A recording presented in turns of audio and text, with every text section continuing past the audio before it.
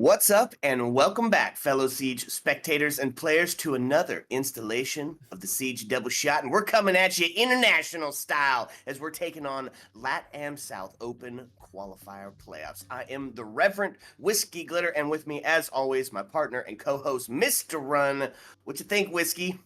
Yeah, really happy today to be here. Welcome everyone to the LATAM South Open Qualifier Playoffs. These teams are fighting for a spot in the Latin American Pro League here, so looking forward to seeing this. It's a game that we definitely wanted to cast. We wanted to be a part of the Blast qualifiers, just like we were in Stage 1, bringing this one to you in Stage 2. And two great teams today. Outlast, this is a team that they put together specifically to try and take on the Latin American stage, and Sheet. This is a Brazil team that is established and very, very good. Both of the teams got eliminated early in qualifier 1, so this is the second opportunity here. And here is the two teams, my friend. Okay, yeah, a couple of familiar names on there. Zonky, Sneeze, hello, let's go. Definitely had them on the Siege Double Shot many times. And then coming in, Shift, Deli, and Dami. This is a powerhouse team. I mean, and they're gonna look good here in this best of three. I am really excited for it. Take us through sheets. Yeah, that's right. Shots, Hacks, Chivez, Vinny, and Manolo. And like you said, a Brazil team, notable on Liquipedia. This is a team that's looking forward to seeing how they're going to handle Outlast. Like we said, they lost 7-5, both of these teams in the semis previously. So this is the last opportunity. The best of threes today is going to determine the first team that's going to make it here, qualifies to the league. So let's take a look at the map bands. That's right. Where are we headed? First couple to be off the board, Skyscraper, Border. No layer whiskey. Not going to have I Night know Haven it. either. Instead, we're going to take it and start it with a classic. We're going to, your favorite map, head to Chalet. And the second one that we're going to see is going to be Bank, which I love. It's very Night Haven-esque. And then you see Consulate and Cafe taken out, which means our decider, should we get there, it's going to be Clubhouse. That's right, Clubhouse. Looking forward to that one. Are we going to get to map 3? Stop it. That's the big question. But the thing that we need to know for now is it is game time. We are starting on Chalet, my friend.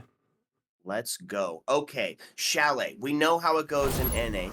We know how it goes in EU. We haven't seen a ton of LATAM Chalet play, at least myself here, right? So are we going to stick to kind of that contemporary Siege style where we're seeing a bunch of the first floor action, bar gaming, kitchen dining, upstairs extensions, or is it going to be more in that traditional sense where we're going to see second floor played a ton and the basement played a ton, and then a terse site being one of those first floors? I think the first ban coming out with an ace means that this game is already getting spicy, my friend. Yeah. Ace, a hard breach off the board to start. What is going on there? I'm with it. You know, it's one of those things where you're breaching into the second floor area at the top of Mez and you want to take it without having to put yourself into some danger. Means you got to use Habana or Thermite or maybe potentially some can openers to do it. I like the call. Follow it up with the aggressive Ash pick, gonna be gone, meaning that some people have done their homework, right? They know that Ash is such a powerhouse and able to take care of operators like Mira and those Kiba bearers, which was banned out here in the next ban, Azami gone, and then the castle stopping that What? facilitation of the extension, right? And one of those huge pace separators, or pace setters, Azami and castle gone. Interesting. This is going to be a quick game, I think. Yeah, and they said they wanted to do a quick pause here because of the ping bug, and holy cow, we might is this a whole rehost? It might be, my friend. Okay. So here's what we'll do. We'll just get ourselves a quick break. Let's get that lobby set back up. And then, baby, we're getting into some LATAM South Open qualifier playoffs, a best of three banger, and it's coming your way. Let's go.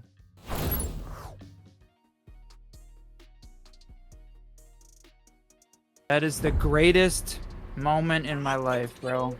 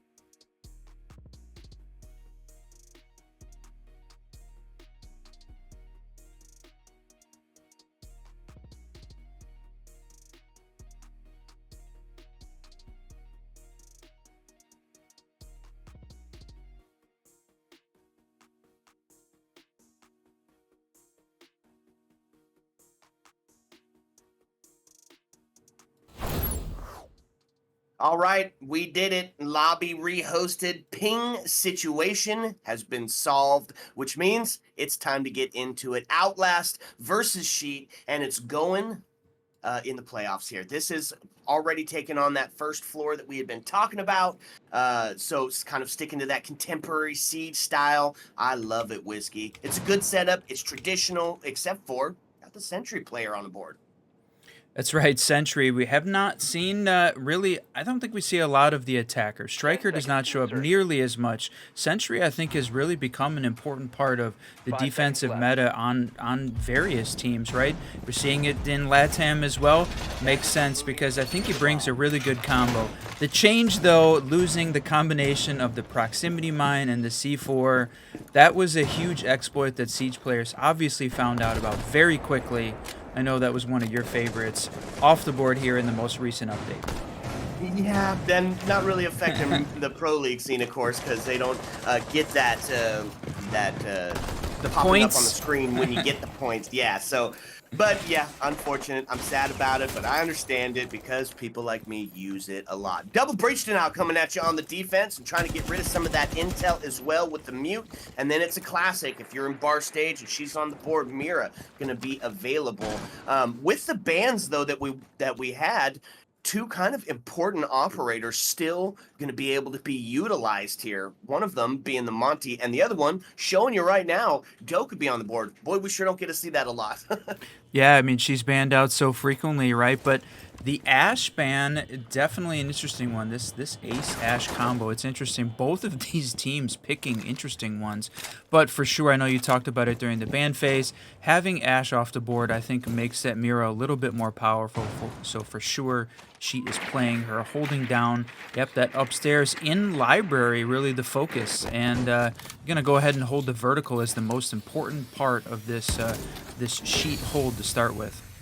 Yep, and so already putting some work into the mirror. You do have Jaeger sitting back in the corner in library, kind of where you see sometimes the dock being played, potentially the warden to combat any of that smoke attempts to get in there. So I like it. Damo's going to be off the board first as the body balance is going to shift over to Sheet as they start to get a little bit of the favor as the defense really just got to hold on for the next 67 seconds here. So huge opening pick, but it does get shot back as Shift is able to find that kill. Now takes us to a 4-4.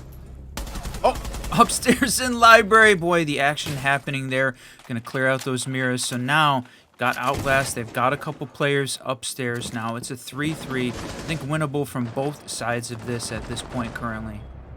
There it is, the devastation of the DMR. Zonky gonna find that kill and now put the man advantage into the favor of Outlast. They're looking to get themselves set up potentially for an execute here. They have Wamai sitting inside, but he's on that low health scenario, so he's gonna rotate back to the closet to find himself a little bit of space to work here and try to help with the combo play style of the mute who sits shotties on blue. The potential flank would be huge if he's not sussed out here. Yeah, I was gonna say, no, you called it out. He walked right up the stairs, right in the face of the attacker, and unfortunate there. That's Diffuser, top of the stairs. Gonna say they had a couple drones still left alive to be able to maybe get some of this intel, but Mute went up the stairs completely unnoticed and then just dominates with the shotty at the top of blue. Great flank there from Sheet. Yeah, huge. In the realm of the close quarter combat, we talk about the shotgun being absolutely king. And if you don't have the flank, Joan, to really suss that out, that's exactly what will happen. Able to find a double coming up the backside and a cold diffuser, which means defense going to find their first. And we're, instead of going kitchen dining for the secondary site, we're going to take it up to the second floor. All right, 2F is going to be it. So, like you said, going upstairs, and for sure we saw Sheet, playing that first floor meta that we see really frequently on the NA side, holding the second floor above the first floor, just, the double Mira hold upstairs, right? They committed a ton of utility to try and hold on to the upstairs, and they were able to hold on to library a long time, keep control of blue. So now we see Okay, they like the second floor hold, and we're going to see that as the primary or the secondary site for them here. And of course, we talked about at the opening, Outlast, this team that they have put together to take on the LATAM South quals. Combination of players we know, combination of players from EU all over. But Sheet is a relatively unknown team to us specifically, but not to the scene. So this is one that they're definitely looking to win. Oh yeah, and already showing a great showing. If we look at it, we've got two on the Rome game here, looking at the Legion and the Frost. Frost just being that necessary player on Chalet, right? All those windows to jump in, all the potential top of staircase shenanigans. We see her played almost every single Chalet we watch. I like that it's a double on Rome. Right? I think this is a good, we got the buddy system in place, going to have some refrag potential here, and just guarding that first floor, making sure that vertical can't be really played out here. So on the side of the attack, going to go with a pretty similar lineup. Thermite this time for the hard breach, and we're going to see Sneeze take the first kill as he rips Legion's head right off the board, leaving Frost as the lonesome roamer.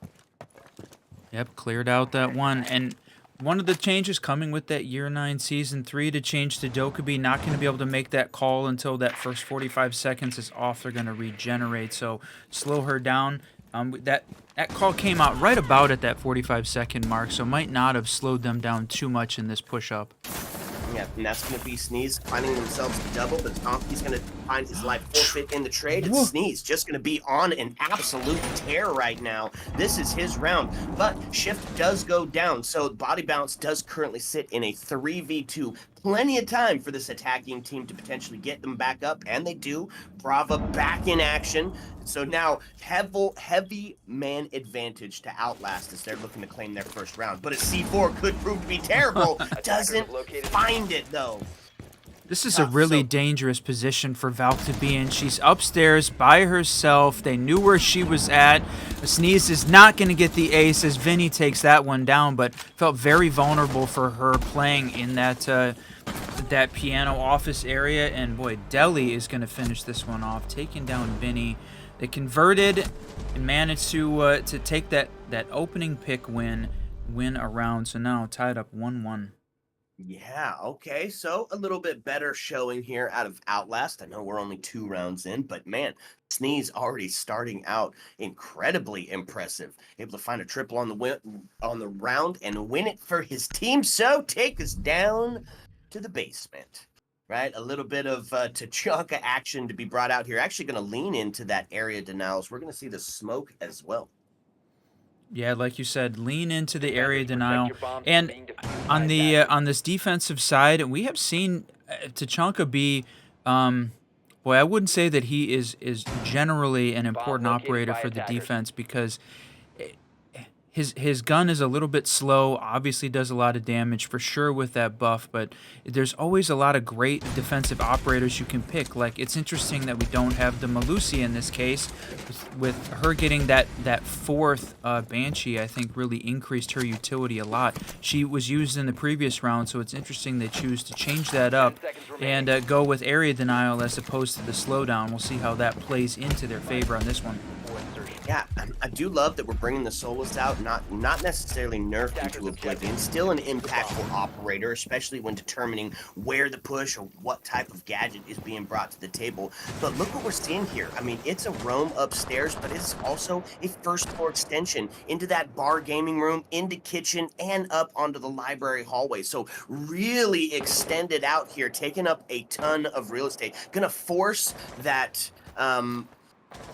it's going to force you to go take care of that problem because there's only 2 in the basement for that area denial. They're going to get that wall open. There's a couple of pre-fires come out from Tachanka, ready to rip into anybody that peeks their head over it. And now they can start to work on potentially the roamers that are still out and about.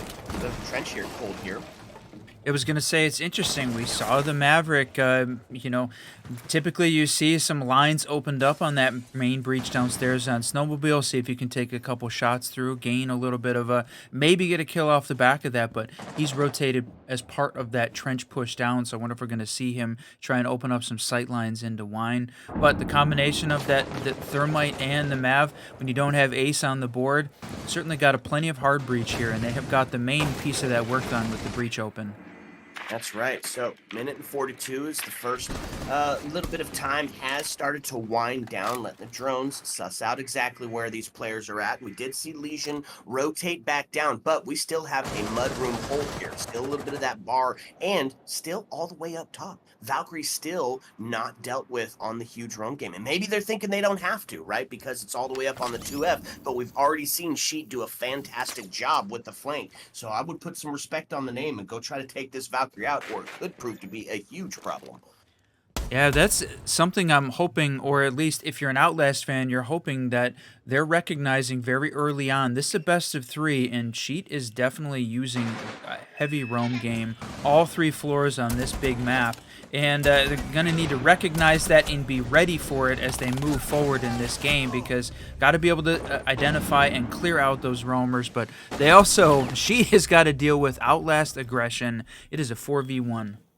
Yep, Zombie on the double. It's going to put it all into the shoulders of Valkyrie, who makes their way down the main stairs. The plant starts to go down, and this 4v1 is C4 to ring out. But the crossfire from Dami in play is going to take Hacks off the board. And that's going to give a second to Outlast as they're able to take on both of the traditional sites here. Where does Sheet go next? Do they take it back to the first floor where they did find that success? I'd love to see a kitchen setup here. Yeah, that to me certainly seems like the place that they would go, but they have the opportunity to go back to bar gaming now, having lost that two and basement. So now they can go back to the site that they did win, see if they can find some success there. I think that's a good call, and I think certainly that the kitchen site is likely to be coming if we see another first floor win for this team. So that'll be the question. And again, if you're just joining us, this is a best of three. We are in the LATAM South Stage 2 Open Qualifier quarterfinals. The team that makes it through and wins 3 in a row today will qualify to the LATAM South Pro League, and the loser goes down into this double elimination bracket. Some of those games happening today, some of those games happening on Tuesday as we move forward. Okay, so run it back. This is the setup that we saw before. This was the winning round, specifically the double by Mute as he came up the blue stairs, got a cold diffuser, and was able to swing around on the back side of it. So they're thinking, right, let's run it back. We had some success. Do it again. What will be the adaptation by Outlast to try and facilitate a round win here? Well, they're going to bring the Blitz on the board. I mean, they were close too, right? That's the thing about it. Very close on a flank, but look at this aggression from Sheet. They got one. He's down, but he is absolutely recoverable. And, oh no, they're going to go chase him. Are they going to be able to get a double? Tosses the nade down the stairs. He finishes the kill. Let's go. Okay, so that is diffuser cold. They're going to be the Blitz to pick it back up. Puts us into a 4-4 as Sheet just getting aggressive with the picks, looking for some sort of mistake where they can take advantage of that. Outlast did respond, but it came at a cost. That's your Bravo gone.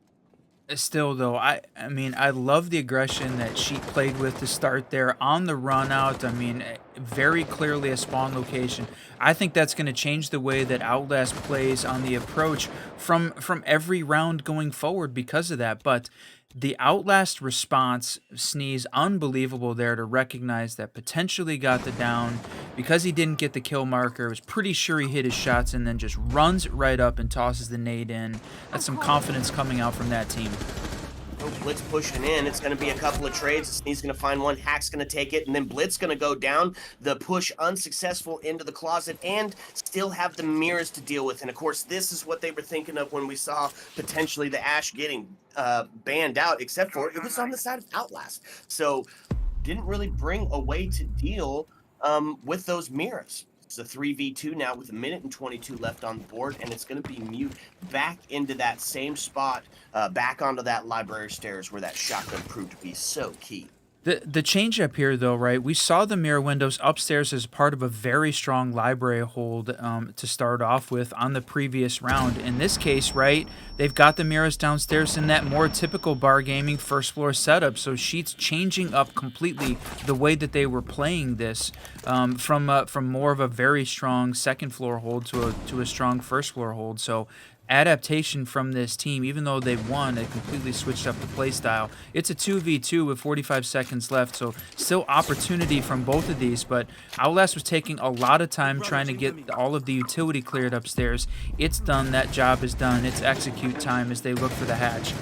That's right. 30 seconds now as the flashes start to ring out, and Jaeger's still alive, Mira's still alive. It's a full health scenario on both sides of it, and here's where the tough part starts to ring in, right? They didn't put a ton of gadget to hold on to that blue shield. What was it designed to do? It was designed to save these Miras. So flashes start coming in. They are going to take a little bit of damage onto the Miras. They start to make the push into sight. 10 seconds. Is going to find one. Is going to find two. Double DMR.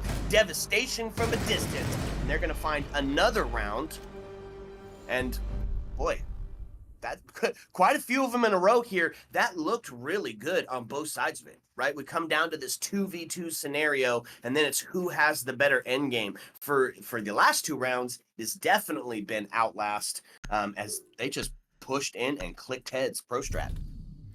Yeah, Dami Deli combo there at the end to finish it off. And yeah, that's 3 in a row for Outlast here as we head into round 5. We are not going to see that kitchen site. We are going to go to the 2F site. They're going to start off upstairs as they sort of continue on this second round rotation. They're going to avoid the kitchen site. That's interesting. I don't know if that's because they, we had seen Outlast play it, although I don't believe when Outlast played, I think it was Club and Border. We'll have to take a look at those at the Wikipedia stats later. But maybe they either don't have a good setup in kitchen or feel more comfortable on the second floor site. It's surprising based on how well they had played that first floor site on round 1, but it has definitely been all Outlast since that very first round. So they need to find maybe a little bit of the individual heroics like they saw in the Great Flank, or can they put together a little bit better of a hold and slow down this attacking team? Because a 3 attacking win already, right? You're over your quota. You've already put in the hard work. Even if they don't win another attacking round for the next 2, they're still in a very good position going in a 3-3 split. Yeah, absolutely. Taking on the attack, and it's definitely a favorable situation. So, what do we see? A little bit of slowdown on the side of the defense. Bringing out that Malusi. You talked about that extra Banshee being such a huge factor. We've seen the uptick in her gameplay a ton, but Shift going to take his first kill, and that's going to be the Legion taken off the board, and the body balance going to shift in favor of Outlast, as now they get a little bit of a reset, find out where the rest of these defenders are, and start to make these trades 2-on-1. So the Doku Beast down that does go off.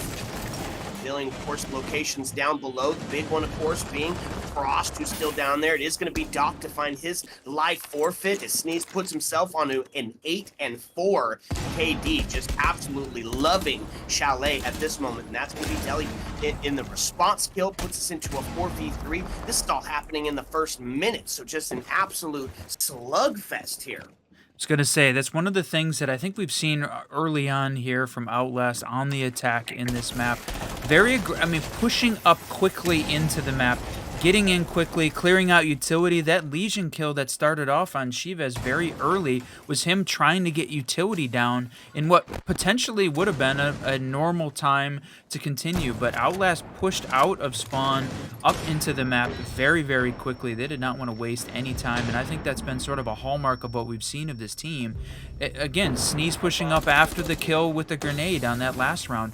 Very, very quickly and aggressively pushing up onto site. So Sheet is going to have to watch out for that and get that utility down earlier. Ooh, almost had another situation of the same as goes to throw an impact and almost loses this life port. Push up on Piano's going to make the swing. That's going to be the kill, but Shift going to respond back. So now puts us into a 2v1. It's a post-plant scenario, and they have got the crossfire set up. Shift going to take that kill, and Outlast moving on to another round where it's starting to run away, because here's the problem, right? this is still a defensive sided map. So if you find yourself on the back end of the split going into the back end of the half, man, it could spell disaster unless your attack is just absolutely insane. And I think that it might be from Sheet, right? I think they might have that frag potential because Outlast banning the Ash, right? So they saw something in the VODs. They saw something in the gameplay where they were like, we got to get this Ash off the board. Attackers need We'll to see what they're locate going to and bring to it. defuse It's the last bombs. round of the first half here. Yep, they picked the exact same site rotation of both halves of their defense here. So, from the Sheet perspective, hopefully Basement is going to go the other way. But so we know that that Outlast has been very aggressive, pushing up, getting those entries in. I like changing up, bringing the Cade or Kaid to try and slow down the breach. I don't know whether or not they're going to go for a trick, but at least it's going to cause this attacking team to have to bring some different combination of utility to try and get that cleared 10 out there. seconds remaining. Couple that with the smoke. I think the Cade was a better choice than the Tachanka that they tried previously as part of the area denial, right? Just straight use it to focus on slowing down the breach, keep them out of the map a little bit longer. I think that's a definite improvement here from the setup that they picked. Now bringing out the extra intel from the Valk, and she's going to continue playing in kitchen, play on that roam. I think the other thing we've seen is maybe a little less of that heavy roam game, right? You've got Valk in kitchen, and then you had Solus as the only one upstairs in the 2F site. Okay, so still got a pretty huge investment to the roam game here, Attackers have and located kind a of bomb. looks like Outlast might have read exactly into that as the Blitz is also coming up onto the hard breach here. So the potential to just get in and get it started is huge. Cade, of course, does have that C4, but able to pull off a Cade trick, Let's stop go. the thermite charge. So if there was going to be a rush, well, that just got denied. Gonna have to take a second attempt at it here. Huge play. Soul's getting a ton of intel as she's holding on to that Solarium stairs. I don't know why I said that's so weird. Solarium stairs. And there's going to be the smoke off the board as Sneeze just going to continue his reign of terror. Blitz pushed into the trench, does get a little bit of intel, kind of seeing it used like the Monty would be. Oh, my lord. Sneeze on another kill, finding himself onto the double as the Cade falls as well. Now all has the Legion inside as the Valkyrie rotates back down, but it's the plant going down as the fires stop them from pushing up. It's going to be Deli to take hacks off the board. So now we are in a 4v2, stuck into the closet, waiting for the potential for the pistol pop. A long distance shot does do a little bit of damage, but not enough to be effective. So pushing up onto the garage, crossfire is set up, going to find one. Legion, the last to do it, but Dami going to seal it up as they find themselves on a dominant first half here. Yeah, real dominant as we roll into, right, timeout here for the first one that we're seeing from Sheet. Great call from that perspective, right? You lost 5 in a row on defense. You know, waiting one more round to see how Outlast handles their defense, to see whether or not you want to change up anything. I think that would have been the normal strategy here. But when you're down 5-1, you don't want to get in that 6-1 kind of a scenario. But that was like textbook wine take from that Outlast team. They did a fantastic job using the Capitao to block off all of the lines of sight so Blitz could get that plant down. I was gonna say early in that round that I know that the shield meta has been huge recently. The year 9 season 2 shield meta huge obviously, but I have always felt like Blitz was not really living up to his potential, not as good as I think the shield meta should have made him, because players maybe play him a little bit too aggressively. Saw that on some of the earlier rounds that he wasn't as impactful, but here in this case came through it, and sort of shut down that line of thinking. We'll see whether or not how he plays out in the rest of this best of 3, but Outlast making a statement to start this off. They're trying to qualify for T1 in LATAM here. That's right, T1 qualifiers to make it into Pro League. So everyone is playing their heart out right now. Absolutely. Defenders, protect Okay, your bombs so from being now defused we're by going to see, attackers. is that aggression alive and well in Sheet on the attack? Now, also, just want to point out, right, Whiskey, this is a best of 3, so this isn't a sprint towards the end. We're going to have another map after this, potentially. If Sheet should lose this, they're going to bring a second attempt So not over here if Outlast takes this first one. Maybe a little bit of a warm up as they start to get their gears grinding and start to put some pressure on attack wise. I like what we're bringing to the board. They're gonna suss out some roam game here. The Demo's gonna be utilized. They are flank heavy, so they're gonna bring a little flank protection. The Nomad gonna be here to make sure that they are not getting hit from the back. On the defensive side of it, still gonna see that Solus being played here as well. I like how much Solus has been brought to the board, right? She's an absolutely impactful player, even after the nerfs that went down. So I love to see it. It's a big slowdown. I love the two-bro call. Interesting. We did not see Tuberel played nearly as much as I think. Sometimes you see the new operators play because of the bug that was associated with his gadget. The FPS bug really just, I think, sort of nerfed his playstyle, his potential early on in his Siege career because of that. So now as they've started to fix it, I think teams are starting to incorporate him a little bit more. The loss of the 4th Zoto to go to 3 total, that I think reduced his utility a little bit, but bringing along either the MPX or the DMR, both great options. So yeah, for sure, he's a good op. The other new op that we're seeing on the board, the Deimos, I don't think he's been quite as impactful as again we had sort of hoped. His Vendetta is an amazing revolver, but you have to stay alive long enough to be able to use it. And you can see him targeting Mirror right now, but that also makes him vulnerable. So he needs to be using that gadget in a place where he is safe from the other defenders looking for him. I love that we have this extension upstairs, right? Great use of the mirror, watching onto that main lobby so you can't get a buck, you can't get a ram in there to really start to open stuff up and make that fish in a barrel situation. But it was already forced Mira back down into Bar Gaming, so they were able to take that and, of course, got some hatch open to be able to play here. So Legion still on the roam game, Solus still on the roam game, Nomad there to help potentially stop that as they start to open up the backside here. Little bit of West Main presence, Legion and Solus on the buddy system, making their way for a huge flank. If this goes unchecked, this is going to be absolutely huge. Oh, I was going to say he went for the Cade trick, does not get it. They are able to get the boiler breach open, so they've got one. This is a good read here from this team, from the Outlast team to identify where is Sheik going to be making the push from, all focused on that wine side. Still have got a little bit of players upstairs, but wow. Shoot, taking down Sneeze. That's a huge one, but the diffuser going down. Yeah, they just walked in, find themselves the opening kill, and then make the plant. Solus on the flank is able to take one. Tuberel finds his life forfeit. Now it's in a 3-3. Gotta have 7 seconds on the board to be able to get it. A C4 rings out, takes Deimos down to a low 3% here as Outlast trying to find themselves onto a match point. The swing from the backside is gonna find something, but what? He got it! No, he did. But he stopped it with enough time. The Capital is down, and that's going to put Outlast onto a match point scenario. Really just kind of bringing out a TED Talk here on how to play Chalet. Doesn't matter if you're 2F, basement, they're just doing the things right. And it's not that she is losing these rounds. It's Outlast is just going and winning them. The retake was absolutely huge there.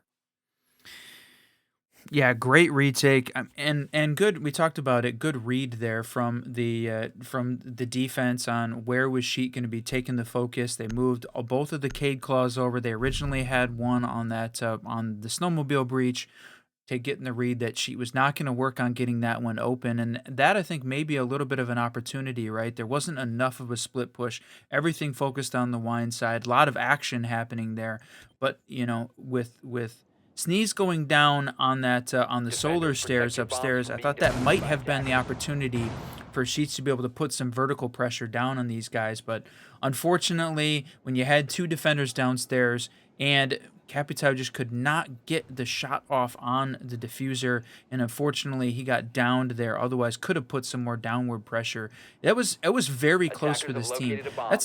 So far, I feel like we have seen some really great rounds out of Outlast, and we have seen Sheet come in and be so close on several of these rounds. There's been some dominant moments, but Sheet is also very close to winning some of these. So this one was not their map pick. This was the Outlast map pick. So as we roll into that second one on Bank, you know, Outlast is going to have to be careful as we roll in on their map pick. I think that's going to be the place where we see them come alive.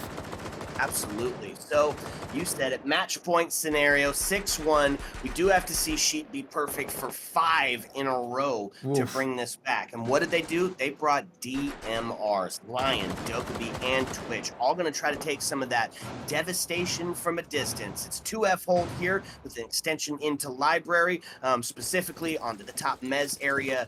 And this is a pretty solid defense. I mean, fairly standard, right? You got bringing the frost out, got that projectile deny in the Wamai, the area denial smoke out on the board, and then Solus yet again. Yep, I like bringing out the Twitch as the option to try and deal with it. To me, one of the interesting things is Outlast banned out Ashe. They didn't want to have to deal with her, but aren't playing Mira. That was one of the things we thought might happen, was not, bring out the Mira as part of their defense, taking the time or the opportunity to ban out Ashe. They just really not like her, as opposed to specifically targeting her because they wanted to use Mira some of that other utility. They used Mira on the last round, though. That's true.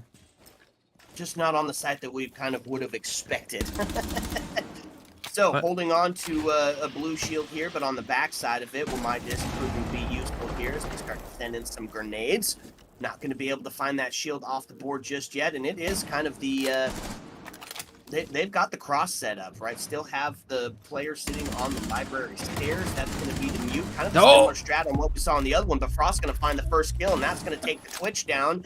It's going to make it a little bit difficult because they're not going to be able to take some of that gadget off the board, but the response is there as Hax takes Dami down, and it's a low health scenario here for the defense. They take this Mez control, pushing up, sees the shield, going to take another approach at it. It's C4 to say hello, not going to claim anybody's lives, however, as they're able to make their way back down the stairs, potentially putting mute onto the flank. Shift going to find a kill, and that's going to be the IQ gone. So no more gadget sense. That means Solus going to be able to roam free and is still sitting down in the basement. So all of that flank that was happening when Sheet was on the defense, Outlast bringing that same exact thing. Makes their way up to the west main into the kitchen hall. Looking to find one of those kills below, specifically looking for that Dokkaebi down there who is sitting in the fireplace. What? They did not know that he made it up the stairs. I mean, that was some all-time whiffs there, but he actually manages to get the down. But holy cow, that could have gone completely the other way here for this team. But 2, 3, oh, he's gonna work on getting. 10 seconds remaining. No way, are they gonna be able to recover him? They did. It's a 3v2, but a shotgun in hand means you're not going to move up any farther. Zonky to find that kill, but the plant's starting to go down as they find themselves on the half wall, and it's the flank down below. Gets off of it because obviously not going to be able to make that plant, and that is the first map over Dundada. Huge.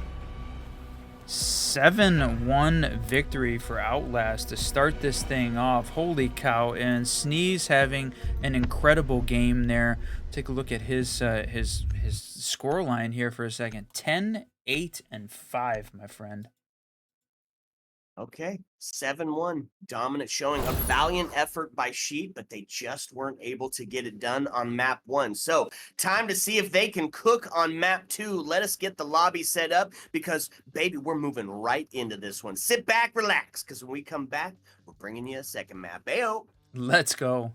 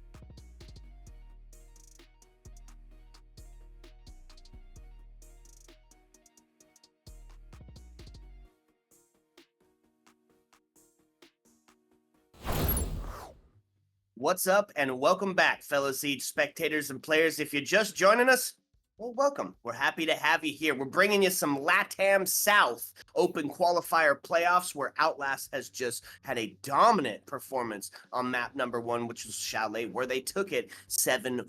But that was their map pick. Am I correct there, Whiskey? That's right, it was their map pick, and we are heading to the sheet map pick of Bank, my friend, and it is time. It is a best of 3 here in the quarterfinals to see who's going to make it to the semis as this playoff bracket continues today. That's right. Okay, I love this bank call, Whiskey. Why? Because it's going to lend itself to the play style of Sheet, right? They had huge flanks, they had really big extensions, and a huge dedication to the roam game, right? And Bank serves all of those purposes. I think this is going to be a really good one. We're going to see the bans start to happen here as Twitch going to be the first one taken off the board, which, I mean, you know what? It makes sense. They were definitely coming in with some DMR devastation and just finding themselves with a ton of gadgetry and utility being taken out by that Twitch drone. So we're going to see the Twitch gone, and Ace going to be the one to follow it up, going to stick that Ace pick.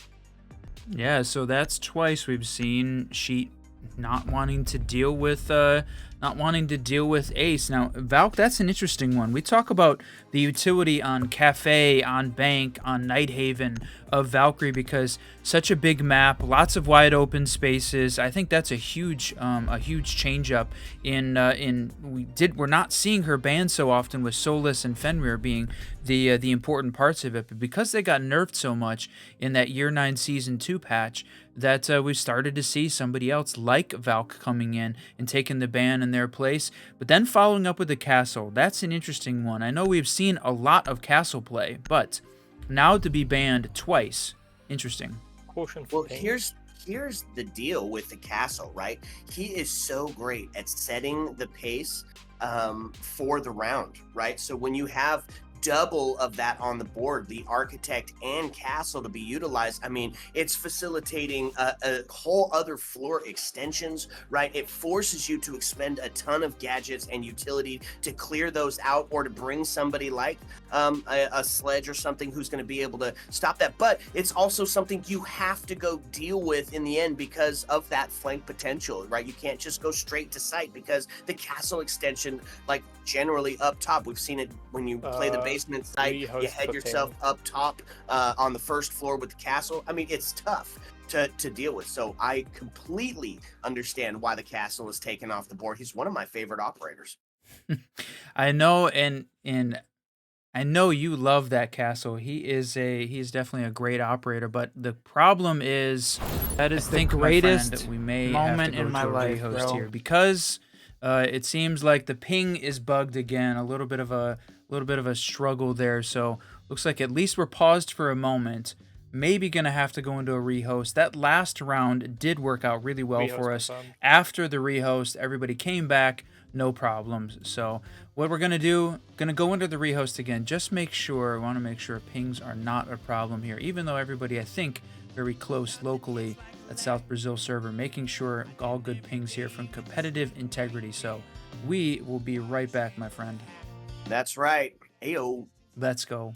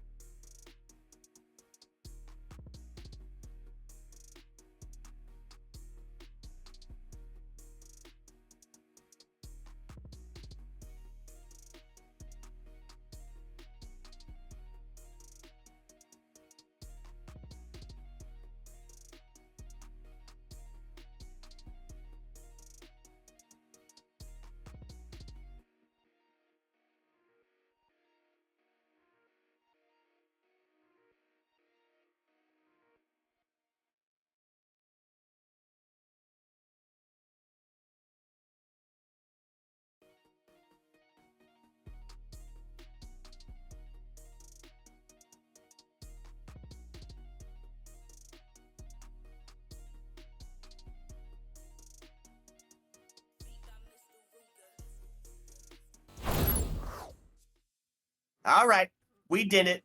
Rehosted, lobby anew, and we're getting into it. It's map number 2, and potentially, unless we see something different out of Sheet, this could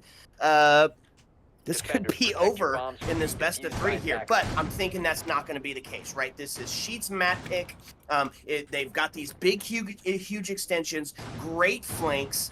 I think this is going to be huge. Now, they are starting on attack, right? So that Ash that was banned out in the beginning, going to be utilized here. Yeah, that's interesting, right? All the same bans except for the Azami trading out for the Valk. And we talked about Valk being a really important part of the intel game on Bank with such a huge map. Lots of places to hide those. So Valk not on the board. We're going to see the defense switch up and go with the Echo. And I love seeing the Echo. I think there had been some discussion about whether or not he was going to be one of those main ops that gained a lot of notoriety, a lot of playtime with the change here. And look at this, he's using the Echo in the lobby in close to the ATM area. Looking, is that going to be a run out or just a shot out the window? Well, shot out the window. Osa gone. Cade gonna find that first kill with that sniper shotty, and they've got the intel that they're right here. There's the run out. He went for the run out too. Absolutely huge. His shift is just gonna stay outside and wait for the swing here, but it's coming from the other direction, so they are gonna be able to take shift off the board, but it was a huge cost because that's your verticality gone. Not that there's a ton to be had going down towards the basement. Look at this. Using the Aruni strat here. This is so good. They're able to put it on the top, get close, and then take off some of those X-Kairos. What a fun play here, and very inventive. We haven't seen that in really a long time. Having Cade stand below and wait till the pellets go out. I mean, you could waste all the time in the world just standing there. So as the attacker, you have to do it. The only question was why he wasted 4 pellets instead of 2, knowing that strategy was going to come out. But boy, Aruni being very impactful right now for this defense. She gonna have to try and find a way to deal with it. They're down at 3-2, working on opening up all of this vertical space. You've got all of the defenders downstairs in the basement, so they've got complete control of the second and first floors now of Bank here, but that might not be enough as take a shot through the hatch. Yep, a little bit of pro strat here as the smoke is up on the top. They're able to find that kill, but it does get traded back onto the Aruni as now we find ourselves in a 3v1. It's 29 HP for Dokkaebi. Does have the DMR. It is a one-shot headshot game, but this is going to be a tough hill to climb back from. Now, especially as it starts to make the swing in. It's a shotgun to the face as Blue was just completely contested. I mean, Dami got the kill earlier on Blue, waiting for the smoke. They both had 2 of the attackers from Sheet try and make the swing on top Blue, but not with utility, right? Not backed up by flashes. She tossed the flash downstairs. I don't know if she was thinking that Dami had made the rotate back downstairs into server or trying to confuse whether or not going to drop the hatch, but swinging into the stairs with no utility, nothing to back them up, and no intel. Just an unfortunate call there from Sheet.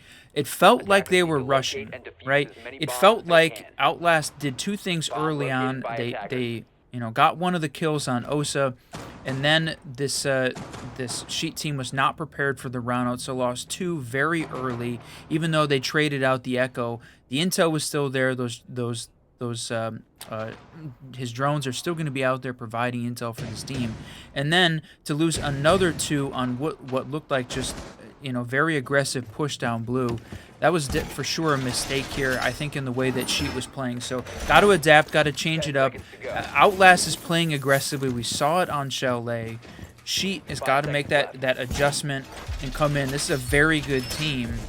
Adapt to the play style of how Outlast is playing right now to be able to take a couple rounds here and even this thing up. Do not want to go into a big round deficit on map 2 of this best of 3.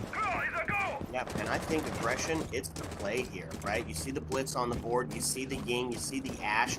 They did bring along the gridlock, which is the right call, right, for this potential flank. I mean, we've got everybody sitting upstairs in that second floor area, so not a huge potential for it unless they get the call and the green light to start making their way around. So the gridlock going to help stop that. But they're still screaming some aggression here, right? Blitz already making their way up close towards the janitor area to Let's potentially go. take that contest on to Warden. Oh no, he's still outside. Never mind. He's about to. Get himself ready to push in towards that Warden on Janitor. But it's a stock hold that might find some kills here. Although Ash is, of course, looking for it. Oh man, this is a standoff here. If a zombie can pull something off huge here, it would be great. Except for Ash was just ready for it. Not today. Get out of my house. So that's going to be the body balance that sits in favor of Sheet now as they start to put some pressure onto the back end here. And that's the King Candela's Blitz going to find one, but it gets traded back. Deli and Chef both to take 2 down. Now puts us into a 3-3, into a 3-2, but the plant's going down as Gridlock is going to go ahead and stick this thing. C4 to ring out, and they're going to get the down and the kill. And Zonky's going to find it, and now it's onto the rappel, and it's all on Ying, and they're going to send the forces, right? Potential for the run out here from 2 different sides. There's going to be the first one as Kate goes down, and there's the second run out. They're able to find the kill, leaving Tuberal alone up there to get that defused. Bomb diffuser disabled by defense. Oh, it was, Mission successful. boy, fighting the aggression with the aggression from Sheet there, right? They brought a little piece of that along. Obviously pushed very hard as they went in to try and take control of that second floor using the gridlocks. Unfortunately, they baited the C4 with the smoke, but wasn't covering the plant, and Gridlock was just straight in view. Lost a couple gunfights at the top of the stairs. You know, if he hadn't lost the top square fight with Cade, he would not have been able to take down the planter. He would have had Ying able to control from outside on the windows, be looking for those runouts, for which I'm sure Outlast was going to be sending as a result of that. So I liked the way that they approached it, and unfortunately they lost a couple of those key gunfights that I think could have made the difference here. And sort of what I talked about a little bit for Sheet on that Chalet game was just they were very close. They're right there and just not able to convert to find a way to get some wins. So they able to take down Sneeze early in that stockroom engagement. That was huge because we know even the Twitch chat called it out. Sneeze on Azami is a dangerous combo, but lost that one early, so thought that might have been a little bit of an advantage here to Sheet. Couldn't convert it, so that's the main goal here. Are they going to find a win here as we finish out the site rotate downstairs in that first floor office site? Look at this dedication to being around it, and it's going to be the Vigil and the Oryx on the board, and this is a fun adaptation here for the Turf site as one of my favorite parts of this map, this Turf site play, and they're going to dedicate to being elusive, right?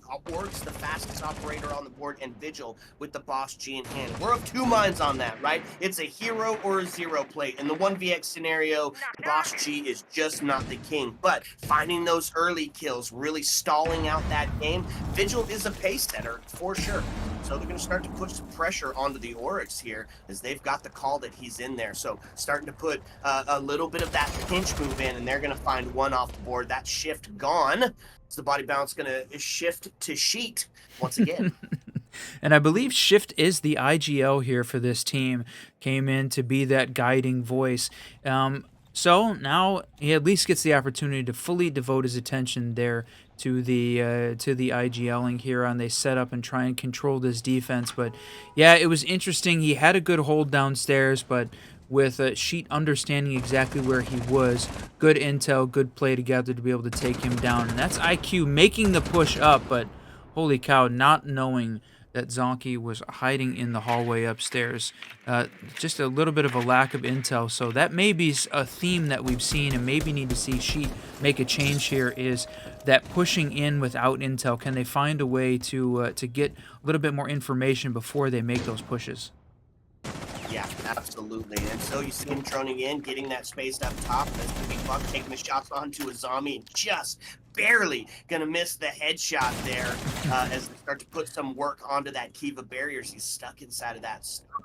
potentially. So looking to see that flank come through potentially the window here. Vigil underneath, getting a little bit of shots done as Buck finds himself a little bit of that vertical pressure. Doesn't quite know that he put some shots on the Vigil, and he's able to get into tellers and get himself into some relative safety while on the back end, and that's going to be a huge pick as they're going to take Deli off the board. It is traded back as Tommy finds one, so we back into a 3-3 scenario. It's 30 seconds left on the board. We're going to have to start to see the push towards the execute here.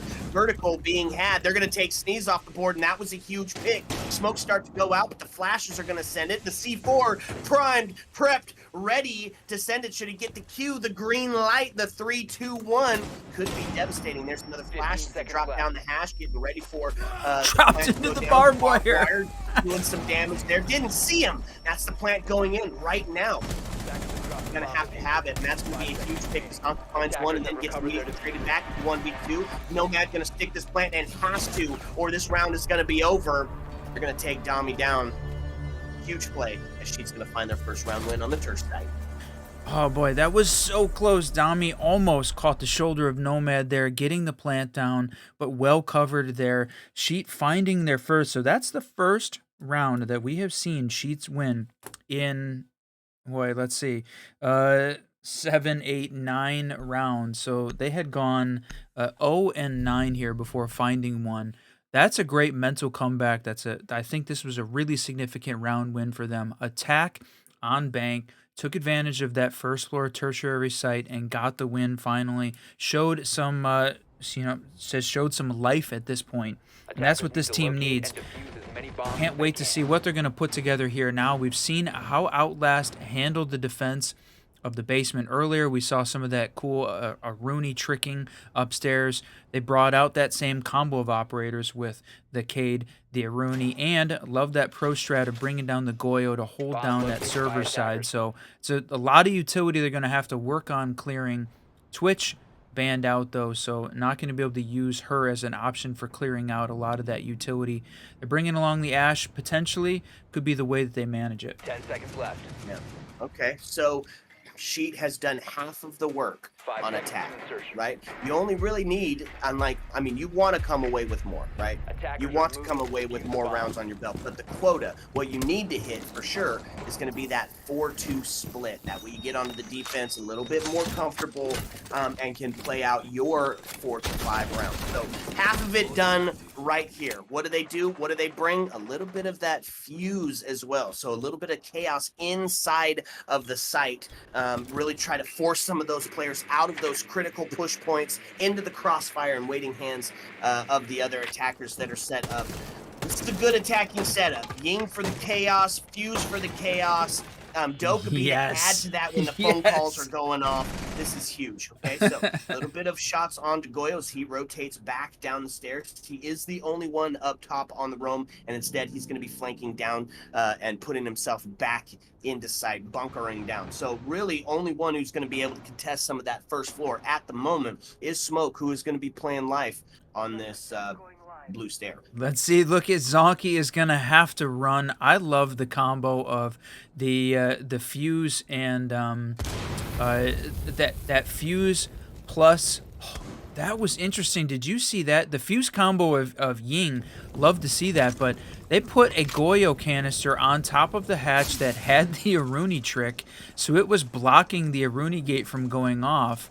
They had to try and break it first before the hatch breaks in order to get the Aruni gate to go away. That prevents the fire from going downstairs into that spot. And boy, we talked about needing more utility to try and push Dami and that smoke out of blue stairs. They certainly took that advice or recognized it, made a good adjustment there as they go Ying plus Osa to get down the stairs and gain that control, and they absolutely do now.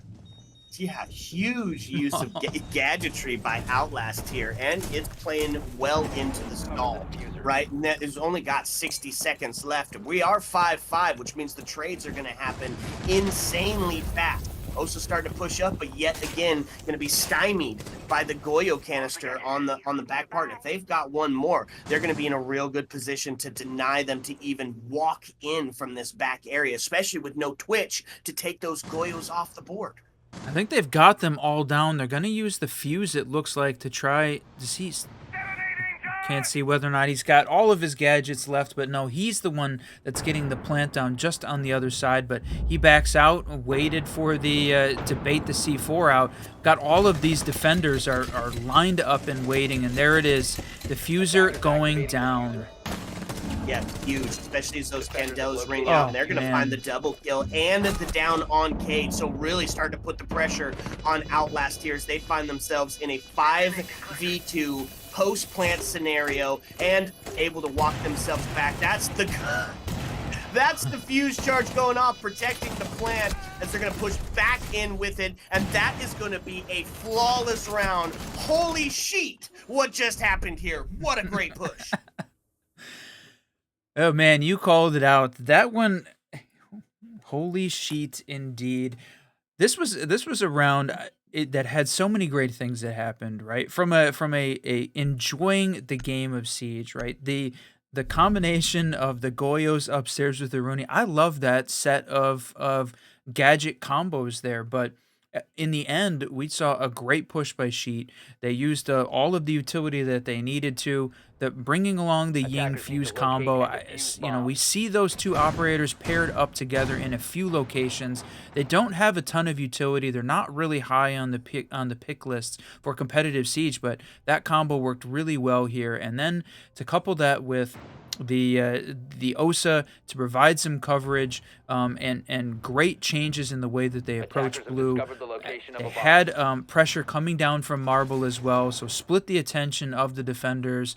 That was just a great round from Sheet, and they showed it coming up flawless there on round 4. So that's 2 in a row for them as they get a little bit of momentum back at this point.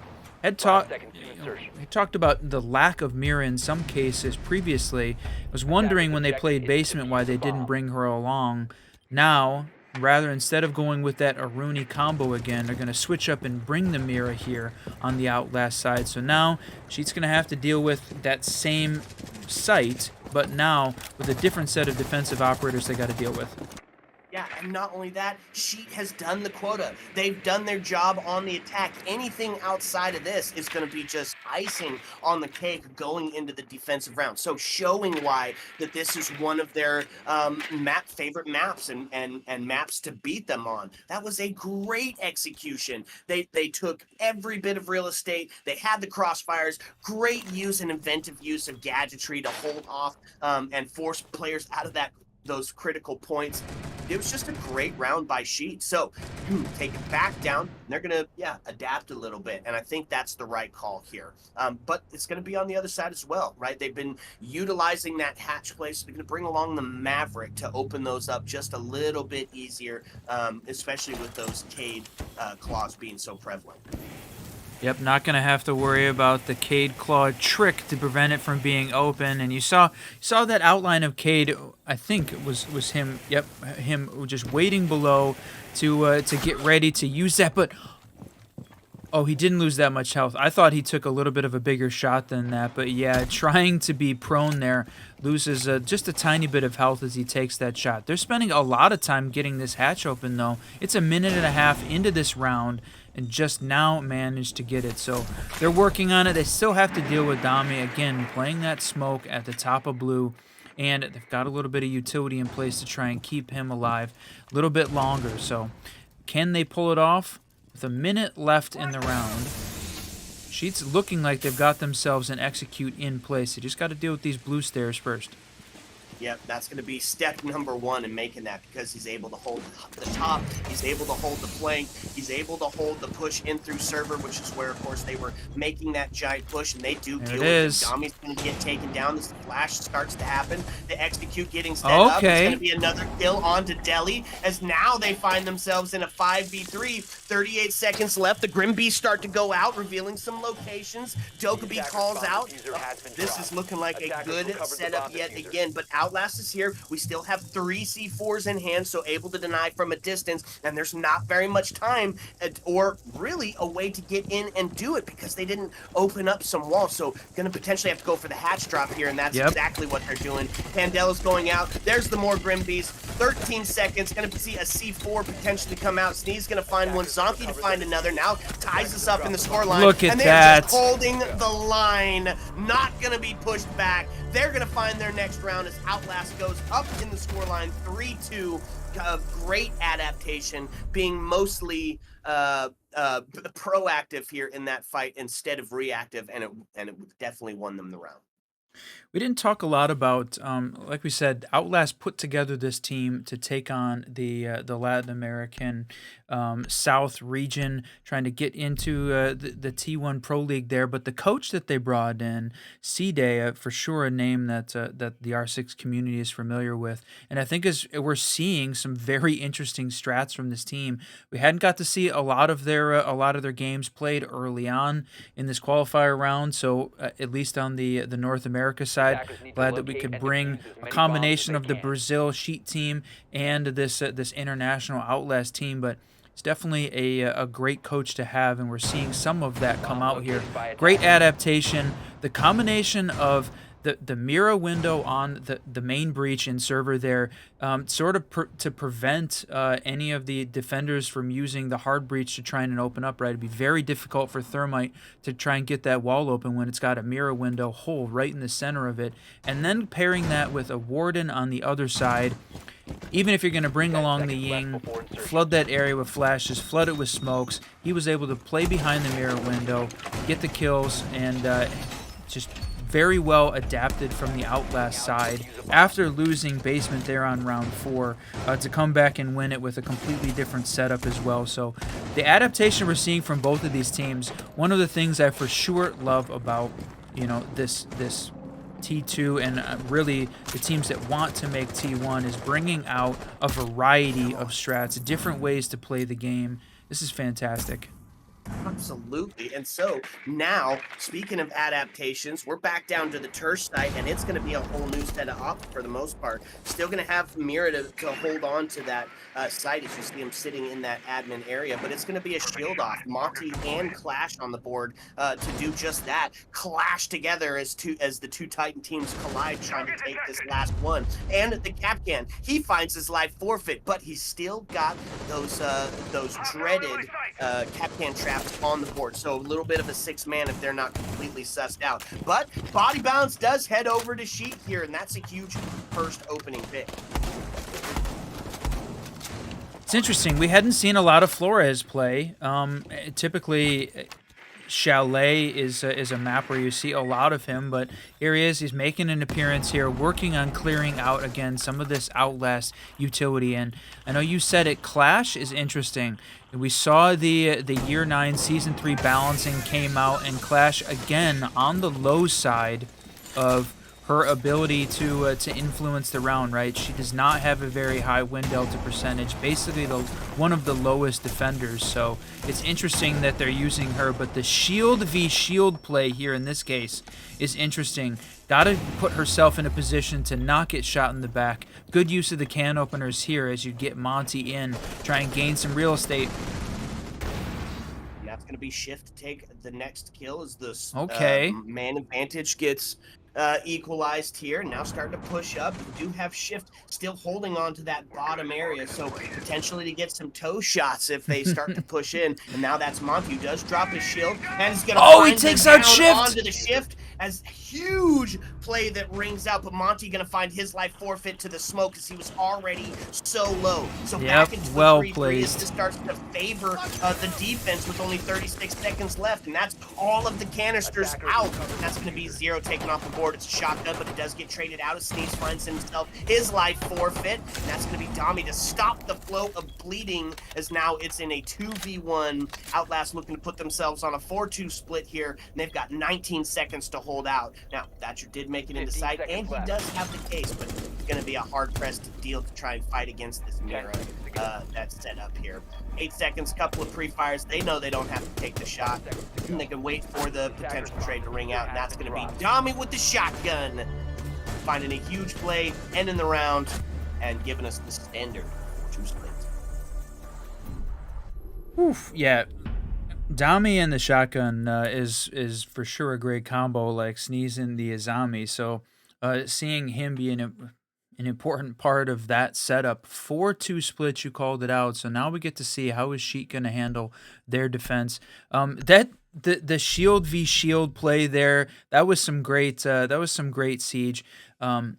From a it's just interesting to see how the meta is shifting. I don't know that either of those were great picks in terms of winning the round. I think maybe it could have come together with a different set of operators that might have been a better pick overall to win it. But that first floor, that the 1F site or all of that space or all that Attackers have discovered the location of a bomb. real estate taken up downstairs. Shields do a great job of trying to cover that, but in the end, just too much. Playing behind the mirrors as well. It was a good outlast setup on defense. She didn't have a real answer for it, but two very, very important wins, including that flawless they had back on round 4. Got to carry that momentum into their defense. So again, we are in a best of 3 for this first qualifier game here in a double elimination bracket. So this isn't a go-home game, but it certainly is much easier for the team that wins to progress and move on to that semifinal and grands. The team that wins all 3 of these games today will earn a spot in that LATAM South Pro League. So the other team's going to have to slug it out in the lower bracket here in the double elim. So neither of the teams wants to make it through the lower. They want to take their wins in the upper. Absolutely. Okay, so we see the side swap. A little bit of the op swap as Sheet is going to go onto the defense, having hit the quota, got their 2 attacking wins. Now going to find some success here on the defense. They're going to bring along kind of a similar adaptation or similar lineup that Outlast was bringing to the table, but instead of the smoke, they're going to utilize the Tachanka here. So might be a bit of a comfort pick, potentially. To see if it is like the play, right? Hardly ever am I going to say Tachanka is the one. Maybe down in the basement site, but hey, these are the pros. They know what they're doing. Does take a little bit of damage in his first exchange, but lives to tell the tale, lives to fight another day. O's starting to get set up onto those windows, and not very much ATM presence. And by not very much, I mean almost none at all. We do have Mirror down at the bottom square area, but not going to be close to that ATM to put some pressure onto that window. Yep, we're going to see the Dokkaebi make sure that you've got nobody downstairs. Did she actually send out? No, she did not actually send out the call. Looked like she got close, but Deli from upstairs going to take down the Wamai, so no more discs available here. They're holding on to trying to prevent this Sheets team from, or this Outlast team from making the push in. Can they find a spot? Now, I liked what we were seeing, that using the OSA to open up all the windows and provide a little bit of coverage here. They try and hold on to this outside, making sure that... Holy cow. Bro, huge no way. Brings out and the Claymore to stop it, and just like that, the defense finds themselves up in the scoreline, but Zonky to answer back, not to be outdone or disturbed, but the refrag is there as Deli gets taken down. So now it's a 2v1. All of the pressure on Dokkaebi, who is trying to get something active here with the SMG, pulls out the DMR, a little bit of that long distance, but it's going to be revealed by a proximity alarm. Switches over to Banana as the call goes out. Whiskey, it's 30 seconds left, and it, of course, is looking great Great for ping. Sheet, except for, there it is. Finds the kill, takes it to a 1v1, cross angles hold, they had the intel, they take the shot, and that's going to be one for Sheet as they get a little bit closer to tying this up. Sheesh. I can't believe he was able to get a double on the run out, or jump out of that second story window, to be able to take down 2 of the 3 repellers before hitting the ground and dying to the Claymore. That is just great shooting. And now we've seen it on both sides. Clearly, both of these teams have got some absolute gunners on them. To be able to pull that off, you have got just basically 1 second of time after you break that window and make the jump before you know that you're going to die to the Claymore down below. And that's going to be getting even more difficult as we know we roll into Year 9 Season 3. They've already said that they're going to be reducing that time delay between detection and explosion for the Claymore. So it's going to make that a little bit more difficult. But in that case, just well played and well shot from the Sheet team to be able to take down 2 of the repellers. That was amazing for their part.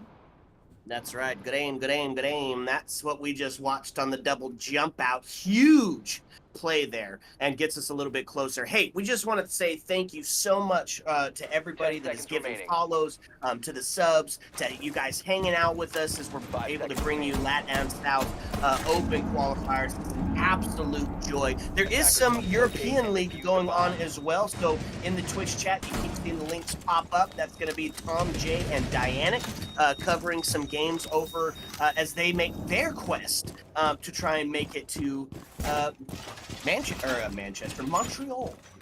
That's right. All of this working on which are the teams that are going to get a chance to play in the Pro League, play for their spot in that Montreal major, and the double hot drop bringing out the Look blitz. at this. Oh, yeah, and just pushing in. Fenrir's be damned as they're just going to walk right through them, unafraid of their view being obstructed. Huge play, but unfortunately, Deli going to find his life forfeit. Oh. They've got the answer for it, as just like that, we find Oh, ourselves wow. into a 3-3. The trade's coming back as Sneeze is going to find one. Sneeze is going to find a double, but he gets dealt with. Now Zonky on the back end, putting us into a 2-2. It's the shield coming up, and they're going to find it. Sheet looking great on bank. Oh, the double there when they needed it. I love, again, Outlast is just playing very aggressive and both from a spawn peak, from an entry perspective, right? We saw that aggressive entry on Chalet. Now we're seeing it on Bank as well, making the double hot drop in. It looked like they had complete control of gold. They had complete control of vault, which is typically an important defensive stronghold, but losing it as the defenders came back and retook that space and completely shut down that sort of aggressive play. So Sheet has certainly adapted to the playstyle that Outlast has been bringing, and that is a little bit concerning for this Outlast team. If you're an Outlast fan, you've got to see them hold on to this. Now they have tied it up. We are on Sheet's map pick. They're on defense on Bank. Now is the time, certainly, for them to be able to try and push here and close this one out. The decider, if we need it, is Clubhouse. So not sure yet which way that one is going to go, but Sheet has got to find a way to win here first. Outlast wants to shut it down and move on to the semis before they even get the chance. See how this round 9 plays out. 5 seconds left before insertion. That's right, tied up 4-4. Okay, defense Attackers' bringing some objective is to fun locate a stuff bomb to the and table. defuse it. Gonna utilize that intel with the Echo, still bringing the Architect to the board. Fenrir gonna be utilized, even though he got that huge nerf. Still is a viable operator, right? You still can't see if you get into it. Still have to locate where those are gonna be at. On the side of the attack, though, they're going back to the Monty play. One of the reasons you see him banned out so often is he is such an incredible operator for taking that space, right? Taking that real estate and capitalizing on the bad play there. Monty in the E box is gonna get a drone out, start to take another look, and I mean, this is a pretty good attack setup. Ying, Candelas, and they're gonna take a shot down in the basement. As Fenrir are gonna take some damage. Also, Gridlock, a few, right? The 20 HP taken off, but they're going to try to get themselves back up to site. Hopefully it don't get ripped while they're pulling the door down, but they've got some buddy support up here with the zombie sitting in archive, still going to be able to help facilitate that stretch back home. Yeah, this is a really spread out defense, and it could definitely be something that the Outlast team could take advantage of, them being so spread out at this point. But right now it feels very chaotic. It's not feeling like this is a on either side of the map a very I guess like typical attack or defense on either side. It just feels really chaotic right now. So see whether or not both of these teams going to be able to pull it together. Still got a minute and a half left in this round, but look at this. Yeah, this is potentially the play here. Orc's coming up. He's got some intel that they're sitting down, but that's going to be the call to go out. So it's going to reveal the location that somebody's close there. They've got a ping. Oh, it's a bad so ping. Get ready for the potential pre-fire here. Bada boom, doesn't hit his shot. Unfortunately, misses that, and this is going to be the battle here for lobby. But Whiskey, the plan's going down. Wins Zonky's able to find that kill, and look at this. He's going to take it to 50. They did. King does get taken down though. That was huge. That was a huge play. They did. So, okay, this is Outlast is taking advantage of the fact that Sheet was off-site and they are getting the plant down. That was the Echo drone that stopped the plant, but now able to get it down the second time. So he is there, had the plant, and Zonky going crazy downstairs, just cleaning up the attackers or the defenders as they try and make their way back to site with that plant going down. So able to deny once, but that got the defense moving quickly, and unfortunately, moving quickly puts you in a dangerous position, and Zonky right there waiting to clean it up. So Outlast goes up 5-4, finally 1-1 on attack. Sheets, they have gotten some real momentum rolling into their defensive half, but that slowed it down a little bit. Going to see them get it back together here as we go into round 10. Find a way upstairs on that 2F. This is a site that they won previously, so can they hold on, or is Outlast going to adapt to the way they saw that first round playstyle go? Yeah, well, I mean, we Defenders, protect expect your an bombs attack from to being win the defused by turf side, attackers. right? That's kind of the expectation. So Outlast kind of lives up to the expectation there. Here's going to be the real test, though. What are they going to do to try to take this 2F location? Last time, it was off the back of a huge double jump out, triple play that ended up working out together in a C4 or in a Claymore to end it. So it was said in the chat, right? Hero plays. But the thing is, that aggression, it slows down the attack, right? Because they have to take extra time to make sure that they're not going to have somebody jumping out, that they're going to seek out where all of the defensive players are. We'll see if they're going to be able to adapt to it here as we get started. Round number 10, Outlast one away from that match point, series point, Out to locate a bomb and defuse moving on. Look at this. Doc, you know what? If you're going to pick an op to make the run out on and maybe put yourself in danger, I mean, Doc's the guy, right? At least you can stim yourself back, but in this case does not come up. Doesn't do any damage here to the attackers, but that for sure is going to, I think, cause them to slow down just a little bit, slow it down, and they're using the IQ to prevent that. Now, the thing you got to worry about, though, these Claymores. How many Claymores did this team bring? They only brought 2. So if they're watching out for the repels, got to get Capital in a place and have some perfect placement on those Claymores in case they got to protect for a jump out. That's right. So, first minute starting to wind down. The attackers get their drones in place, peek out where the heck these defenders are at. It's back onto the double repel. Are we going to see anybody head down to that ATM area to put some pressure on? Is it going to be another run out from where they're going to be able to find some success? They're all up on the second floor currently, right? So no possibility for some ATM play. And now Zonky getting himself into the ATM area is going to stop anybody to put some pressure on. So it would have to be a jump out to take these guys off, unless you just do it the old-fashioned way, right? Shoot them on the window. Well, and so we're seeing Sheet play more conservatively here, right? Hold back, play the standard defensive positions on that second floor site, play the elevator, and play in the, close to stock, play in the hallway, rather than be super aggressive. It's 5-4. I think, maybe they're a little bit worried about not playing super aggressively as it's getting close. They're close to this point where, they have to win bank to move on in the upper bracket, so you can't take too many chances, and that seems like it's playing into the mental right now a little bit. Yeah, kind of get yourself into that hurry up and wait. A little bit of a hold pattern here, and they've got a devilish little mirror watching for any of that repel play, and they've got it set on both sides. There's going to be the Dokkaebi calls. The incandescents start to come in, a bunch of smokes onto the mirror just to stymie them being able to see anybody coming in, and that, just like that, plant going starting to go down. So he's going to find the first kill, but it's answered back as Dami gets taken down, but it's a shotgun to stop the knees. In a post plant, all of a sudden 4v2, it's all going to be on the shoulders of King and Dokkaebi as they just get annihilated here. Zonky pushing up the back end, finds himself in a very similar situation as they start to go for the defuse, and he's about to stick it, does get the kill. What? Be able to stop it. He stopped He it. got it! Triple kill.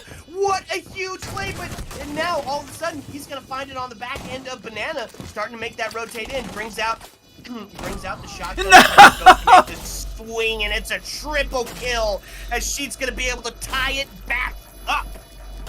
Chivez, 19 seconds left, goes and takes the engagement. Zonky couldn't run away fast enough to be able to find a way to keep that round alive. What a back and forth between those. Zonky almost coming up with an incredible clutch there. You take a look at that scoreline, my friends, 17-6-0. They're really carrying this. And I know somebody said it in the chat earlier, you can't rely on the hero plays, but sometimes you need them. And that one went really well for Zonky up until very last second. Chivas coming out and taking that one. So tied up 5-5. Man, it doesn't get any closer than that. No kidding. So now both vying for that match point scenario. Outlast going to take a timeout. We talk about the timeout buff here, right? 70 to 75% of the time, the team that takes the timeout is able to find themselves a round win afterwards. Could be huge here for Outlast if they're able to find it, because you said it. All the pressure is on Sheet to find the win, or this one's over. Yeah, that's right. Yeah, the timeout buff. Is it going to work here? Outlast, they didn't take a timeout in Chalet. We did see Sheet take their timeout, and unfortunately did not work in their favor. Outlast ended up winning that and continuing even past the timeout. So this could be it. They for sure, like you said, all the pressure is on Sheet, but you've got Outlast on the attacking side, and so far they've managed to find one that tertiary site, like you called it out. We played basement. Sheets won it the last time, so now they don't want to wait until that final tertiary to push it into OT. But the way this one is going right now, they're definitely much more evenly matched on Bank than they were on Chalet from what we've seen so far. Yeah, absolutely. Definitely is one of Sheet's map for sure. So on the defense, going to lean back into some of that area denial, but really just kind of a fun operator selection here for the defense. You got a couple of standards, right? Azami and Cade. Cade for those hatches, trying to deny that verticality, and Azami to restructure that site. But only one person really downstairs in the basement site currently, as it's a huge roam game dedicated up top, going to make a full top-down clear necessary. We have certainly seen it from Sheet, and we have seen Outlast take advantage of the fact that when they do go off-site and put a lot of their resources away from the site, able to make a call quickly. Shift is a great IGL who can try and make that happen. So this playing the Monty again, and I like the Monty better than the Blitz. I think this is a good call from the Outlast side on the attack as well. Agreed. Okay, starting to put that drone work in. Excellent drone economy by Outlast. Is there figure out exactly where it is? See if they've got the extension upstairs. With Cade playing in the open area. So 3 members back down to site with Fenrir sitting up top, relatively undroned. So the potential for his flank to be huge. But we've seen this, right? Sheet has been very great at coming up on the flank in the late rounds. So you got to expect Outlast to have some cams here to be able to stop that, or at least get some intel that it's happening. We do have Shift on to the Monty as he's making his way down in the dirt area. Trying to put some pressure onto the servers where Azami does sit, holding on, a little bit of trench warfare, some static warfare, if you will. That's right, identifying now that you had the Fenrir in place, but he's going to be making his way all the way back down. So if Outlast was expecting that 2F player to be there, they may spend a little bit of time trying to clear it out and make sure that he's absolutely gone. So that could certainly work out in Sheet favor here. If they have to spend, Outlast spends too much time trying to clear, and look at this, you still have got Cade holding down this open office area, so they've got to get him. All right, now droned out. Was he going to make, I think he's got the hatch open and can make the quick drop.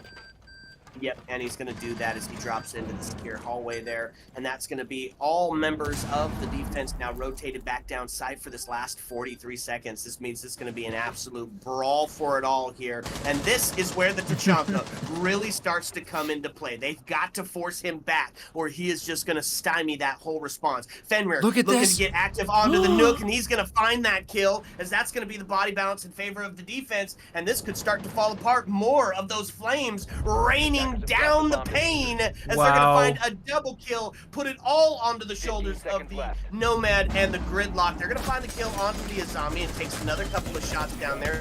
The Zonkey's able to find one, but they're going to take Deli. So the hero of the round, Stonky, it's all going to be on his shoulders. He's only got 4 seconds in which to do so. Couple of long bombs, but it's not going to be enough. On pace for the ace, but isn't going to facilitate it, meaning we're going to tie it back up again.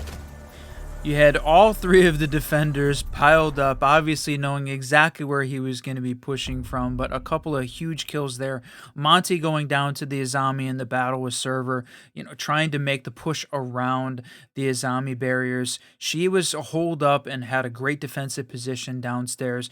Puts Sheets here on map point, and boy, I loved seeing the sort of the change up in the play that we saw from Sheet downstairs. They bunkered back down very quickly, but it was a combination. When we talked when they were in the second floor and they were playing very passively, that was, I think, a little bit of a misstep from them when they were playing a little bit passively. That diffuser went down and Zonky almost clutched it so close in that round. This time, they weren't playing too conservatively. I think they had a very good mix between playing aggressively and then bunkering back down when they needed to. And that's what helped get them the round. And I know we talked about Tachanka not being one of the favorite ops there, but his ability to hold on and continue to shoot that shoot the fire at the bottom blue, taking a lot of damage off the players as they tried to push in. It made the gunfights easier, and I think certainly contributed to that Sheet win. So now they are on the match point, on defense here on map 2. Clubhouse is the decider. If Sheets can come up with the win here, we will go and we will see Clubhouse here in the decider in this best of 3. If Outlast wins, they will be moving on to the next round in the semifinal. So let's see what's going to happen. This next 2 minutes and 50 seconds, very important in this series, my friend. That's right, and look at this play. I just want to highlight it here. Maestro put himself in the admin office under the desk, went undroned, so they didn't know that a Maestro was being brought, which means no Brava, no IQ to be able to deal with that, and that could prove to be huge here on this match point scenario. That was a huge play. And, of course, bringing out that Tachanka, which is how they stymied the Monty pushing in. This is a good defensive setup for them to get it done. Yeah, they have brought some magic in, like we talked about, ending up at the end of that first chalet and then losing the first 2 rounds on bank. It looked like Sheet was in a position, it had just sort of fallen apart, but completely changed momentum, and their defense on bank on their map pick has been for sure significantly better. That's right. So gaining a lot of intel here, start to see the Ram open up that floor line, try to create some of those fish in a barrel situations where they're able to put some of that vertical pressure on. They doubled down on it. This button's there as well, opening up inside the janitor area, trying to suss out this admin hold. And now got the play onto the shield, right? So if they start to make that push in from the E-box area, from that first floor square option, then it's going to be it can be dealt with, and they'll be able to hold on to that. So opening up the hatch, really going to start to rely on that vertical pressure. And there's the Dokkaebi calls out, sussing out where they're sitting at. And it is mostly all onto this first floor here with a focus from Legion and Mute in the basement area. So really still extending themselves, but doing it together, which I think is definitely the play. Well, it's interesting. We had seen Sheet do very well on the top-down hold on the first floor side on Chalet. It completely changed this up right now. They're playing first floor with a little bit of basement vertical hold. So this is a team that has been adapting, changing up their play style really well. They are putting up a fight here on bank to hold off this Outlast team.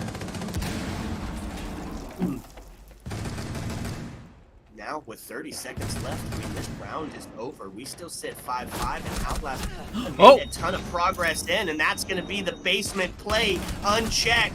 finds a double, but it does get traded out as Zonky just having a huge round. 21 kills, needs to come up pretty huge here, and he's on that low 15 HP as those yin candles start to go in, and that's the hero of the round gone. Great as they shot start to there. fall. A 3v2. Tachanka to find one. Sheet about to come up. 3 seconds away. They're gonna find it, and we're going on to map 3, baby. Wow. Sheet going crazy there. 7-5 victory here on Bank, and it was their map. It was all Outlast on that first map, certainly, but here on the second, they came alive and showed us why they belong here, why they made it to the playoffs, what they need to do. So now we're gonna take a little bit of a break to work on getting that third map set up. The other stream was already done there for the first quarterfinal game, so they're going to have to wait a little bit longer as we see which of these teams is going to make it to the semis, because we've got map 3 coming at you. It is going to be Clubhouse, my friend. That's right, the equalizer. This is going to be a great barn burner final match. All of your strategy coming into play. Strat, counter strat, go big or go down to the lower bracket. Sit back, relax, because when we come back, we're bringing you a third map. Ayo. Let's go.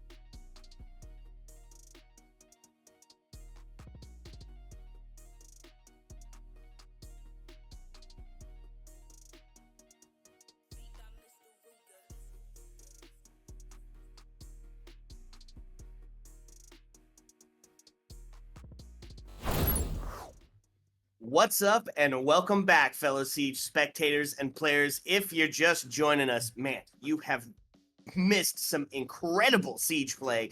Outlast having a dominant performance on Chalet, taking it 7-1, and then the fight on Bank, where Sheet was able to find themselves the match win, or the map win, means we need a decider, and we're headed to Clubhouse. I'm still the Reverend Whiskey Glitter, and with me, as always, Mr. Whiskey Run.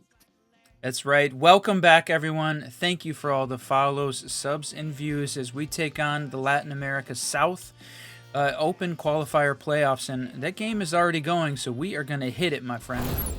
Let's get into it. It's Clubhouse Whiskey. What don't we love about Clubhouse, right? It's the great equalizer. This is where attack and defense are all going to be determined by the pace of the round, those critical entry kills, and just being able to hold off. It's a little bit smaller than Bank was, so a little bit more, I think, onto the favor of Outlast, as they had that kind of closer game setup. But, I mean, Sheet is on fire right now, right? They were having an absolutely huge round, outside of course, Zonky having that 21 kill drop. Sheesh. Yeah, we talk about it. Individual heroics can be an important part, but man, it is difficult to win if you have to rely on those individual heroics. So Zonky tried to carry it, but the Outlast team is going to need to come together if they're going to find a way to win. And Sheet has looked like they had found a way to adapt and play around the aggressive Outlast style. They took that round win there on Bank. So now we head into Club, the decider. And which one is going to prevail here? Still a little bit of an open question mark as we head into round one, my friend. That's right. Attackers have located a bomb. Okay, round one. It's going to see us taken down to the basement. I like the call. No Cade to be on the board because he was banned out. So Hatches going to be available. Might see some of that tricky Rooney play that we watched happening on Bank as well. So we'll have to check it out. Bringing out the Architect, and they are, of course, going to go ahead and extend all the way up top into construction with both Smoke and Wamai being, or not Smoke, excuse me, Mute and Wamai being up there. So going to force that whole top down clear. And then, of course, the Mira, right? Mira being brought out. She's been played on all three maps. If she is available, she is going to be used. So she's one of the windows open on that church wall, and she's got one in pocket currently. So, oh, there, now she's finally put it down. Didn't see where that one was, but interesting that that was going to be the place that, you know, is holding on very late to put that down. And one of the things we saw from Outlast was the early and quick entry into the building. We are seeing that from Sheet right now on attack as they ram, opening up all kinds of real estate, and we saw them also pushing up in the strip into that area by the kitchen, the top of the central stairs. So here's the question. Still got some players outside, but got the Ashes here.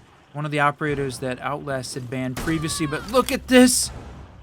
Standing on a mute jammer, not going to get the phone call as it puts Wow. a little bit of a disruption in, and that's going to take Dokkaebi off the board. Huge pick, because not only is that sussing out where those roamers are up top, but it's also taking that DMR off the board. So huge early pick for the defense here as they're starting to put the pressure on. A couple of flashes, takes a pre-fire, but No not gonna way! be what he was expected. Deli able to find a second kill as they're still going to have to keep pushing up. The crossfire in place, they're not going to take that one close, and they're going to be able to finally stop the flow of bleeding as now the damage has been done, and we're in a 4v3. 4v3, but man, that Deli play upstairs, the double mute jammer, playing in the corner and then crouching on the other side of the room as the attackers go and try and find him to clear him out. You've got all of the defenders now downstairs, so now Sheet can focus on just getting their execute in place, clearing some of this real estate, but they're doing it in a 3v4 down a 2 through that bathroom play upstairs. Great place for Deli to start off this Outlast team. Sheet needs to find a way to open this up, and they still have a lot of defensive utility they have to deal with. The Kiba barriers, the mirror windows are still in place downstairs in the basement. That's right, and those Wamai discs are going to prove tough if they're in some of those critical spots to stop the push onto the Mira there. But oh, look, just pushes himself straight in anyways, takes shift off the board, and then Dami gets the refrag. So now into a 3-2 as the trades start to happen. 3-run as Zonky's going to find one. As Selma charge onto the doorway as, I don't know, good luck maybe, starts to take the push towards the back end of it. He's got to deal with the Azami finds one, takes free fire towards the back, taking Sneeze off the board, so now into a 2v1. He's only got 13 to deal with here, so he's going to have to get a little bit of a pep in his step, and he's still got to deal with the Mira and the close range shotgun capabilities of the smoke. Gets in place, starts to get the plant down. Not going to be enough though. Operators, you have run out of He needed both. He Yeah. needed both of the attackers to swing at the same time, which one did, but certainly both did not need to. So the mirror windows there coming in clutch, and the fact that Sheets had not worked on clearing out all that utility, spent a lot of time upstairs. So now you saw the rat play upstairs. Outlast taking advantage of that, making that one work very quickly. Sheets is going to have to continue the adaptation. We have seen both of these teams do that. The question was, on Chalet, they struggled with doing it quickly enough, and Outlast dominated that one. Coming into their map pick, they definitely looked significantly better. That bank map was evenly matched between these two teams. So going to see, we're early in this one to see how it's going to go, but this is double elimination bracket, so now we're at the point where the winner moves on to the semifinals to try and win that Pro League spot today. The loser is going to have to play in the lower brackets, some of which is happening today, some on Tuesday. So if you want to continue that upper bracket push, this is it. You got to win on Clubhouse. That's right. So, what do we bring along? The classic setup here in Bedroom. You're bringing out the Architect to help facilitate that extension and cache. Bandit on the breach, and also potentially help to guard one of those mirrors. But we're seeing the Fenrir back, right? And Valkyrie on the board. So with the bans, we didn't really get to chat too much about that. It was Monty, Cade, Tuberau, and Maverick. So a switch up from what we've been seeing in the previous maps. Yeah, a little bit of a change, and interesting that they're using the bringing out the Bandit as the alternative. But yeah, you can see him working on the Bandit trick, even though they're playing on the gym bedroom side. He's going to try and clear out some of this attacker utility. And oh no, I was going to say, did they throw one out there? But no, he's just going to get that utility out. Got a fairly big upstairs roam here from this team, but they are focusing on the jacuzzi wall, and they have got that one open though. Dami and that mirror window protected by one of the other Bandit batteries. Yep, and that's going to be the first kill as Azami goes down. Shift off the board comes at the cost of the Ace also going down. But Bandit finding his life forfeit now does put us into a 4-3. A couple of flashes ringing out, trying to push that player out of the cache CCTV. But he's back onto the Mira, which is a huge secondary spot here, right? Really going to be holding on as long as they can to that extension. Get a floors drone in there, start to push them out of that critical push point, and then yeah, open it up. Still, Ace is down. Haven't been able to pick him back up yet as he was in the Logi area, so going to be tough to get to him, and in fact, his life is going to be forfeit. That's going to take us into a 4v3 with 1:25 left on the board. Went back and checked, and the map that Sheet lost during the open qualifier 1 for stage 2 here was on Clubhouse. They lost 7-5 to Sparks, the team that went on to eventually win that. So that'll be the question here. Can Sheets change up this play and win here on a map that they had lost previously in this tournament earlier? Yep, okay, so starting to put a little bit of pressure onto the attack team as we've got ourselves 50 seconds left on the board, holding on from that highway, looking for the rotate, looking for the cross, a couple of shots into goal, but not going to find anything just yet. As the Logi push starts to make its presence known, looking for that shot, free fire goes through, and that's going to be a triple kill as now he's on pace for the Ace. Zonky with the C4 now to take us into a 3-2. They're going to stop the flow of bleeding. Zonky finds one, but is immediately traded out as now it's 2v1. As Thermite and Thatcher all that's left, and they've got the position, right? They've got the wall open, but they're still guarded behind the mirror, so a little bit of a tough play with 17 seconds. Throws a C4 as the Fenrir goes out, pushes back down the stairs, caught onto the camera, but he takes it out. Switch in the bathroom, looking for it. Is he going to be able to find it? He's sitting in the bathroom area. Who is going to find a Swinger be swinging? And it's going to be the mirror getting taken down as Dami is killed, and that is going to be a Vinny. Wow, I can't believe, you know, normally you'd say the Vector is the gun that's going to win that round, but the pre-fire from Thermite around the corner, Swinger be swung, and boy, taking that one. We talked about the fact that a lot of these rounds, even on CHALET, going back to that 7-1 victory from OUTLAST, were so close between these two teams. Sheets came very close to winning some of those rounds, making that a lot closer. When those go in their favor, right, we're seeing still come down to the wire. That was a 50-50 gun battle at the very end. You had Mira trapped in there. Thermite wins that, you know, the initial battle on the stairs and able to make that push up, but just so close between these two teams, evenly matched, trying to fight their way into Latin America T1. So this is the question, which is going to do it? Tied up on round 3 on map 3. This is exactly what you want to see, my friend. Down to the wire, back and forth. I am surprised that they let the Twitch go on the ban, through the ban phase, right? Because that DMR was so effective, because those Twitch drones were so capable of getting rid of that extension util, and because Mira is going to be played on almost every site, if not every single one on this Outlast defense, letting the Twitch go through might have been a bit of a misstep here. So they're going to bring the same operator's whiskey. They're going to just run it right back, confident in their hold. They're just going to try it again. Yeah, the problem with Clubhouse is it's such a hard map from that perspective because Monty is so good on this map too, right? I mean, the warehouse, the push-in, we've seen Monty be just very, very successful. The dirt push in the basement, so you don't want to have to deal with him either. So when you're trying to decide which one do you go with, we've seen also the Mav be very, very good at opening up all of those, you know, opening up all of these walls, and you see the attacker stuck outside. So, boy, between those three, which one do you want to try and go with? It's a tough call, and maybe they're going to look back and say, should have kept the Monty on the board, got rid of the Twitch, but, boy, it's just a tough choice. Yeah, I guess that is correct. Well, as the Twitch drone does, going to make great use of getting rid of some of that intel, getting some cams off the board.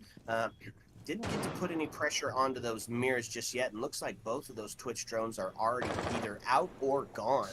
So that's a little bit of a tough scenario if you're Sheik here trying to make that push in towards cash and CCTV. Oh, here it is. Yep, there's the Ash opening up, or at least breaking that mirror window. So, yeah, I mean, they used the ban on Ash on one of the other, on that CHALET map as well, trying to take down Twitch, but boy, I thought maybe she was going to take the push and try and clear him out as he ran back down to that red stairs. But look at this, just chaos, broken utility, but partially broken utility everywhere.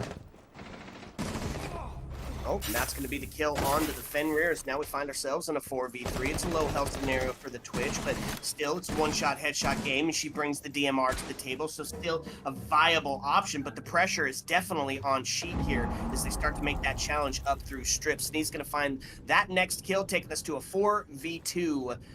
And that's a little bit tougher of a hill to climb, especially when it's your two hard breach that are the ones left on the board to be able to take these gunfights. Not typically the frag rolls, but we'll see if they're going to be able to capitalize on it. And there's going to be the kill down below as Ace is going to take Zonky down, the hero of map number 2 for Outlast. Just want to rephrase that. He dropped 21 kills in that match. Just absolutely insane. So huge pick to take him off the boards. He gets relegated to his cams. 20 seconds left to start to make the push into Logi, but Ace is going to get taken down as Fenrir goes off. It's going to stymie that approach. Still got the player in gold, holding on to it. He knows he's there, but the crossfire set up. Sneeze, a chew, takes him down. Yep, holding that tight angle. Knew they were going to push through the hatch drop and the real estate through Logi. Great run there by the Outlast team. So they lost one and won one now on that second floor gym bedroom site. It still felt very chaotic. I talked about that a little bit at the end of the bank rounds. That some of those rounds felt very chaotic. Seeing a little bit of that here, Chalet felt a lot more structured, and we've sort of progressed into chaos the longer this has gone on. So we'll see whether or not that trend sort of continues, or whether or not that was sort of a tertiary or a site.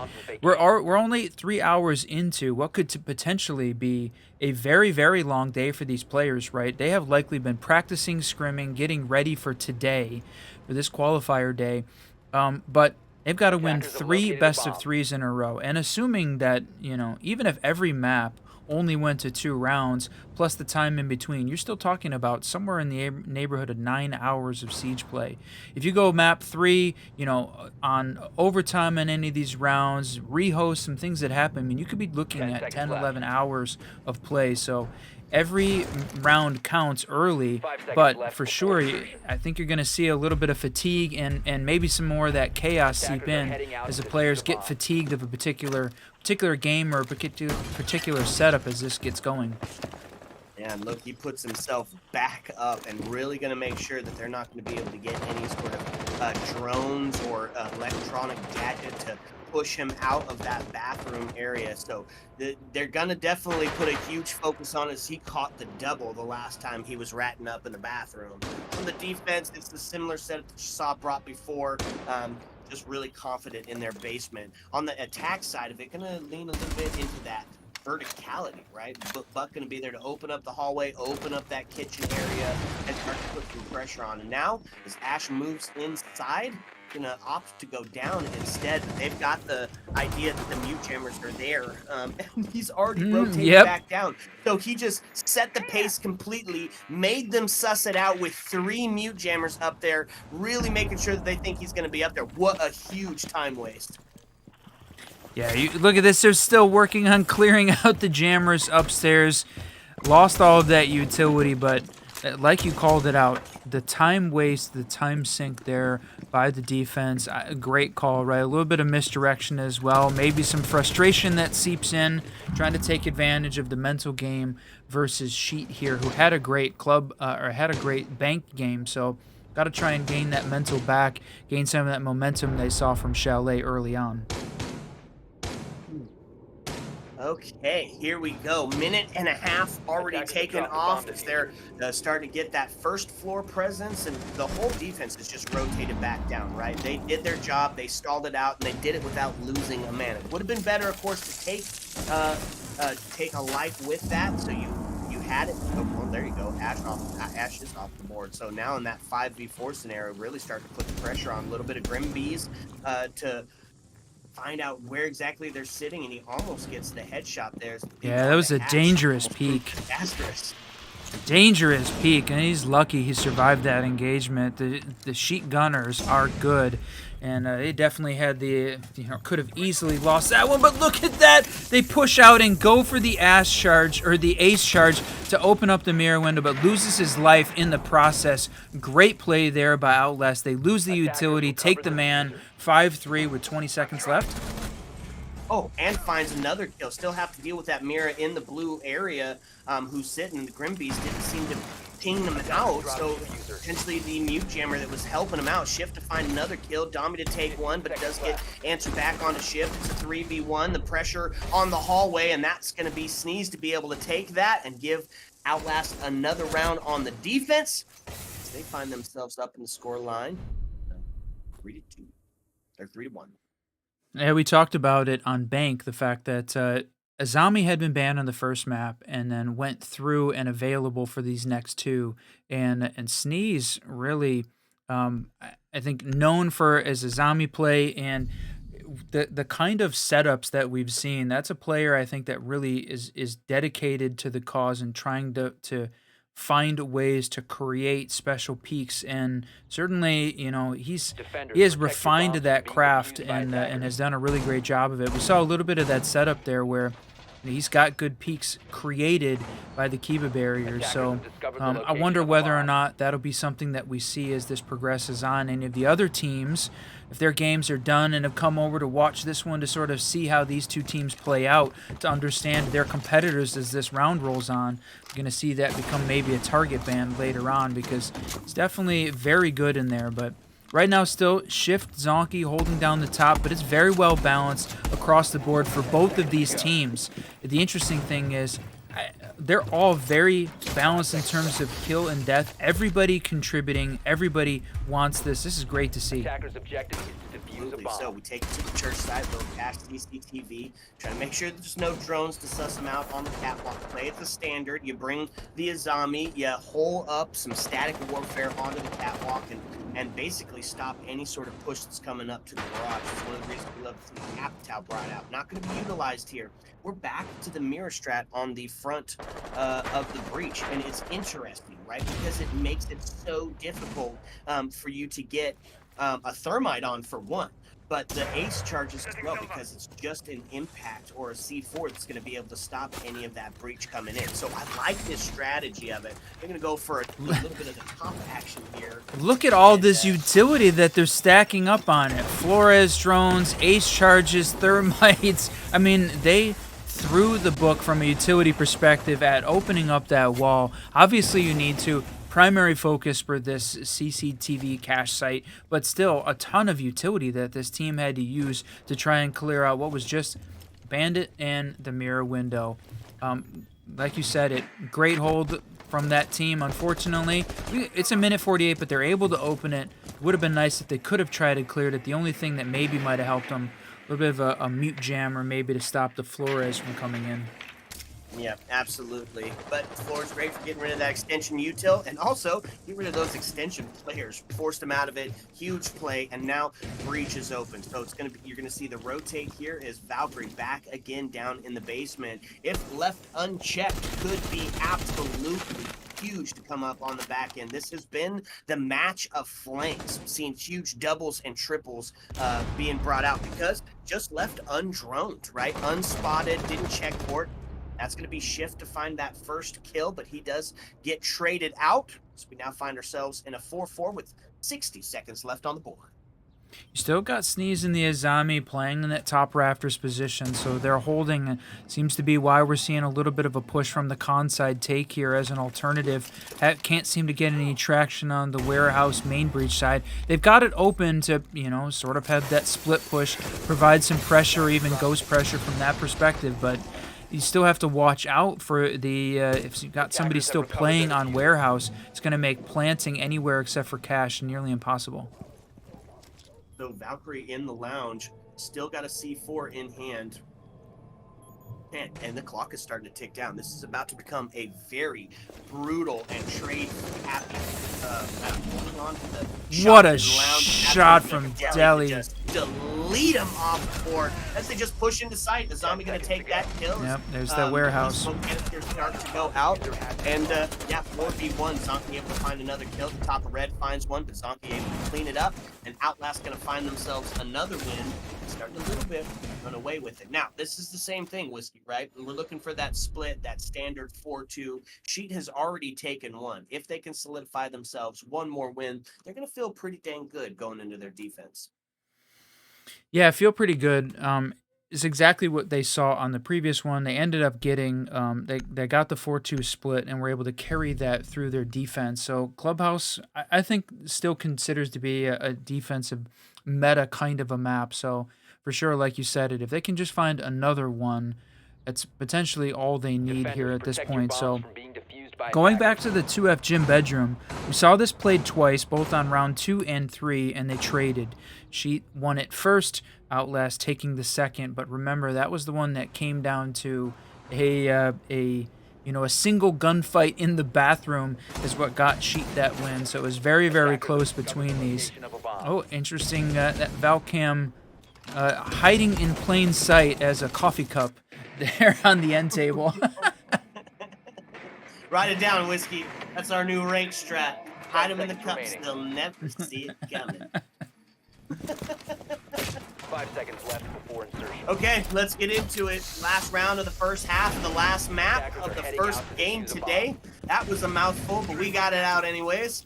And it's going to be standard. We're going to see Twitch back on the board, hopefully trying to get some of those Fenrir's down, try to deal with those mirrors that have been just so incredibly difficult. Almost losing his life up on the catwalk there in garage, opened up a hole and then found some bullets there to answer for it. Able to escape with his life, though, as they start to make their way into the garage and catch the CCTV area. That's right, trying to find... Oh, okay, getting that bandit trick out, but here they're going to focus on getting that main jacuzzi wall open. I think we've seen this really in a couple different scenarios where you don't put a lot of utility on trying to hold down the main wall. Focus on keeping that second layer back, keeping that bathroom protected as an alternative rather than just trying to go for the main wall. Oh, and bringing out the Twitch. That finds it, but they're gonna lose that Twitch drone. Really utilizing this drone economy this time. Takes a shot at the knee, not gonna find one, but a slow peek is gonna lead to Sneeze's death as he gets taken down, and that's gonna give the body balance back over to She. Really gonna be expecting this win, but Twitch does get taken down. They're gonna be able to pick her back up as they open up that main wall. As long as nobody, of course, makes the run out. Or there it is. Oh my gosh, is there to take the battle. He puts himself over the kitchen, a little pre-fire through the window. They're going to be able to pick Twitch back up and maintain that body balance, albeit with a little bit low health scenario. The swing on the stairs going to miss as it rotates back down the stairs. Valkyrie going to potentially try to make themselves onto the flank or hold on to that space.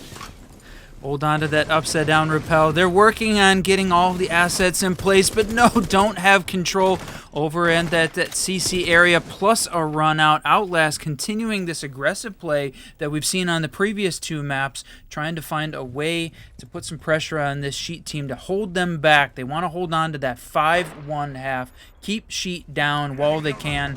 Still seeing some of that utility go up, but Vinny has been an important part of this team, 6-4, kind of carrying the team right now. Outlast got to hold on just for another 35 seconds, my friend. That's right, and the pressure is on. A C4 rings out. They're able to shoot it out of the air as aim labs pays off. Push up to the top of the red as Fenrir gadgets go off, but not to be stymied. Still getting drones in with 25 seconds left. Another C4 gonna send it out the window, but not gonna find anything. It's a 4v2, a 4v1 as the triple rings out. The push up the stairs is able to find one, gets a second, goes for the pistol, not able to find it. It's gonna be Sheet taking the win. That's going to put them on a 4-2 scoreline into the back end of the half of the last map. And boy, it is coming down to it. Just want to say thank you so much to Tom J for the raid. Huge W. If you want to get amongst it, get around it, go give him the follows. Absolutely goated in the game. Thank you so much, Tom J. Yeah, very much appreciated. And I think that the Tom J stream was watching the EU qualifiers. So welcome, everyone. Thanks for joining us in the LATAM South Open qualifiers. We're in the playoffs. We're in the quarterfinals. And today we're going to find the first team that makes it through the qualifiers into the LATAM Pro League spots. The second is going to be decided in the lower bracket finals, which is going to be taking place on Tuesday. But we've got 3 best of 3s today that these teams have to fight through to earn their spot. So we're in map 3 of a best of 3 here between Outlast and the Brazilian Sheet team. And it is going great so far. Outlast had an early advantage, 7-1 victory on CHALET, and then a much more balanced, very close game on Bank to take us here to this third map on Club. And it's been a little bit of back and forth here as well, my friend. Yeah, so we see a little bit of the standard split. Outlast able to get their mandatory 4 on it. So now we see the op swap, right? We go to the back end of it, and already we're seeing some aggression shown by Outlast. So what do I mean by aggression? I mean it's the Ying, it's the Blitz, it's the Ashen, it's the Grim, right? Get the intel, take away the sight, push in with the shield. This screams we're going to do something fast whenever it goes down. Will it be the 3-2-1 or will it be the immediate get in? We're going to find out for sure. They definitely have got a huge presence on the first floor here as Mira, Azami, Valkyrie, and Fenrir all up top to stop that push in for that real estate on the first floor. It's a hallmark of the Sheet defense. We've seen it on all 3 maps so far, is that they play a very heavy roam game, not just shallow roam. I mean, like full extension out into some of these other floors on the 3 map floors. I love what you saw. The Azami was hiding down in kitchen though.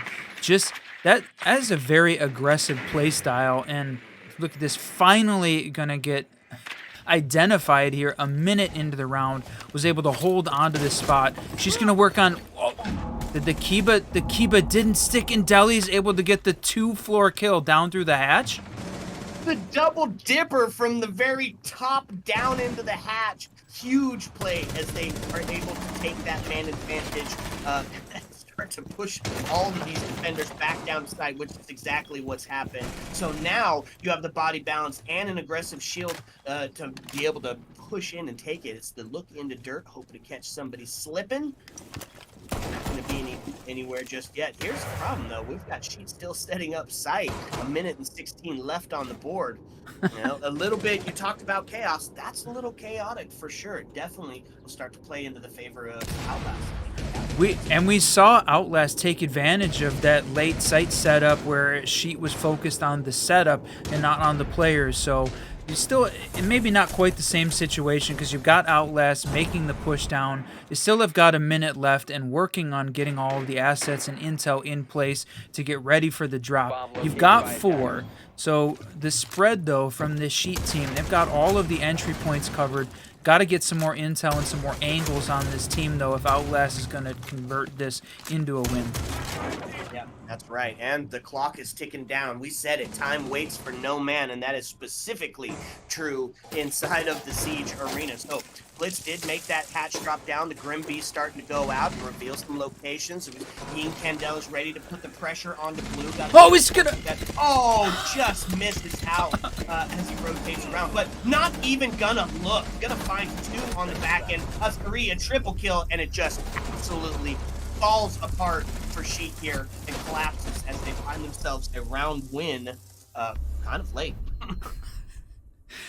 Boy, the quick execute at the end, dropping the generator, the blue hatch, and a well-timed Ying Candela coming out there. I don't think that Dami would have been able to get the double off the back of that play, except for just great timing there. Solus obviously dodged a bullet running across the open hatch while he had his gadget in hand mid-animation, but was able to convert that into a kill anyway. Not able to survive. You just dodge the Reaper for a second, and we see Sheet take the timeout. Now, so far, in this best of 3, we've seen each of the teams take only 1 timeout each.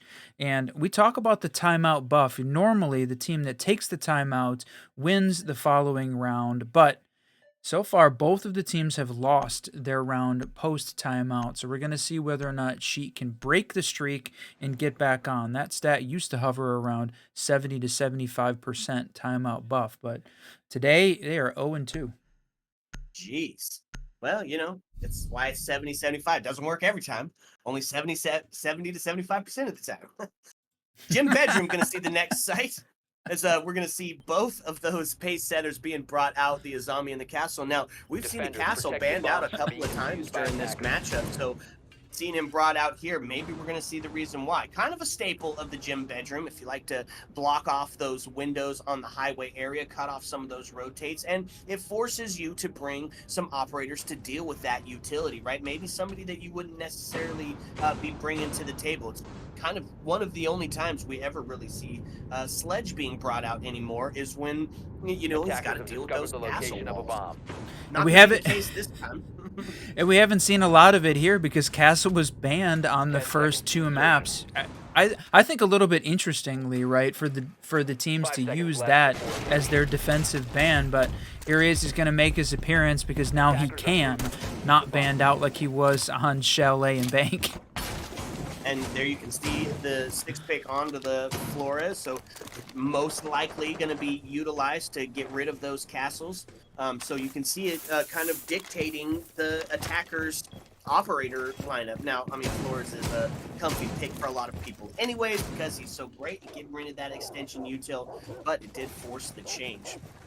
So on the defense, we're also going to be seeing the clash being brought out. So back to some of that shield play, really going to be trying to dictate the pace here with almost every operator outside of the Bandit drop. Although Bandit could be argued for that as well, right? Because he stops you from getting that wall potentially, especially with the tricking capability. Look at this. Look at how much they've got. You've got the Bandit trick going down. Oh, he got a kill with the ace charge? That is my absolute favorite. No way! A Selma charge goes off, finds the kill, Sneeze to follow it up with a second as the zombie tries her best to hold on to this red area, making their way up into the garage to put some pressure on this zombie, but the damage has been done. 2 members fall, and the body balance now heavily in favor of Outlast, especially as Sneeze, who's on an absolute tear, finds another kill, forcing the Clash to come up and put some pressure onto this CCTV.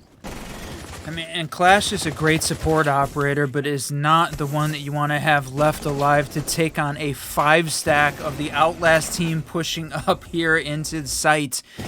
Yeah, she's got backup from Mira, but Mira is stuck in Logi without a lot of cover. She has got to get at least 1 kill here and survive, but that's a soft wall. She is very vulnerable there. Yeah, absolutely. Now, you said it, still got a C4, can send it long distance, but gets droned out, and they're not even going to need to, as Sneeze finds himself on the triple kill. Flash, the lone survivor, going to take one on the highway. They start to push in here. Shots onto the bed, going to find another one. Clash extraordinaire. Can he do it? Not going to happen. Outlast finds another round win, and that's going to put him on that classic match point scenario.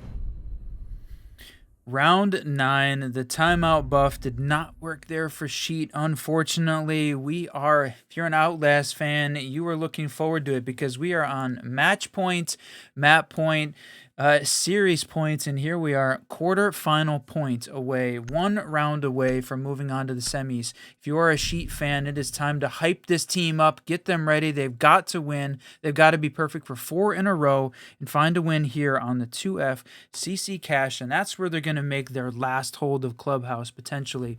A zombie playing maybe in that rafters area, couple that with a little bit of the breach denial and the Goyo. Going to try and hold down the area, and I love seeing this play from this team. They have been very aggressive on the roam, and they have alternated between playing very close to site, playing very spread out, trying to adapt to the way that Outlast is playing. But right now, they seem to be a little bit unstoppable. Sheet's got to be perfect for 4, man. Yep, perfect for 4, and it's going to be a tough play here against this Outlast, who has a very aggressive, in-your-face play style, especially when it comes to Clubhouse. So Turf Sight going to be realized here as we're taking it to Cash and CCTV, and a little bit of some standard stuff, right? I like the adaptation of the Goyo, right? Slow them down. If the castle didn't work, if the Azami isn't working, bring out some fire that's going to do some damage as they start to make that push up instead. So respect the call for sure on the adaptation. Do have a couple of players down below. Well, one specifically, it's going to be that Valkyrie yet again. We did see her banned out on one of the maps for this specific thing, right? It's really great at having that C4, at forcing you to clear every single floor before you can get up and start to get your execute in place. So a big time waster, if not a kill getter with this 6-2. It's going to be an interesting round, Whiskey. Okay, man. The Brazil fans, such great fans. I want to see this Sheet team continue on, but I know there's a lot of great Outlast fans in the chat as well. Want to see this international team from an NA org make the push in to the LATAM South region. But luckily, neither of them are going to be eliminated. It is the double elimination bracket, so the loser going down to the lower to take the fight. But certainly it makes it a lot easier. Can find a win here. So Sheet, what are they doing? Continuing to hold a little bit of the spread out area, right? Bedroom, and then you got Valk playing downstairs, and there it is. C4 goes out, but does not get one. That's unfortunate, losing some of that PC utility. Still have got a zombie playing in garage with 1 more of those Kiba barriers left, but this is there's not a lot of utility, it feels like, left for this team. Oh, Huge pick. Is Vector going to ring out and take Sneeze off the board as he's caught in the back? But Shift not afraid. Just going to find a double. And they weren't even actually looking. So huge play. Do have Valk coming up that the red stairs here. She's looking to make the play from the backside, able to rotate all the way down through that basement and become an impactful player yet again. It's 4v3. Potentially the last 60 seconds of this, if Outlast can find themselves around here, the pressure really mounting now for Sheet as they've got to challenge and take a couple of kills here and put themselves back into that, out of that body deficit. 47 seconds, Whiskey. Making that final push in, still holding down below as they've got the intel that somebody's going to be coming in to try and contest it. So a good heads-up play. Is it going to work out? That is going to be the big question with no C4 to be able to support them with that. That was so... That was another Goyle canister just going off now, though. That's 2 of them here in this last 30 seconds. It's going to make really tough to make the push into cash. And they did make it tough. Shift puts himself on the triple kill as a ring out. What? It's a 3v1. 11 seconds left. A zombie, the only one standing between Outlast finding the match win, and the plant is starting to go down. Start pushing up into the corner, but Outlast is gonna take it. They're gonna find the last round, and they're gonna be moving on to the semis. Victory for Outlast, 7-2, taking down map 3 in this best of 3. Oh, wow. And I think somebody said it in chat. I think we saw Zonky close to like 50 kills in this best of 3. Incredible game from him and the rest of this team, my friend. Absolutely. Huge wins. Valiant attempt by Sheet. They were looking so good on so many rounds, but just not going to be able to close it out. And they're going to head down to the lowers where they're going to have to fight their way for their chance to still remain in that side of the open quals. Big game. We got some more coming at you, right? We're going to find out what game is coming next. Get the lobby set up. One more best of 3 at the very least. That's right. Because when we come back, we're going to give you another map. Heyo. Let's go.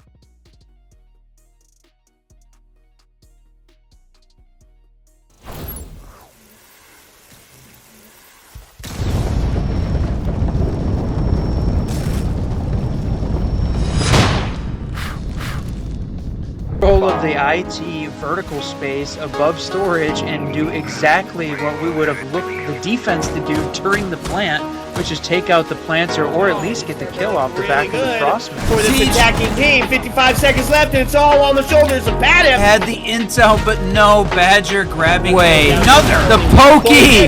Pokeball Hydra says, "I choose you, Joker." Kiss my ash. You got 0 cents. Your IQ is low.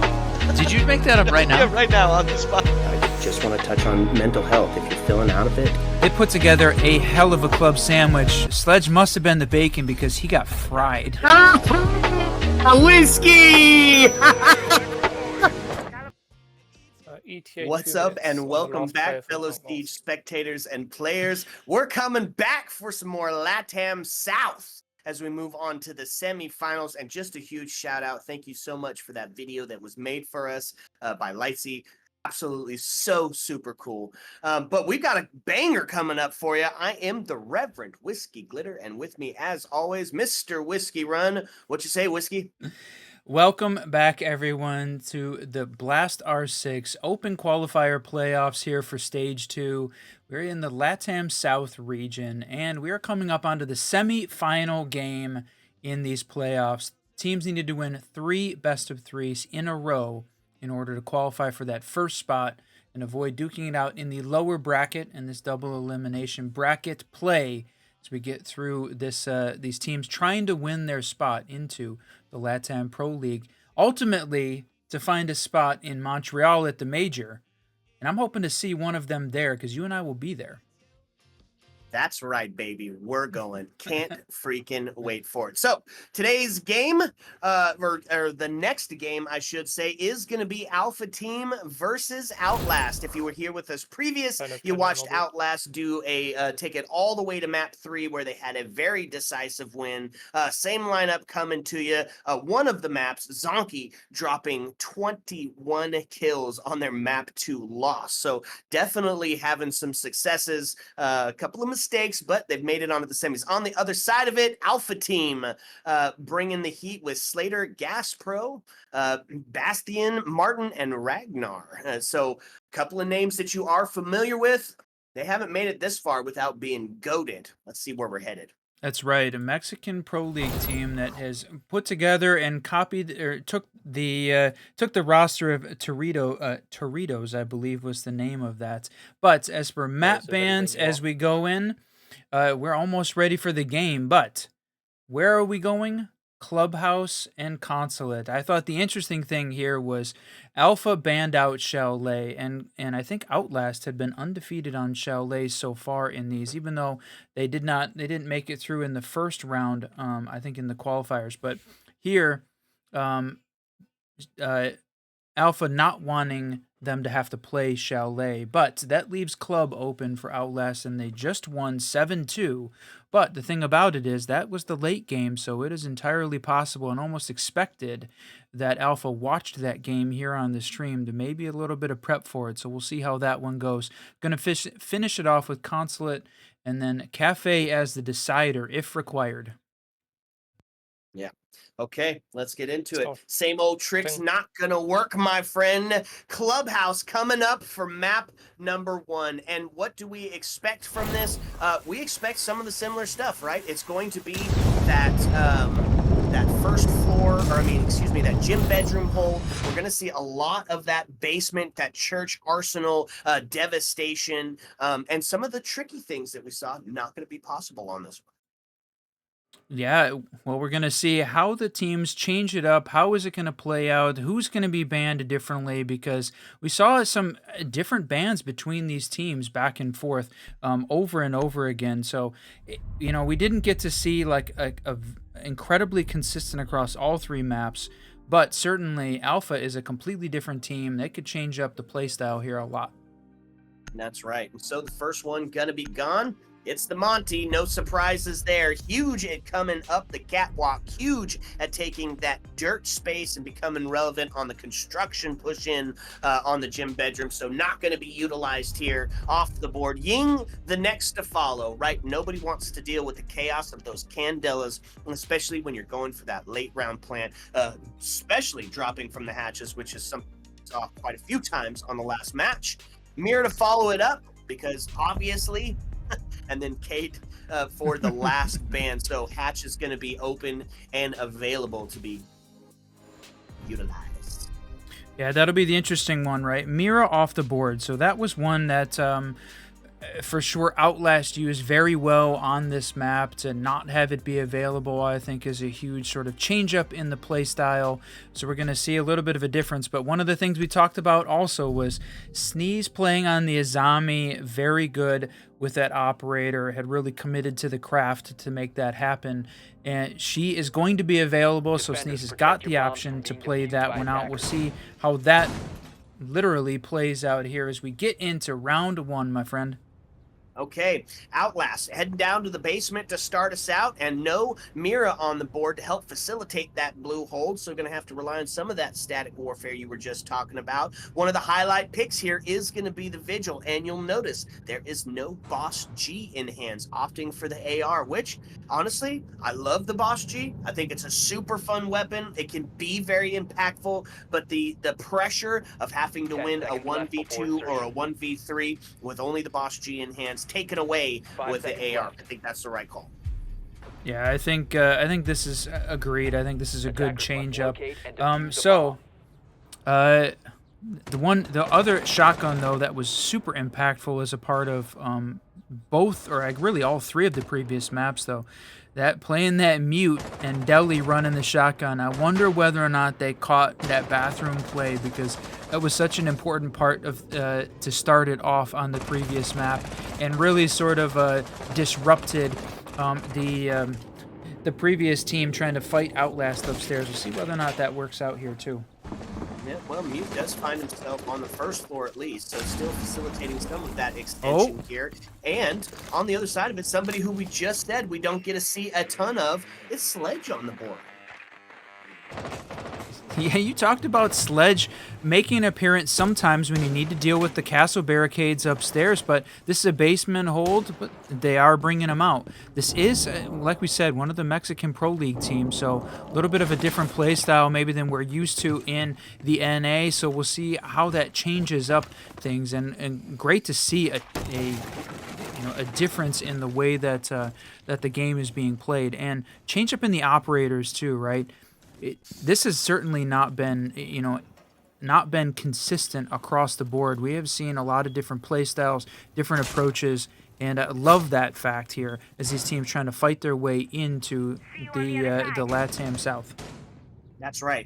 That's one of the reasons we love Dove House, is because of that exact fact. There are many different ways that you can approach this, even though there are some defaults and some standards. Gonna go ahead and open up that hallway, get that first breach open, and get a little bit towards getting that kitchen hatch available. Havana doing the trick game here with those impacts, and they're proven to be successful as they're able to hold this hatch closed just a little bit longer. But that's both of the impacts gone, Whiskey. So now to retreat into the dirt area and start to set up some of that static warfare that she is absolutely known for, holding on to that corner by dirt.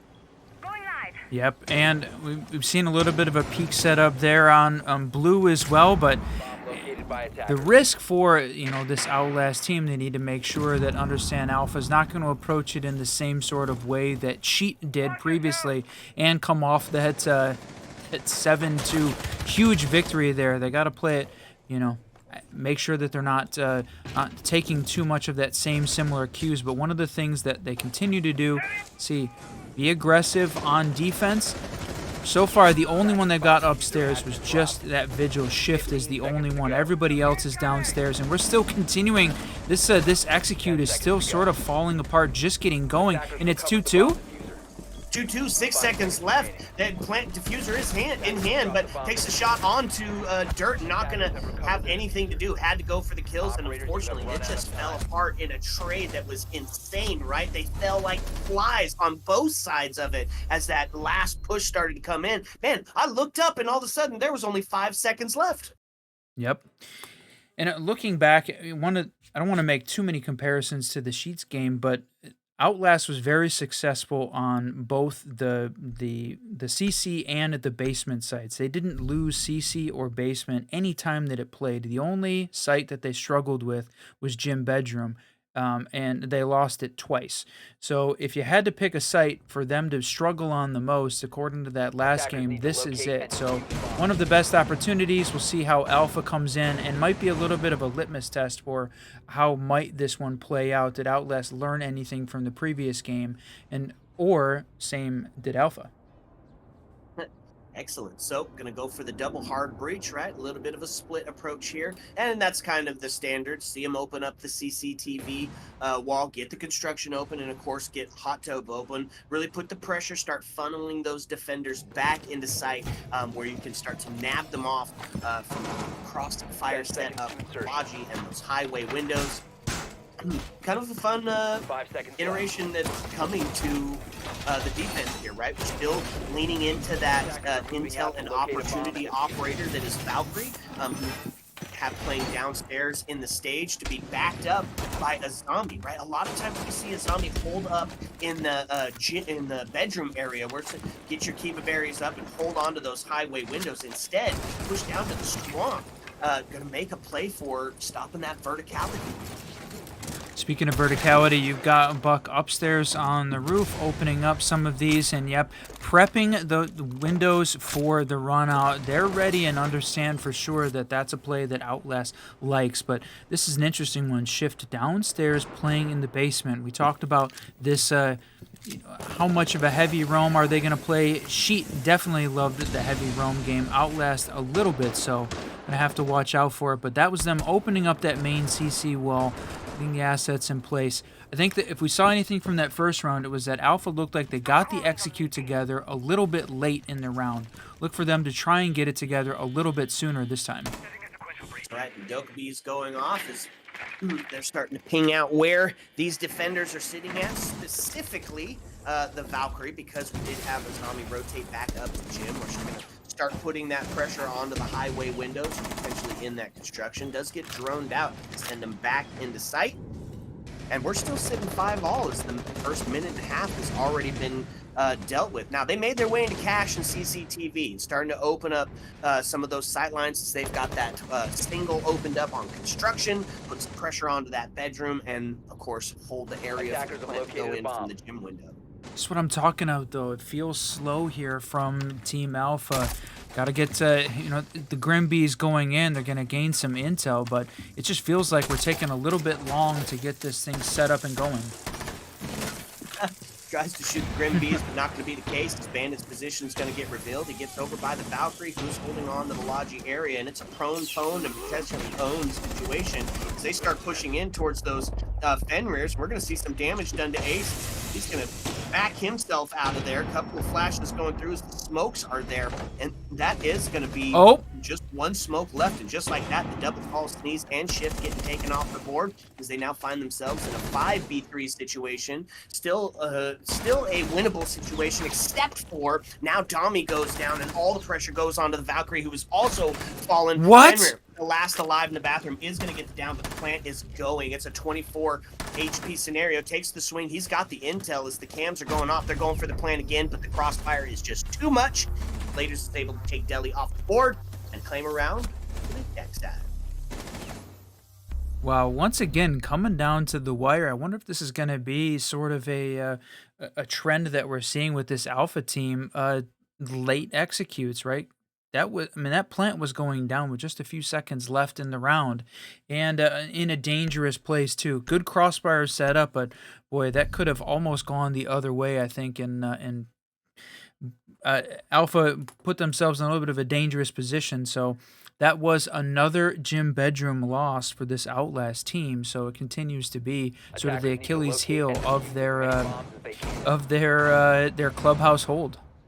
Yep, and they're going to try it again. They're like, you know what? We can do this, and we can do it better. They're going to opt Yeah. for the mine this time instead of the bandits, so not as an investment in the breach style, but more an investment in projectile denial, right? Those flashes pushing into the logi area just proved to be overwhelming for the forces holding on to it. So to do something about it. So good adaptation here by the defense.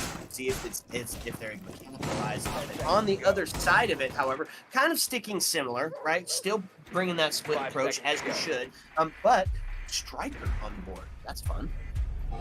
Yeah, you don't get to see, like we talked about early on in that first best of 3, was that, you see Sentry more on the defense, not a lot of Striker play on the attack. Yes, he's that sort of, could be that self-sustained breacher with the EMPs and the can openers, but opted to bring out the Claymores and the Frags instead. Both really great pieces of utility here as they're trying to contain this Outlast team, right? Prevent the jump outs of the windows with the Claymores, and then just create motion and action with those frags as we're trying to clear out maybe some of that utility as well. But this is it has been the Achilles heel. So the change up that Outlast is bringing, the Frost, I think that's a good change. But the Sneeze hold on the top of Red, I think that's a good change up too. They hadn't had previously that level of commitment, I think, to the Red side. Yeah.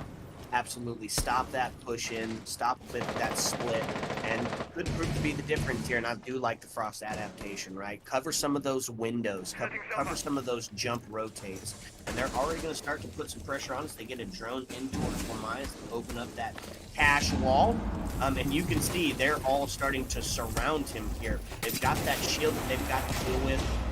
They're going to try to do it from potentially on the soft wall, and that's going to be Slater's big Sneeze off the board, so we find ourselves into a 5v4, a little damage done onto the Valkyrie, taking a quick swing onto the highway window, but not going to amount to anything as the zombies able to make their way back into sight. But Valkyrie rotating all the way down to the basement hallway yet again. It's something we've seen from them several times. If they have a drone, if they have a person down there waiting for the rotate, then it almost seems like it could be a free kill. Because they do it like every single time that she's playing Bar. Able to rotate around, and Shift going to find that first kill, the answer back as Striker gets ripped down now into a 4-4 with 63 left on the board.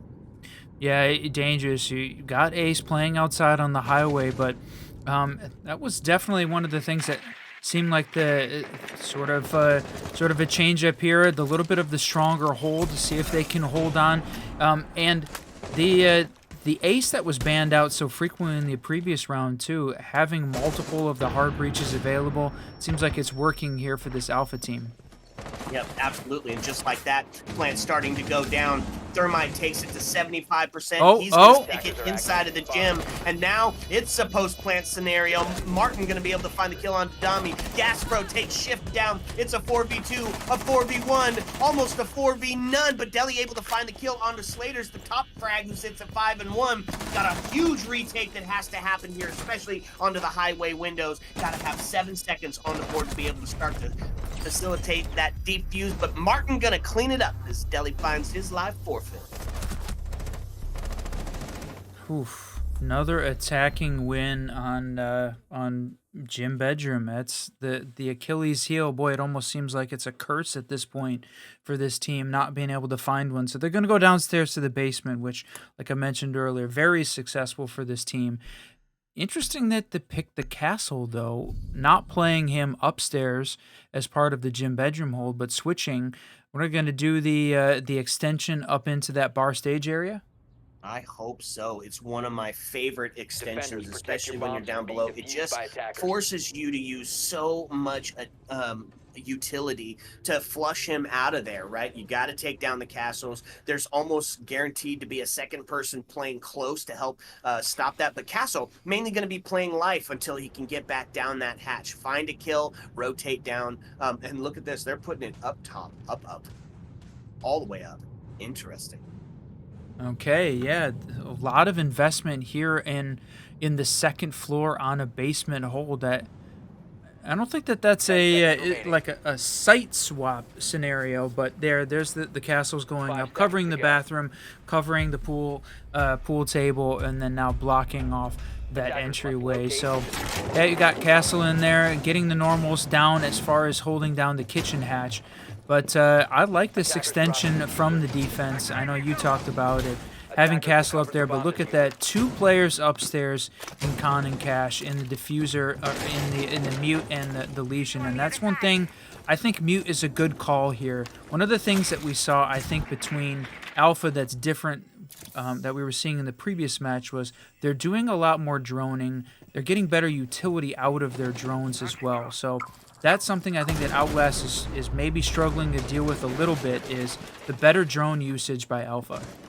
Oh, and the unfortunate DC, his shift is going to get taken out by his own PC. Finds us in a 5v4 scenario without Alpha teams having to do much, right? No life loss, no health loss, except for the down on onto Legion and the low health scenario here for Ace as well. That was a huge play. That's quite unfortunate. Yep, and Legion unfortunately going to lose with no Rook on the board, no Doc, somebody that can revive him from a distance, playing out by himself in the rafters. He's going to go down. This is a dangerous 5v3, 5v2, now as Slater finds one. Yep, and that's going to put all the pressure onto the Smoke and the castles. They both rotated back downstairs. Smoke is sitting on that stairwell, so still kind of having that bank feel as they hold onto that back stairs with the shotgun and gets them down. They're going to have to get a couple of kills here, or they're just going to get absolutely overwhelmed in the site. There starts to go the flashes as they're going to put some pressure, but none of them hit him. That is huge. He's going to be able to maintain his eyesight except for that last flash, which does get him. Doesn't drop down, and there's the shot into blue. Is able to find one as Deli takes Gas Pro down. Looking for that hash drop, has the main stairway pressure, and that's going to be Deli to find himself the second one. But they're able to take him down as Dami is able to take Martin off the board. Now puts us into a 2v1. And look at those smokes. This is still pretty huge. He's able to find one more kill. Just missed it. Has to get a smoke in there to get that stop. And not going to put it far enough, unfortunately. So the smokes go down. He's going to have to rotate back around. And the Jackal ping going off, pinging his location. But he finds him off the back of the post plant. So now he's got a smoke to stop him, but not going to be able to use it as Slater finds the dome piece of Dami, and they're able to find a round for themselves. Okay. Ooh, Alpha finding one in the basement, and there are pause requests coming out from the team. Going to try and make sure they get this last player in. So what we'll do, maybe take a quick break as we wait and try and get him back in the lobby. And try and figure out what can this team do. A little bit of a timeout, a little bit of a tech pause here. That's right. Sit back, relax, because when we come back, we're bringing you the end of the first map. Ayo. Let's go.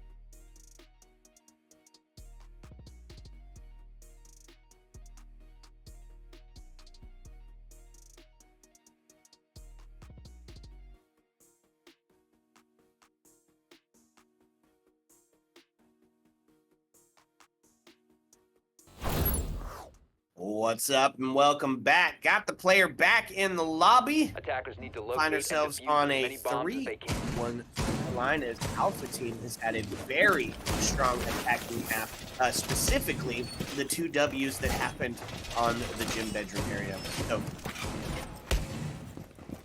yeah. Okay. Boy, 2 Ws in the gym bedroom. Yeah, that was tough. And then breaking the unbeaten streak downstairs in the basement. Outlast is going to have to find some magic here in the second half of this, really in the second third of this defense for them. we talk about Clubhouse being a defensive map. They're coming off of a 7-2 victory on this map against a different team, but it's looking like a little bit of a different team at this point, and they have not found an answer to the Alpha attack yet. The Alpha attack. That's right. So gonna bring out the Goyo yet again. Stop that push up the potential for the catwalk there. And again, we're seeing the rotate downstairs, right? Goyo and Valkyrie both playing on that first floor area, trying to put some pressure on, making sure they're not going to be able to get the verticality, which is exactly what Buck wants, right? He wants to get in underneath inside of the cache and CCTV area and just start putting some chaos up there. Not going to be allowed to do that with Valkyrie still. So they're going to have to put some dedication towards it. I'm going to see a little bit of damage onto the zombie as she rotates down below to help support that hold from Valkyrie. That's right. Oh, just runs in. Oh, unfortunate there from Shift. I think that is just playing into the fact that it seems like Alpha has got some better intel in general than we've seen Outlast, and maybe differently than the opponents they have played previously. Though that seems like a hallmark of the pro teams is great droning, great intel, and Alpha and Outlast needs to adapt. That's the truth. And other win condition here, they got to put a hurt on Slaters and Martin, or they're just going to keep getting devastated. 8-2, 7-2, guys having such a phenomenal game. Seems like they can't quite be stopped. Now, there is some damage done to the Buck, because we were just talking about you need to get him off the board, and that's a good way to start it. And they're going to put some pressure onto the catwalk. Okay. Capital bolts start to ring out, and now puts Goyo on an incredibly low health scenario, holding up there, waiting for the cross. He's going to be laying down, hoping that he doesn't get spotted out again. Yeah, he's very low health, right? That's 6 HP, so close, but here's the question. Oh, he got crossed. Ouch. Both the Capital and from the rafters upstairs, so putting a lot of pressure on the player upstairs and rafters. So the question now to me is, how do they're going to have to bunker back down. I think they were maybe taking a lot of risks previously, and they don't seem like they're taking the same level of risk. They're like they slowed their play style down a little bit, and it does not seem to be working out for them. It's like too much of a change here. And then the plant going down, in the corner in the standard. Yeah, that's right. Not able to be stopped with those smokes, and Smoke going to be the last alive, the lone hero, but just overwhelmed. Alpha team looking incredibly dominant here on this attacking half. They just are finding every single way to counter-strat what Outlast has got going on. And, they should, right? Outlast just played this map. They got a lot of insight into what their default strats are, so pushing them in maybe into some less than comfortable areas, and it's working. 4-1 sitting over to Alpha, which means we're going to be looking at potentially that 4-2 split, but it's not going in the way that you would think as far as it being a defensive sided map. Here,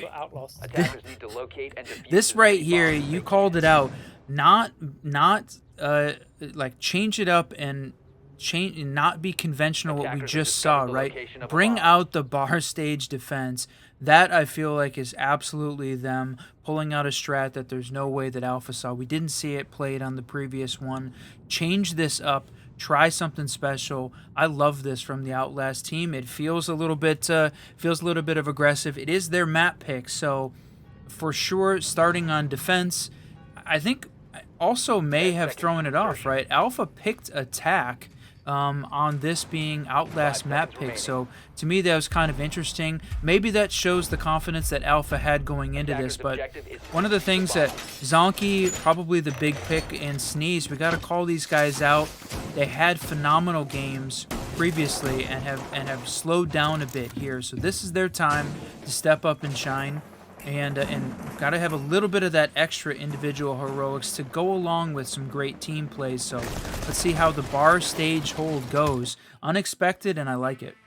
Yeah, me too. It's a high risk, high reward situation. If you pull it off, you're an absolute hero. If you get shut down, well then it just makes sense because bar stage is just not the site that you go to. So I love it, right? Hopefully it starts to pay off in the hands of Outlast. They brought a fun set of operators to do it, also to help that extension, so you can't, or not extension, that hole, so you can't just make the rush straight in, and it will help hold on to that swamp area as well towards the back side. And then, of course, that intel being brought along by the yokai drones from Echo. So good defensive setup. Will it be enough? We're going to find out. They're starting to push into that gym bedroom area and put some pressure on the mute, who has found some success up in this area before. I was going to say, it was interesting you had Ace putting so much of his utility up on the jacuzzi wall when, I mean, typically you probably need to get the stage wall open, but looks like they already have that done. They already get stage, stages, they had half reinforced, half open, and then hopefully Thermite able to try and get that one open. But gaining control of that gym bedroom area because of the breachable floor above bar stage, which is one of the reasons this is such a tough site to hold. It's exactly that reason. And look at this. Going in, and that is the Thermite plant going down from Ragnar.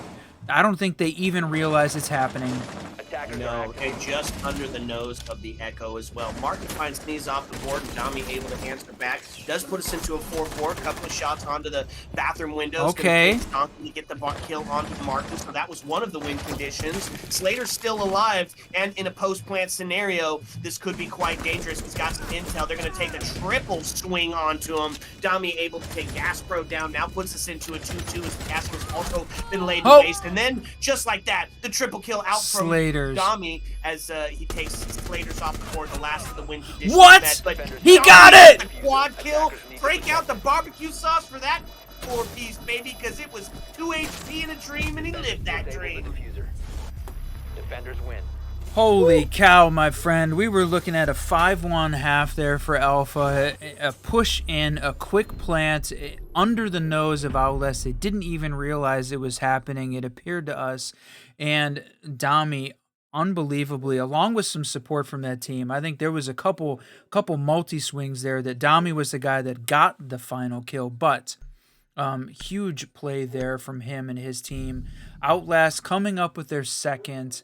And even though it's the standard split, unfortunately, that was on the defense side. So Alpha picked attack coming into this map pick. This one is Outlast time to shine. Show us what they can do on the attack side. In that game versus Sheets, they were able to go 4-2. So here's the question: can they do it again? Well, we're going to find out, because the strats they brought to the first one aren't going to be necessarily something they can do, except for that standard, except for that default. And even then, Alpha Team has been really great at counter-stratting here. They are going to bring out some of those pace setters, right? Goyo on the board to make sure that quick plant can't come in.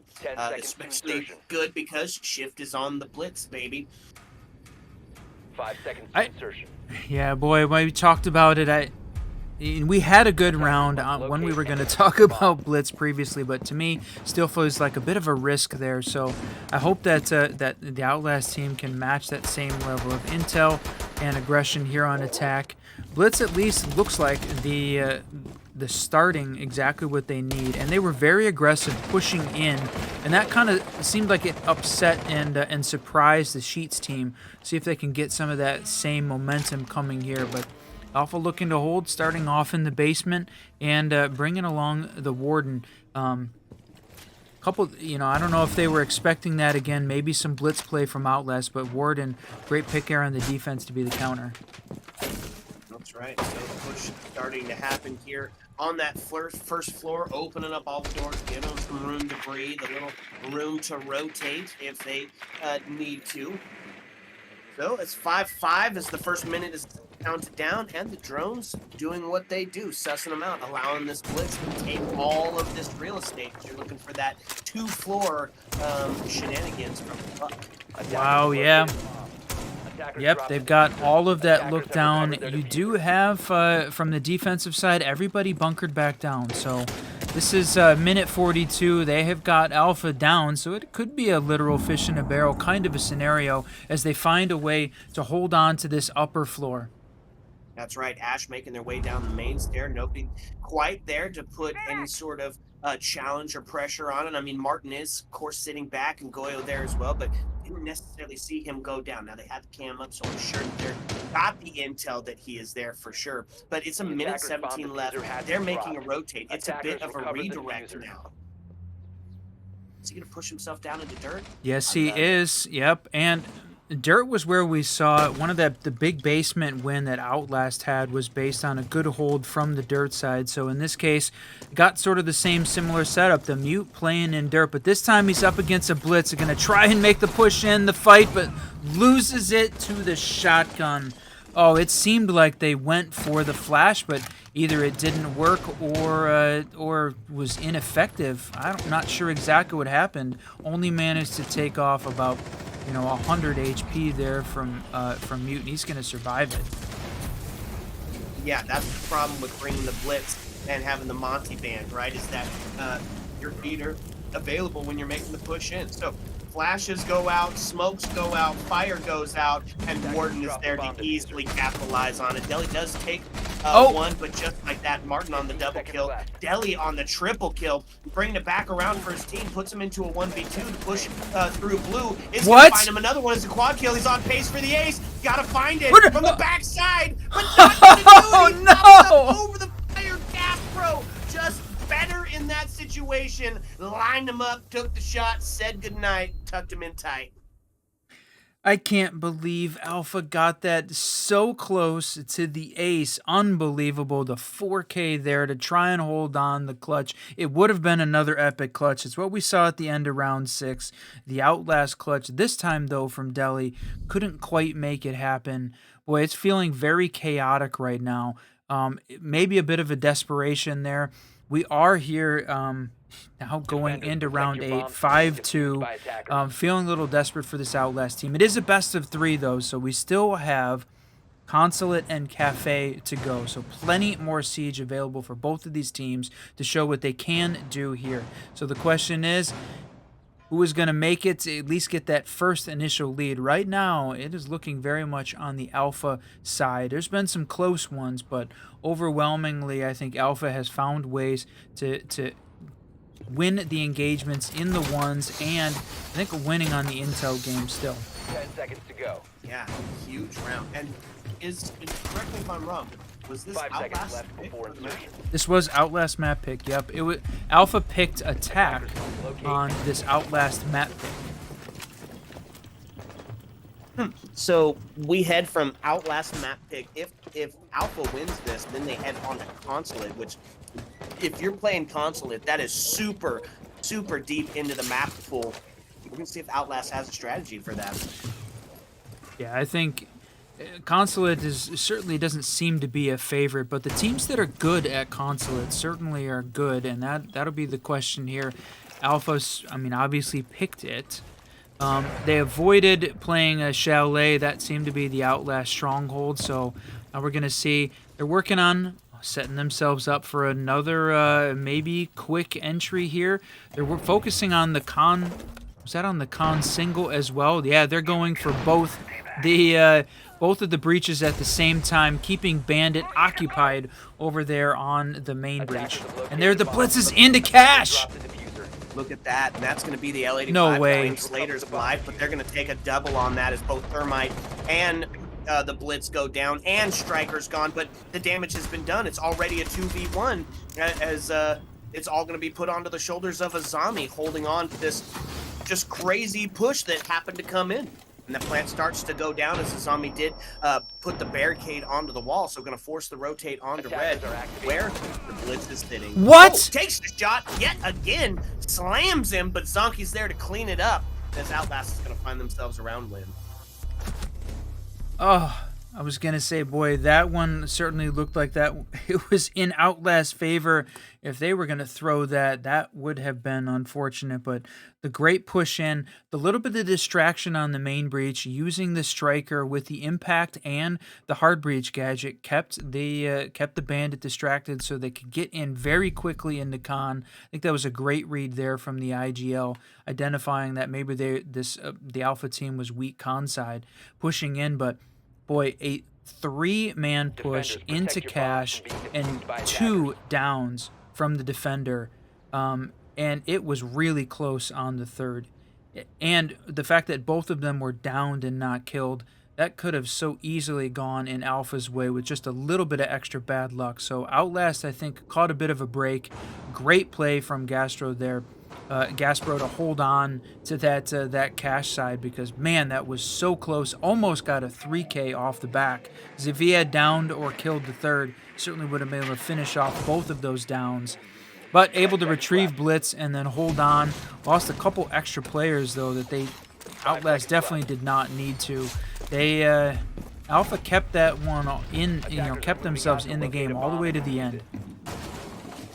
They really did. So, gonna head up to see the Jim Bedroom set up here. Of course, that full extension into cache and CCTV is gonna be happening. And look at this. They're gonna try to stem some of that aggression, right? Blot the blitz a couple of plays. So what do? They bring out the cap cam. They said, if you want to try it, come check our doorways. And I love the adaptation for that. So instead of bringing the blitz, however, we're going to switch it up and get the glass located call, by attackers. which I'm always a fan of, right? The long distance, the great gadget, and of course, a glass push is just something you live for in Siege. That's right, and they're going to use the map and open up that sight line from the bottom, so that way we can see whether or not they can get a. You hear that Mav above. I'm guessing that that's over on the con single, and gonna see the Flores continue to try and open up. They're gonna use it on the hatch, and Capcan is gonna have to move. Drop another one on his head. Drop another one on his head. He got a C4 in his hand though, ready to send it. Should he hear that sound There it is. cue or that Flores drone come out? Oh no, that was 2 drones. I was gonna say it looked like we saw the C4 get thrown at that same time, but they've got that got the jacuzzi single open. At least one of them using the combination of the Mav and the Flores drone. So let's see, still have Valk downstairs. Slater playing there. How many C4s do they still have? 3? Yeah, still 3 C4s available. Nope. Okay, well, 2. Yeah, make it 2. 2 C4s available. So Valk's going to be relegated to their camps, and they're actually going to steal those because Dokkaebi has been left on the board. So going to be able to steal some of that valuable intel as they start to make this last bit of push.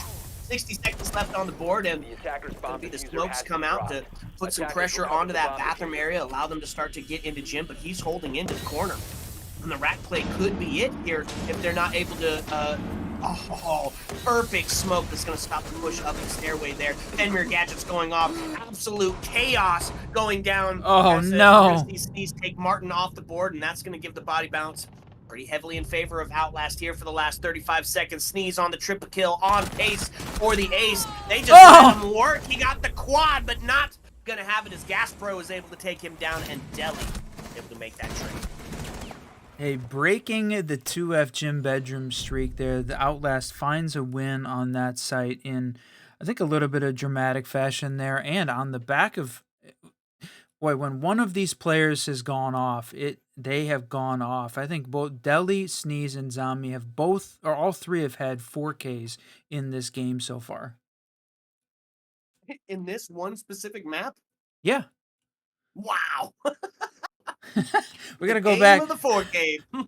We got to go back and check it, but I'm pretty We sure might that have to is re-host that 4K. is a 4K for 3 different players here on Outlast, and that would be unfortunate if we have to rehost, but it is live Siege. Wouldn't be live Siege without some problems.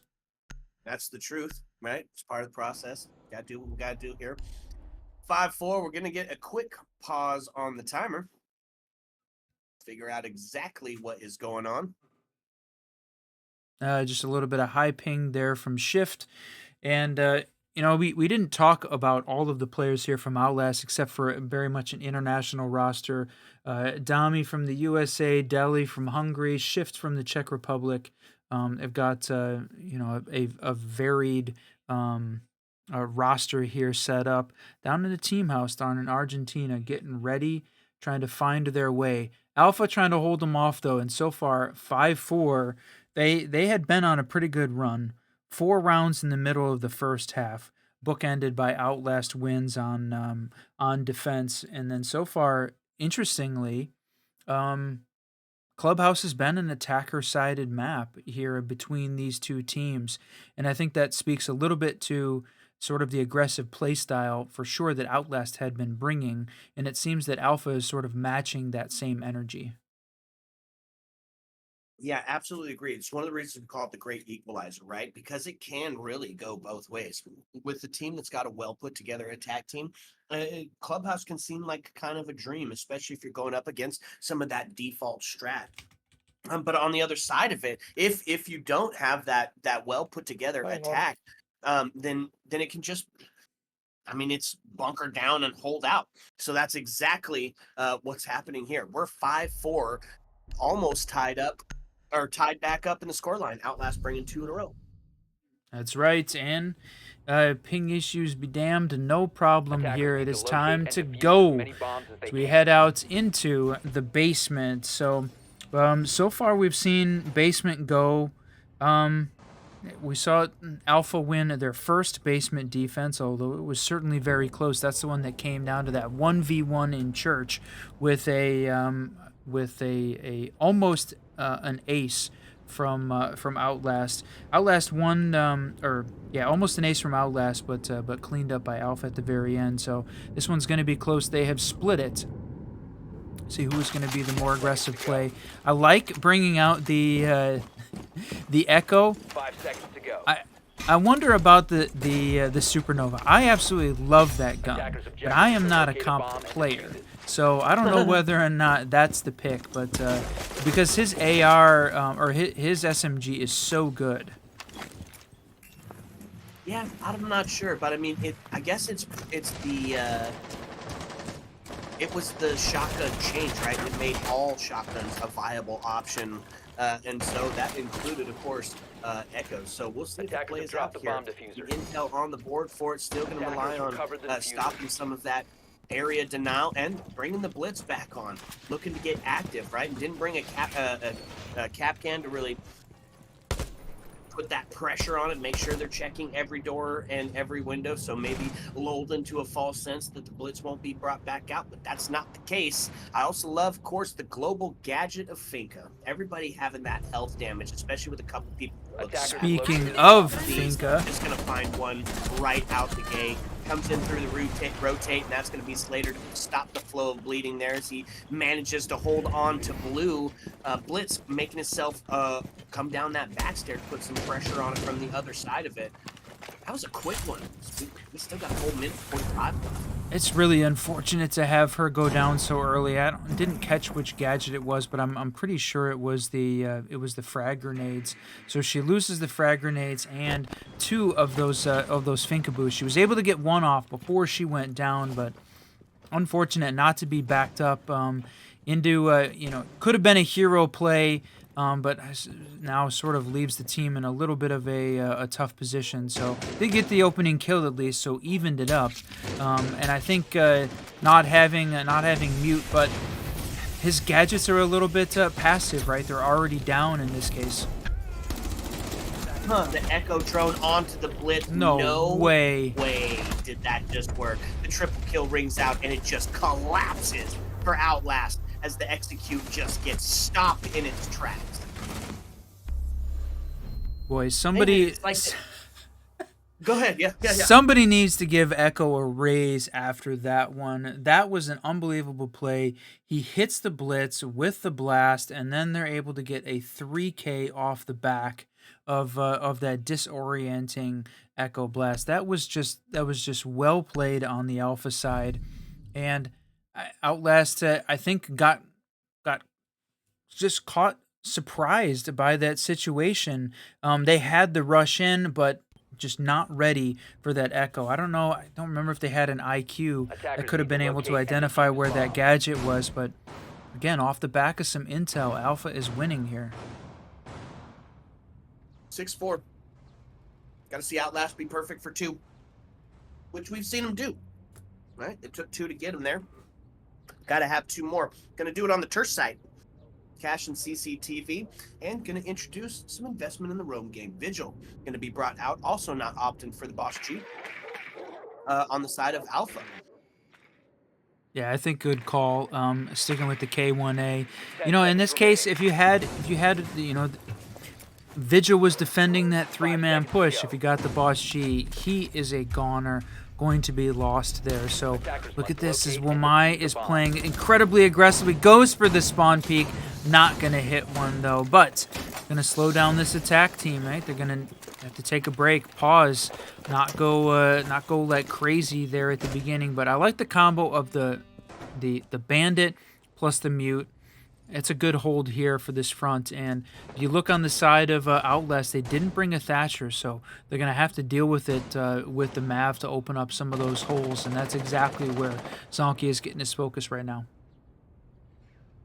So Ash sends a Oh, drone in by the okay. Vigil, but might have been missed drone. That's going to be the first kill. It is going to take Martin off the board, and that's a huge kill because why? Wamai is. You still got to use those gadgets. Look at that. Oh! What a play, though! Absolutely huge. Open up on the Mav hole, take a shot onto the corner, but they're prepared for it. A C4 to go out and crush Zonky down, but he's going to be able to potentially be revived here. Now, Yep. Vigil coming up the blue stairs, though. That's the big part, right? On the flank, going to try to put some pressure in here from the back area, from the bottom, but they're ready. Look at this. The other funny part was the C4 helped open up the breach because Mav popped the wall at the very last second just as the C4 went out. The timing on that was absolutely beautiful from the Outlast side, where they were able to get the C4 down and then avoid the C4 and have it open just as the wall did. So great there, but boy, I thought for a second we were going to see Vigil caught up in an engagement down there in secret, but players so close together, not realizing how close that engagement actually was, sort of dissipates before it happens. Okay, so really only lost life so far is the Wamai. A couple of low health scenarios because we got 2 that were picked back up, the Maverick and the Mute. Look at this, D4 primed, prep, and ready to send it should they choose to try to push into the doorway. Gonna send out a couple of those Rotera drones. Still has 2 in pockets. D4 not gonna find it onto shift. Just gets tossed a little bit far. I guess this is going to be the play here. Vigil does get thrown out, so he's going to have to make the rotate back around. The cross is there. He's able to sneak out of there before taking any damage, so that's going to make him a viable How did option he coming back towards survive? the red area option. The Matrix. He's seen the movie. He knew what to do, my friend. Ragnar finds the kill onto Sneeze. And that's going to equalize on the body count here as they open up the single wall from construction into CCTV, or into cash, excuse me. And that's going to be Zonky getting active, taking Ragnar off the board. Still do have one of the win conditions alive, right? That's going to be the Vigil. 14 and 7 later. He survived. No, died. A second onto shift, but they stop the flow of bleeding. No time left in which to get the diffuser down, so Alpha Team going to take a defensive win. Sheesh. Oh, wow. Victory there. 7-4 for Alpha Team. Certainly could have gone either way there, as it was a close round, but Alpha just generally looked better across that whole map. It was close, but that was the team to beat. And now, as we head into Consulate, my friend, Consulate going to be the next place where we do battle, and that one is Alpha's pick. So Outlast is going to have to take the time here, the pause in between maps, come up with something special, and fight back to reach that 3rd map if they want to push on to the finals, which is going to happen at the conclusion of this best of 3, my friend. Yeah, if you're an Outlast fan, I'd be a little bit nervous going on to Alpha Team's map pick and that map being Consulate. So we're going to find out if they've got what it takes to send us to a map 3 right after map 2 when we come back to you.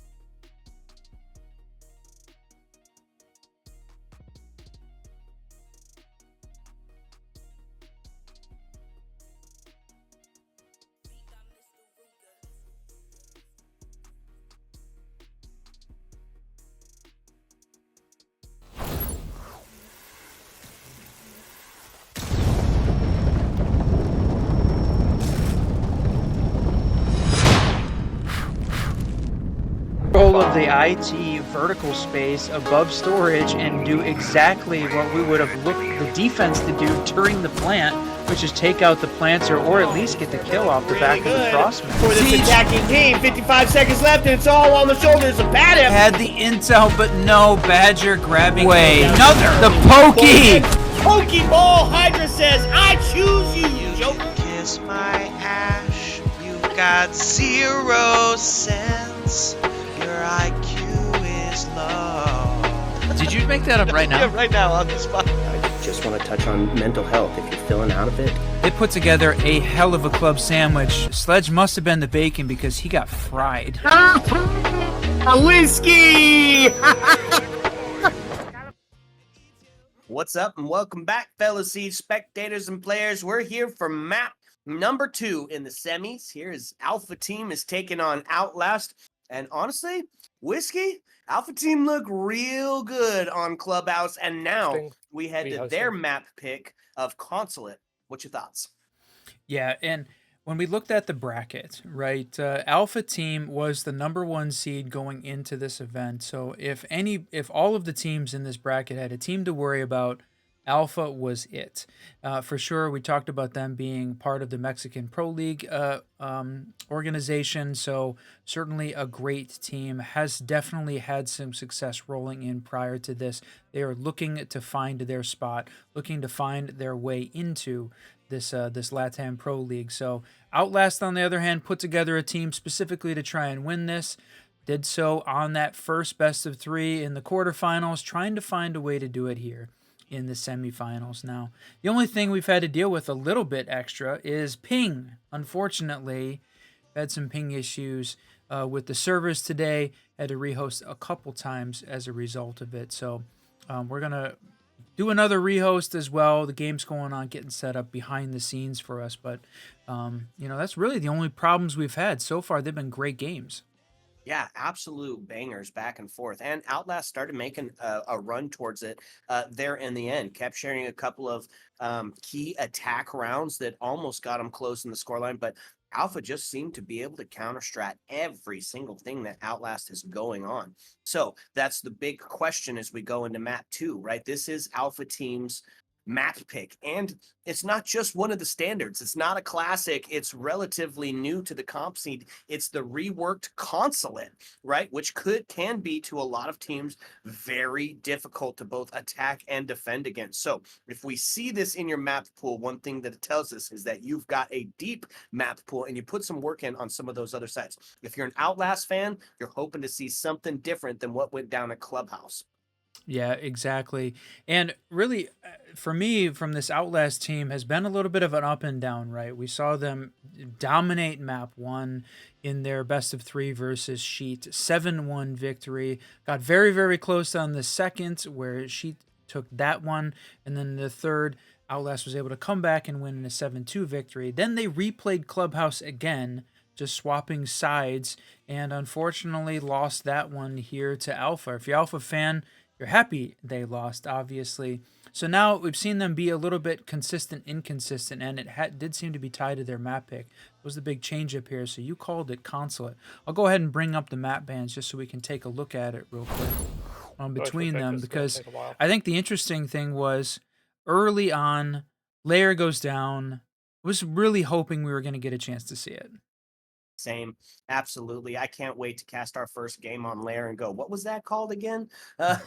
Pushing up the back staircase, I think. No, it's just a fun addition, and to see Oregon out of it is fun. It's good. It switches it, right? It takes away some of that crutch map that you see a lot of teams go to. So you're right. Clubhouse map number 1, Consulate for map number 2. And we need to see a miracle here, or we're not going to make it to Cafe here in the semis. Yep, exactly. And the other big thing was, I think Alpha recognized that Chalet is a great map for Outlast and banned that one out. So we didn't get to see any of the new maps, and then losing Chalet early, I think, maybe put a little bit of a hurt on Outlast. We'll see whether or not Consulate is going to be that map that which team has got some pocket strats here for it. Cafe is a map that I think is that's the decider, obviously. Well, we have seen in competitive teams that really an increase in the amount of play that we've seen on Cafe. It's been a map that I think, especially with the loss of Oregon in the map pool, has become more of a favorite. We've certainly seen it played more often just in the last call it couple months than really we had in the previous year. Yeah, and I hope we get there because that's a devastating one to try to get into, just like you would see for like Skyscraper, right? It's just tough to get inside of the map. So, are we still waiting for the lobby to get set back up? Yes, indeed, my friend. Still waiting for the lobby to get set back up. So we'll take it to a quick break here as we're trying to get that lobby up and going, resolve all the ping issues, and when we come back, we will be starting map 2 of the best of 3 here in the LATAM South the semifinal playoff game. That's right, baby. Ayo. Let's go.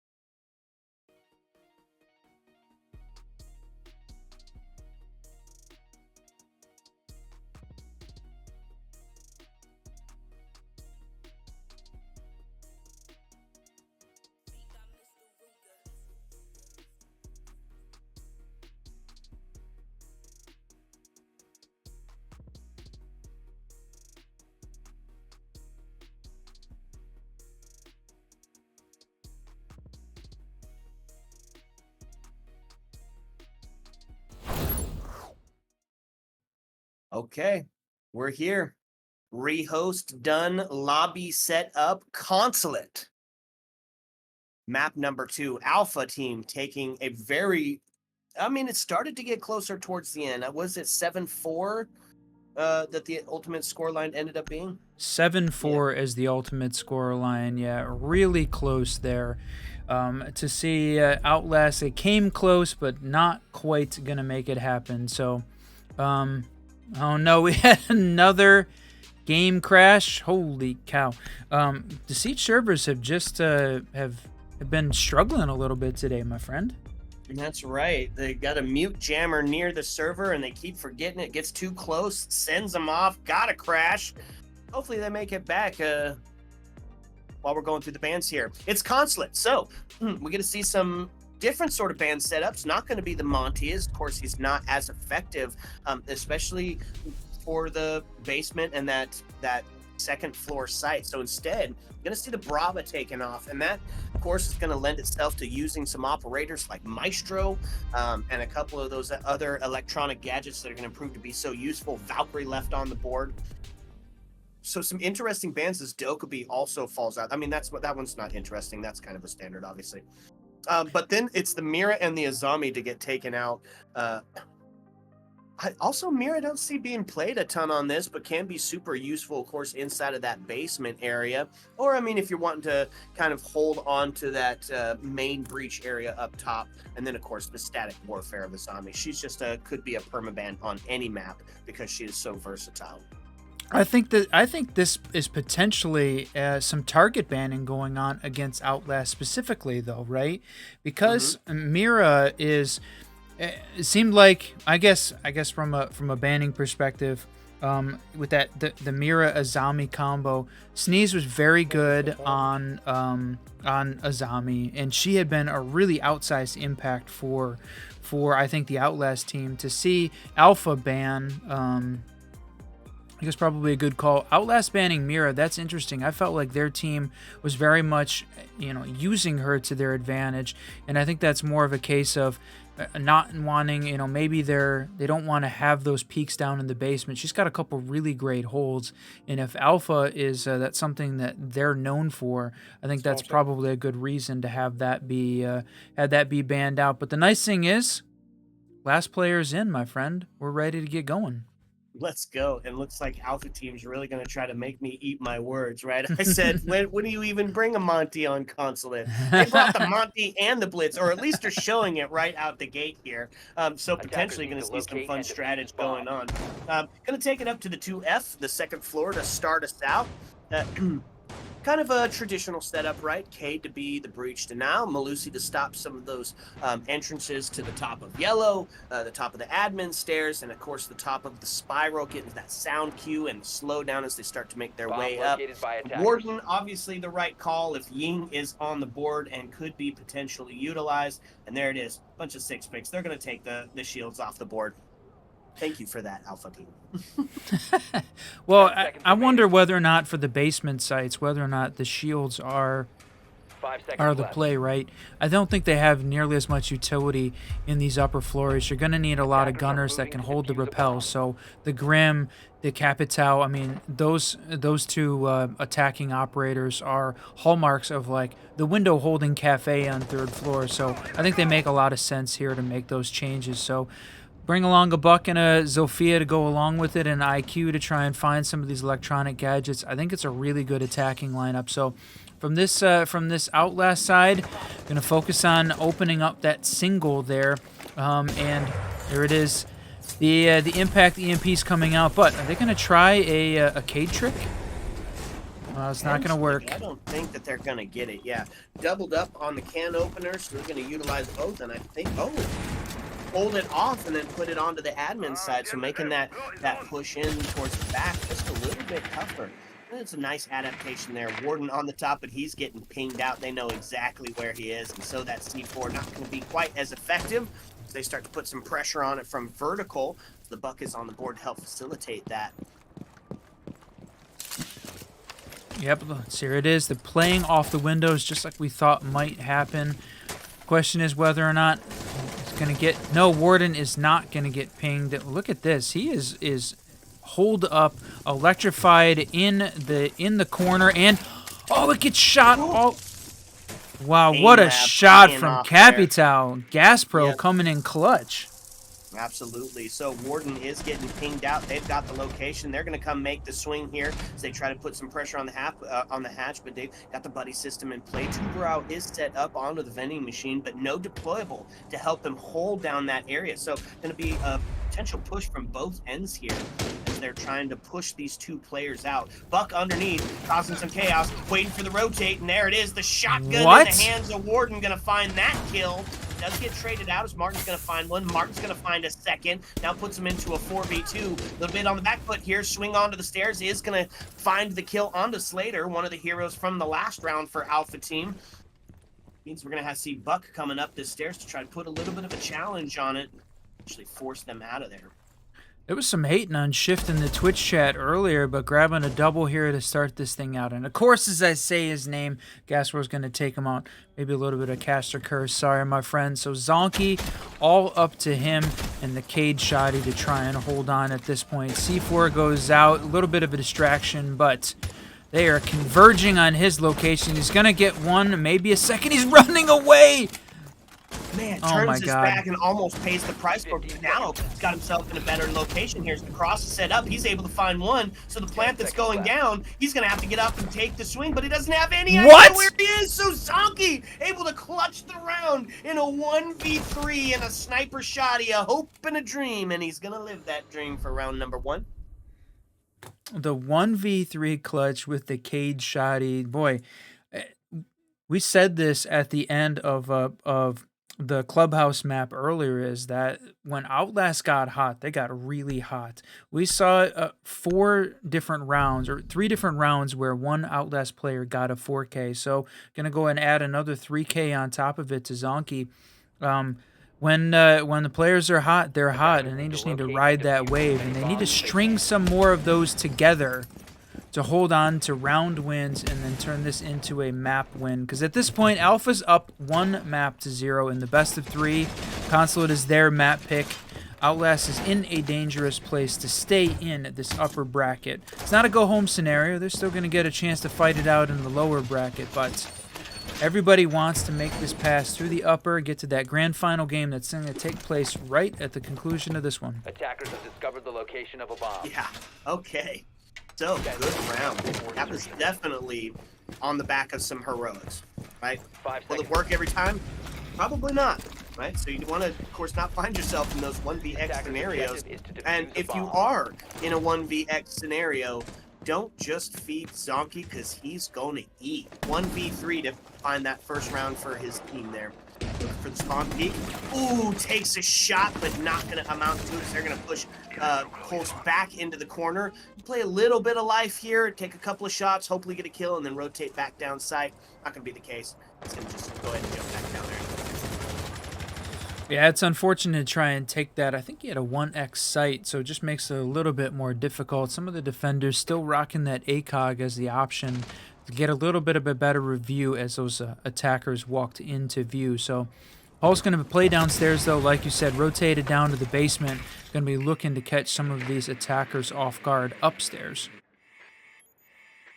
Take an extra second here to drone out, make sure that they don't have a ton of first floor coverage here.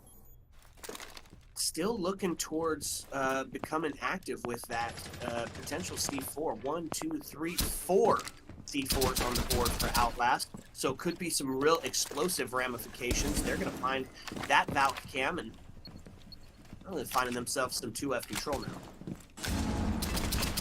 Yeah, boy, just clearing out all that utility, both the default cams and the extras that Outlast has brought along. But see that Paul's still continuing to have his gadget out and active, waiting until he can get one of these attackers into place in the right spot. Walking onto that soft breachable floor. They're working on getting set up. That's one of the hallmarks we saw of Alpha during that clubhouse game, is they took a little bit longer to get the execute set up, and they did a little bit better job with managing their drone economy and the intel off the back of drones than we saw some of the other teams in this tournament play. So they can keep both of those things going. Look at this, a double. Oh, he's only going to get one, but a second there was close. And that's the diffuser down. Now, of course, they're close and able to pick it back up, but C4 is going to continue to rain and do some damage. Still got 2 in the hands of Malusi and Mute to be utilized here, and looking like this swing from Yellow. Do they know? Of course they know. There's the swing. Malusi didn't. You run, you die. And she broke rule number 1 there. So we're going to equalize on the body balance here as we find ourselves in a 4v4. 30 seconds left on the board as it starts to put some pressure on the Alpha team here. Oh, my friend, this is it. This is coming down to it. It's still a 3v4, 18 seconds left. I feel like we're in that same scenario, though. Alpha just taking a little bit too long to get this execute set up. But just like that, finds Zonky off the board and now does still keep that pressure on the defense. They're able to find another kill. The plant starts to go down. 3 seconds left, and there's the C4. Playing from down below, they're going to be able to stick this plant here and force a retake scenario. Post is got the Q here, but he's going to be coming up red, or coming up yellow, and in a bit of a tough position because they obviously know that's where the play is going to be coming from. So a couple of shots go through as they both make their way there. Looking towards that window to potentially get the run out, because now they're going to have to fight the Aussie Repel. Fight the Aussie Repel upstairs. Oh! Yep, they have got to watch out. They've got vertical coverage, but here's the question. Can they take a shot before? But no, Gaspro is going to get a double through the floor. Holy cow. Huge play there. Huge play. Got themselves in, got a plant, held it from the vertical. 1-1, we sit tied up. This Alpha team finds their first, and we're going to go back to that first floor site. I like Interesting that we're not seeing much of the basement here. Well, I know it feels like we've sort of gone back and forth. We have not seen a ton of consulate play in like the T3, T4 scene. I think because, like you said, it's a deep map pool kind of a map. It doesn't seem like it's as fun to play as some of the others. Doesn't seem like it has as many of the defined strats. So it's not one that the teams continue to focus on, especially because if it's always banned, it doesn't make sense to spend a lot of time on the map. Maybe pull it out as a bit of a pocket strat. So we sort of are going back and forth on what are the really dominant sites. We didn't see that huge shift like we do in Chalet. So the second floor seems like it's one that is always a bit dangerous, where there's a lot of opportunities to attack, a lot of avenues that you can kind of take. Was not the favored for a little while. Basement seemed like it was, but there's a ton of breachable floor above the garage, so that first floor was kind of settling in. That is the greatest the preferred site in my life, as some of these were going. Yeah, kind of sticking with that first floor that we've been seeing on all of the floors on the map. I like it. It's good. It's bold. We're gonna bring out the Maestro here for a little bit of intel and some cams that shoot back, and reintroduction. The Solus back on the floor. Gonna be using the shotgun can this time. Interesting. We talked about Solus not being an operator that gets banned very often because both her and Fenrir had some pretty significant nerfs as we went into the year 9 season to the mid-season patch. Like sort of changed up their play styles, but also interestingly is OUTLAST is playing both of them. They had sort of seen some pretty significant nerfs in place, and here we are. They're being played again. Okay, so first minute is done as they're trying to figure out exactly where these defenders are at, and it's a little bit spread out, right? 4 up on the top floor, and it's going to be Solus, kind of the sole roam, the lone wolf, trying to determine where exactly that push is coming from and kind of stem the flow there. So big dedication to the vertical game.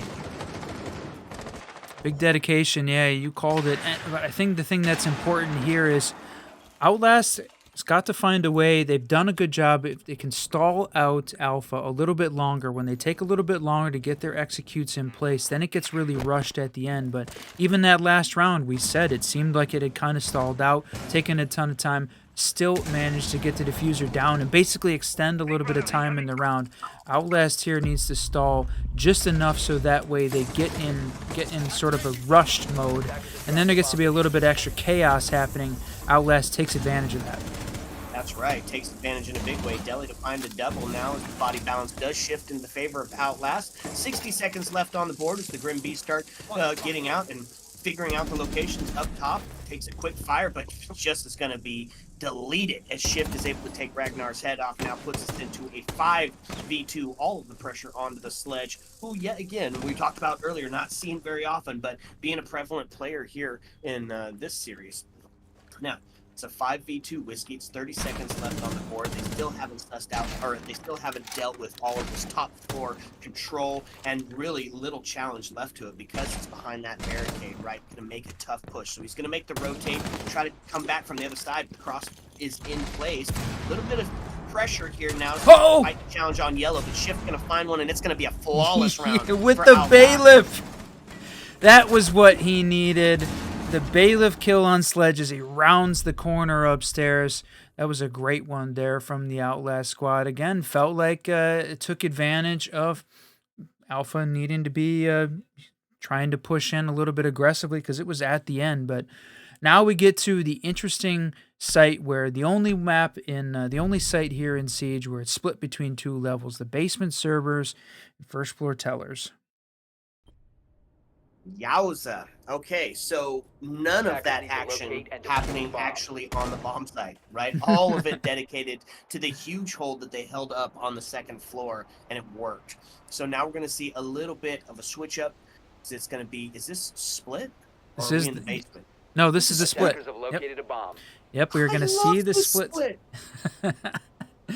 Yeah. Okay. Boy, this is the day for things that we don't get to see that often. Sledge in play, the split, the shields coming in. Okay, they took the shield off. They're not going to bring it on console. I guess that's a basement only type situation where we're seeing the Monty Blitz push in. But so 5 seconds okay, to go. split. Still going to dedicate some resources to potentially playing on that second floor. You got Legion up there making the big hold inside of the manager's office, and Oryx that's going to be able to help solidify that hold up there because obviously you can traverse top, down, left, right faster than anybody on the board.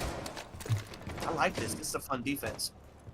Yeah, the question is, how's this attacking team going to set up the push, right? A lot of times you see a lot of dedication towards the secret side and pushing in towards that basement bomb site, or you're going to see more of this this first floor push into the tellers as the alternative. But Shift is ready and waiting there, playing the pulse, looking for who's going to push in towards possibly that secret wall. He's got the window open. That's the only dangerous part for the attackers, is they try and get those reinforcements up, but oh, they left one of them open. They left one soft. That's going to make it really tough for the attackers because they're not going to be able to spend some time setting up outside.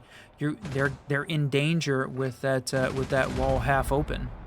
Yeah, and it doesn't even actually look like they're putting a ton of pressure onto this pulse just yet. Looking around to maybe swinging towards that main area, and that is going to be the Sneeze getting the first kill as they're able to find the Grim off the board to take care of that intel that was doing such a fantastic job at sussing out where the late round players were at. Now Pulse makes his way downstairs, so he's completely rotated around, and just a ton of intel being fed by him right now.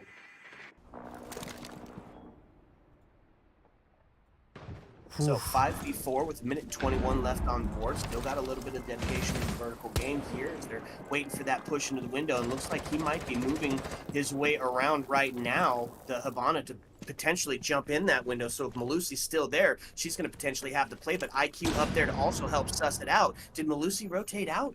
No, she's still in the admin office. They're like right beside each other. Holy cow. No clue that he's sitting there. And Legion. Yeah, Okay, these players are so close together, and there, unfortunately, Zonky goes and shotguns the wall open and takes a face full of bullets there from the attacker. Martin getting that one, and then Slater is going to get one too. Deli's the one upstairs, going to continue to put some pressure on this, but again, I don't feel like we're seeing the push is coming from downstairs here. He's going to get one. No, unfortunately, Slater and Martin going to grab a double. All of this ended up being this direct action downstairs, and holy cow, that was close to a TK too. Absolutely. The dynamic duo, Slater and Martin, just being the heroes of the first round as well, putting up some really great score lines, working as a really great duo, droning in, pushing, finding and isolating those players, and then just absolutely dominating that real estate. Did have some action on both floors this time, and it is going to tie us up 2-2. Whiskey Run, this is a game. Yeah, it is. We knew that this one was going to be close. Attackers need to Again, neither locate and team defuse wants to bombs. try and battle this out in the lower bracket. They both want to try and take the fight up here. And as we moved a little bit further into this best of three, I expected both of the teams to kind of get a better idea about how they were playing, right? The slow, methodical play from Alpha, a little bit more of the aggression from Outlast. But here we're playing on defense, and seeing Zonky having another great game. He struggled a bit in that first game on Club, but has sort of found a little bit more of his footing here. And the combination of players and how trying to adapt to this Alpha team's play style is very different than the way that Cheats played. So they're having to adapt 5 on the seconds fly left here. And before again, we're insertion. getting pretty late into the day for Siege, right? Our stream has been going for over 5 hours at this point, and that's just the piece that we were casting. They were certainly playing before we even got on the mic to get ready. As theory sessions, like you said, this Outlast team has got a fantastic coach in C-Day, so I know that they were doing some work ahead of time. That's right. Just to highlight here, 4 shotguns on the board for the defense. If we talk about the close quarter combat arena, and Consulate is definitely that, right? Tight hallways, close little hidey spots. So Smoke, Mute, Warden all bringing their shotgun, and then of course the Shadi of Malusi as the secondary as well. They're going to really be putting some dedication into blasting you and getting up close and personal for this Attackers next have located a engagement. bomb. It almost seems like it almost seems like it's a strat roulette, right? You look across that bottom, and you've got the SAS M590 just on 3 of the players in a row.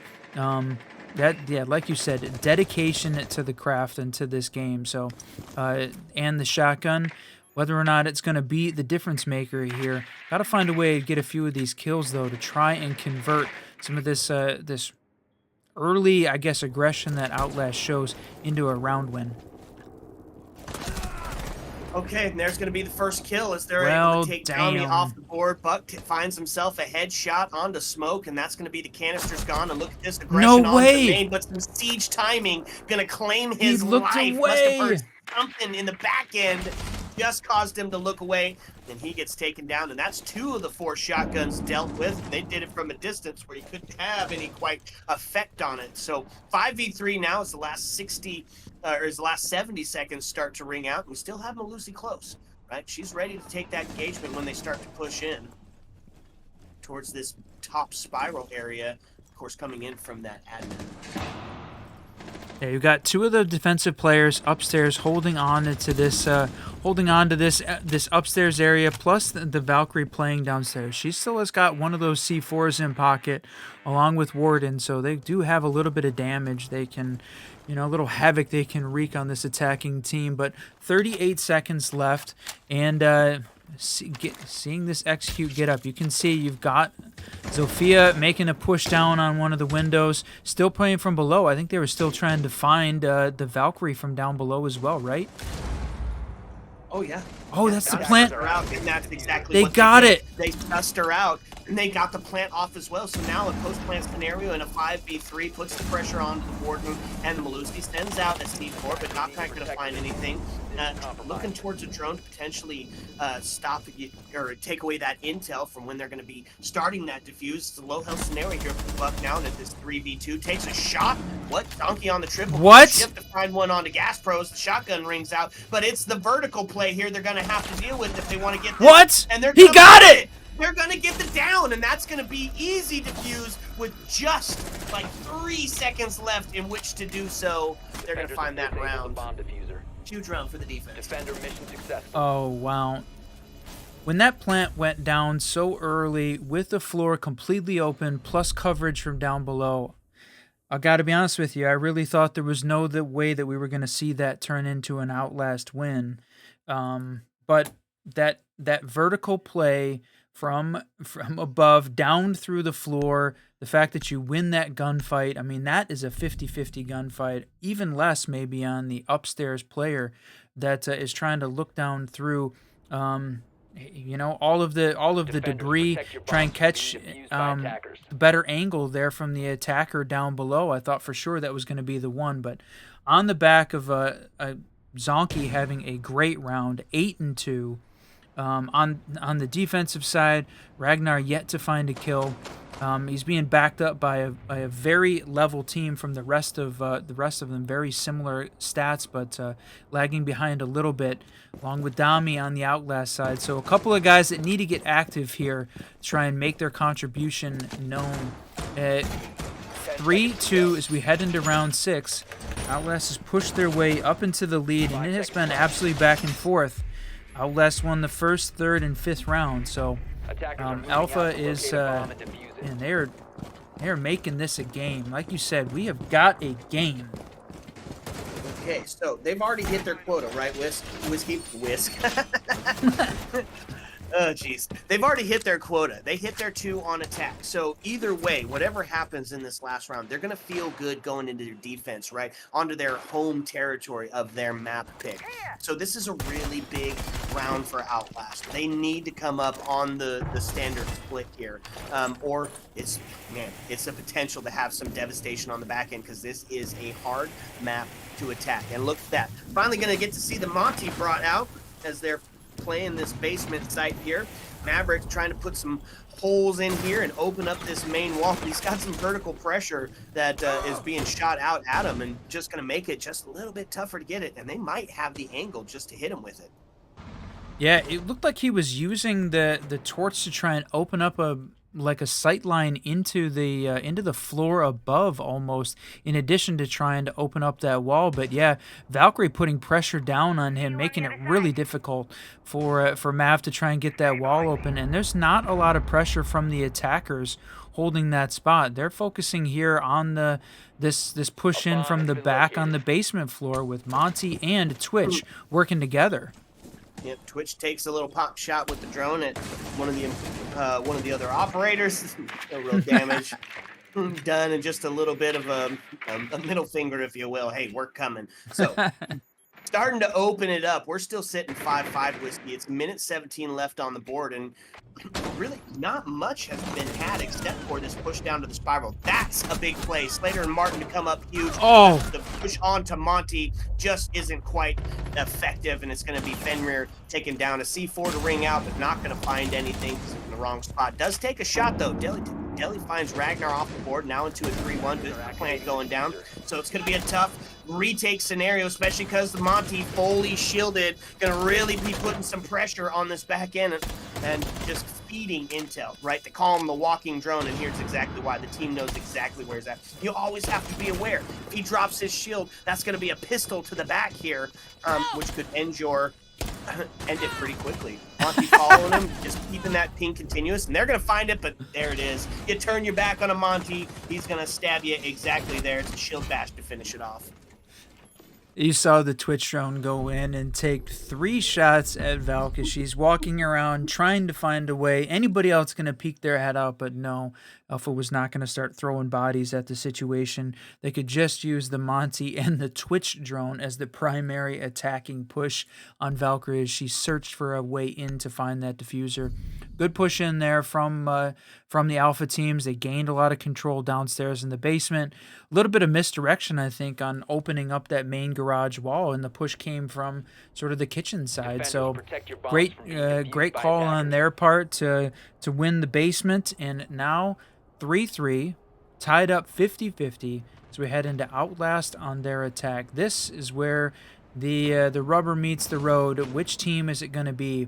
Alpha again up by 1 in this best of 3. Outlast must win here on Consulate in order to force the third map. Otherwise, we're going to see Alpha moving on to that final game, and Outlast moving down into the lower bracket to fight their way through. So big rounds coming up here for both teams. Yeah, absolutely. If you're an Outlast fan, you're a little worried. Although you know they've got a great attack. We've seen it. We've seen the communication, the split pushes, the isolations, but they're going to have to bring out all the stops here. This is a tough map to attack, and the defense really setting up for just a little bit of everything, right? Capcan on the board for some trap, Legion for some slowdown, Wamai for the smokes, Solus on the roam, Mute to take that intel away. I mean, this is a really good defensive setup here. On the back of some aggression, though, we do have the Amaru going to start to make her presence known here up on the second floor, but going to do it the old-fashioned way with one of the can openers instead of flinging in through the window. This time you do see the deployable on the vending, going to make that position just a little bit harder to make the push around. Yeah, I think that's a good call, and yeah, Namako would be proud bringing out the Amaru plus the Supernova again. I talked about that. Is such, I love that shotgun. I just don't know if that's the case. Like seeing this though, tossing in the Yin Candelas. But boy, trades coming out. That is an opening pick by the Alpha team, but they lost 2 in quick succession after to put us at 3-2. What? Oh geez, 2-2. Boy, I said it, man. Can sneeze. Oh no, difficult shots there. He's able to traverse the backside, re-peek it to get the kill, and it didn't even look like he was looking. So it was a great first attempt. It looked like it was a 4v2, but they have brought it back into contention, and 2-2 with plenty of time on the board here. Now, of the operators to still have alive, Ying's not a bad one, right? Still got some of those Candelas in hand to be able to cause some chaos inside of the site or wherever it is that you're making that push. Only one here. So it's got to be a very effective Candela, and he's going to stick it through the floor. Yep, holding, waiting on the floor. There's the drop. Oh, I really hoped it was not a little bit too early, but that's the double drop down, and they are staying out of the way. They're going to got one of the attackers upstairs. It's going to be the vertical play from both of them. They're going to let them get the plant down? No, they haven't. They're not even starting for it, right? Don't have any Candelas or any air jabs left to kind of secure your area. So really just going to have to do it the traditional way. Deli finds Martin off the board, and that was one of the win conditions. Okay. Now the plant's starting to go down 2v1. The cross is potentially set up, and they're already making their way and pushing towards it. So hopefully he didn't have some siege timing and miss his opportunity to start to facilitate that kill. Looking towards it. Oh, man. Had a bit of an potential look at it, but yeah, I needed to use the shotgun and open up the floor, or maybe I mean, would have given his position away, but maybe could have had a snap decision there and been able to take one. But yeah, gives his position away, and the pings come out, takes out one of the drones they had placed in sight, and Outlast gonna take that one. So 4-3. Really the only place we've seen Outlast struggle here on this map is in the basement. So they lost the first floor piano and the 2 basement sites that were played on their defensive half. So this is you know, maybe the stronghold will see whether or not they can attack it better than they held it on defense. Well, they found one. They found one, and that's a good start and takes you up in the score line 4-3. We move into round number 8 here and going to see the re-emergence of the Clash, right? Classic slow you down. Couple that with the Tubero and the Cade and the Banshees. This is a good defensive setup. It's going to be tough to get aggressive with it, that's for sure. I question the use of the Clash. I know we talked about that. She's still at least in the ranked pool, right? We don't get a lot of stats on the competitive play of what the win delta percentages are that you do with all of the rank stats. Mostly because there isn't a good way to keep track of it with them being handled offline. So we don't know, you know, how big of an impact that Clash has in the competitive set. Just that she's got a really low win delta percentage in ranked. So see whether or not it's the right pick here from Alpha on defense, or can Outlast deal with her really quickly. Agreed. Nook on the board. Going to be a huge impact player coming up here next season. right? That's going to be a huge buff coming their way with the FNG recoil and the addition of not losing your gadget when you're not moving. Huge. Still kind of getting some practice in with it right now. Yeah. Not a bad idea. Yeah, I mean, the gadget staying, not using any of its power when you're motionless, that is huge. I really think we're going to see a huge uptick in the Nook or Knock blade, depending on where you're from.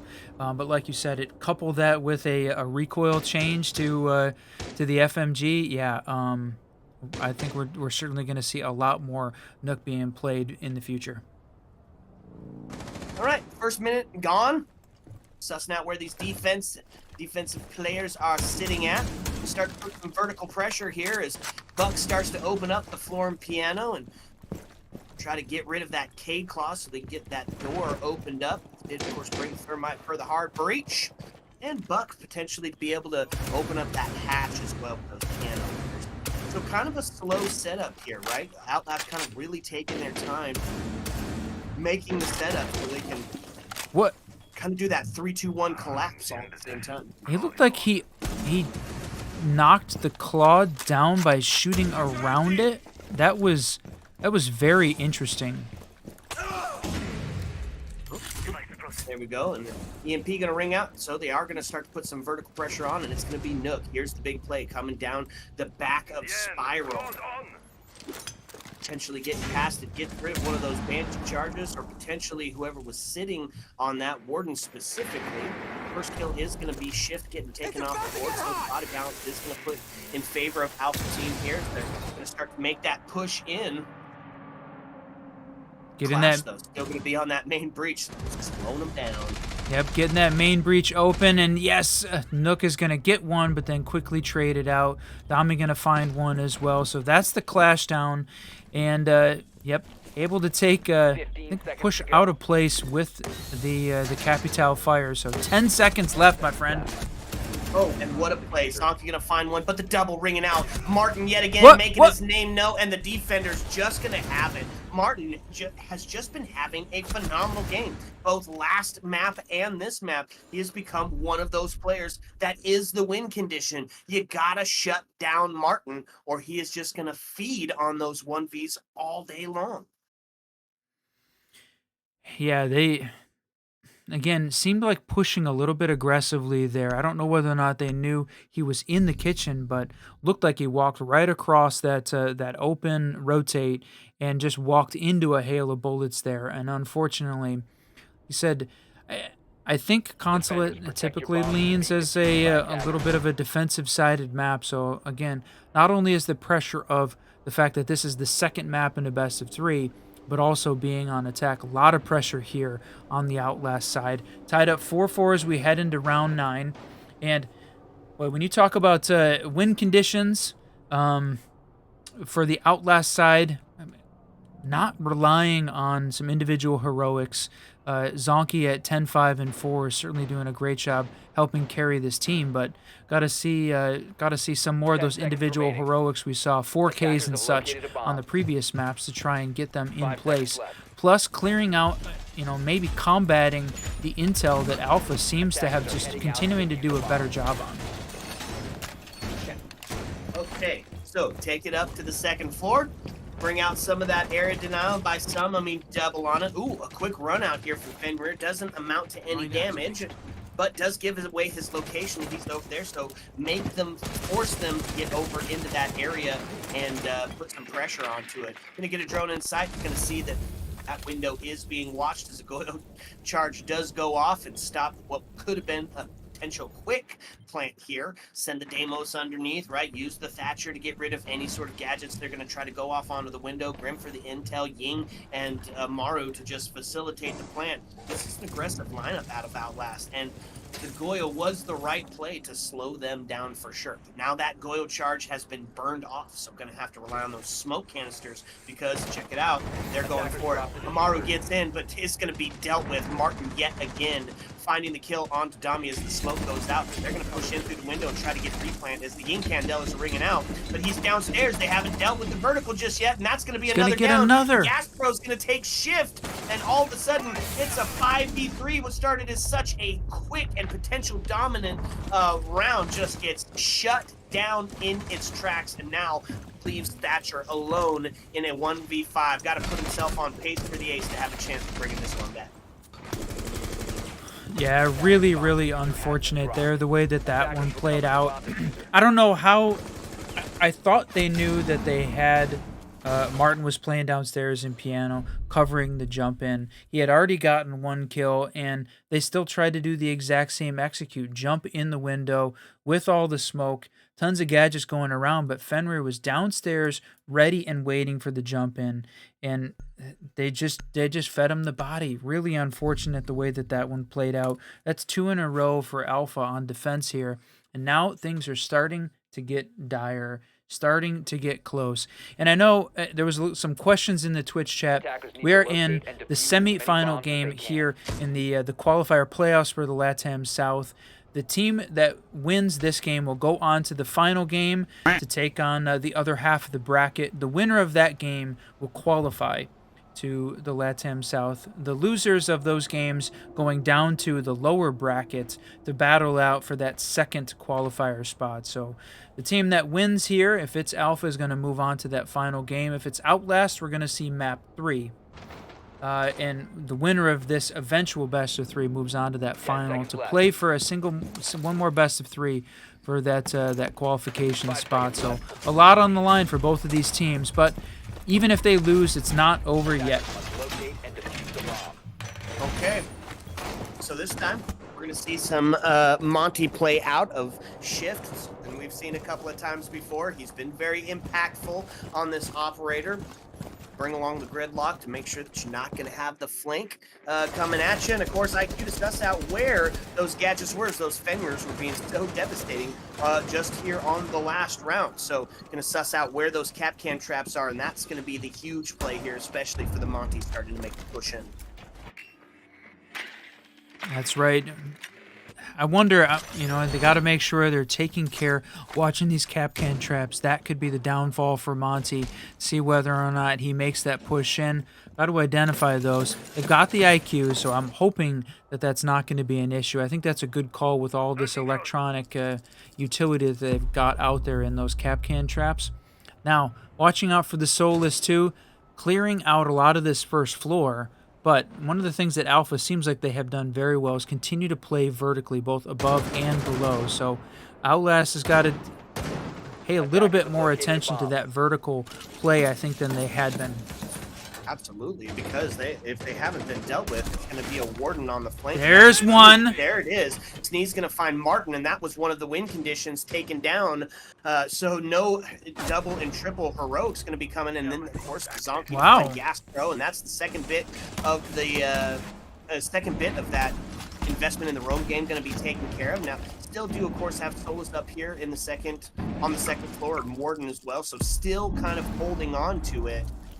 But this looks like a round that's potentially going to start moving into Outlast favor, especially as Monty's made his way inside. Going to start going for the plan. Just needs to find another kill on Ragnar, and now to put all the pressure on the Solus and the Warden. Now, Slater going to find the kill, get a little bit closer and equalizing this scoreline. They didn't get the plant down, and huge pick. They took the Monty off the board. That's right. He had the shield protecting him a little bit, not completely. That's unfortunate. Needed to have one of these other operators upstairs putting pressure on him. He was able to sit there and just fire at the Monty's head while he's getting the plant down continuously with really no pressure here from the rest of the attackers that could have prevented that. So they do have picked up... They said they dropped the diffuser, but assuming that's just to change who is going to be the planter, still have got to deal with both of these defenders upstairs. That's crazy. Yeah, so Gridlock going to start getting the plant down as he thinks they found some relative safety, and they're going to find Solus to put Warden onto a low health, and Zonky, he's going to do what Zonky does. It was said in the chat, and on the 5th day they made Zonky. Well, he comes with the miracle play here at the end and takes the 2. He's just having a phenomenal set of games that we've been able to watch. Definitely been treated to him and his play style here. The thing I'm a little worried about is going back to the basement, and obviously Outlast has no control over it, but that continues to be a bit of their Achilles heel, struggling on they lost the basement attack on round 8.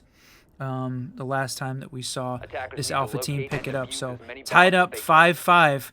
So close, my friend. Neither one of these teams want to Attackers give it have up, located a and bomb. we're continuing to go back and forth. Right? We've only seen a team win 2 in a row once in this map. That was Alpha on rounds 8 and 9, but Outlast has already answered back. So this is a true back and forth. We're seeing some great siege from these two teams. Absolutely, exactly what you want for a semifinal game in the open qualifiers for a chance at getting yourself in that pro league spot.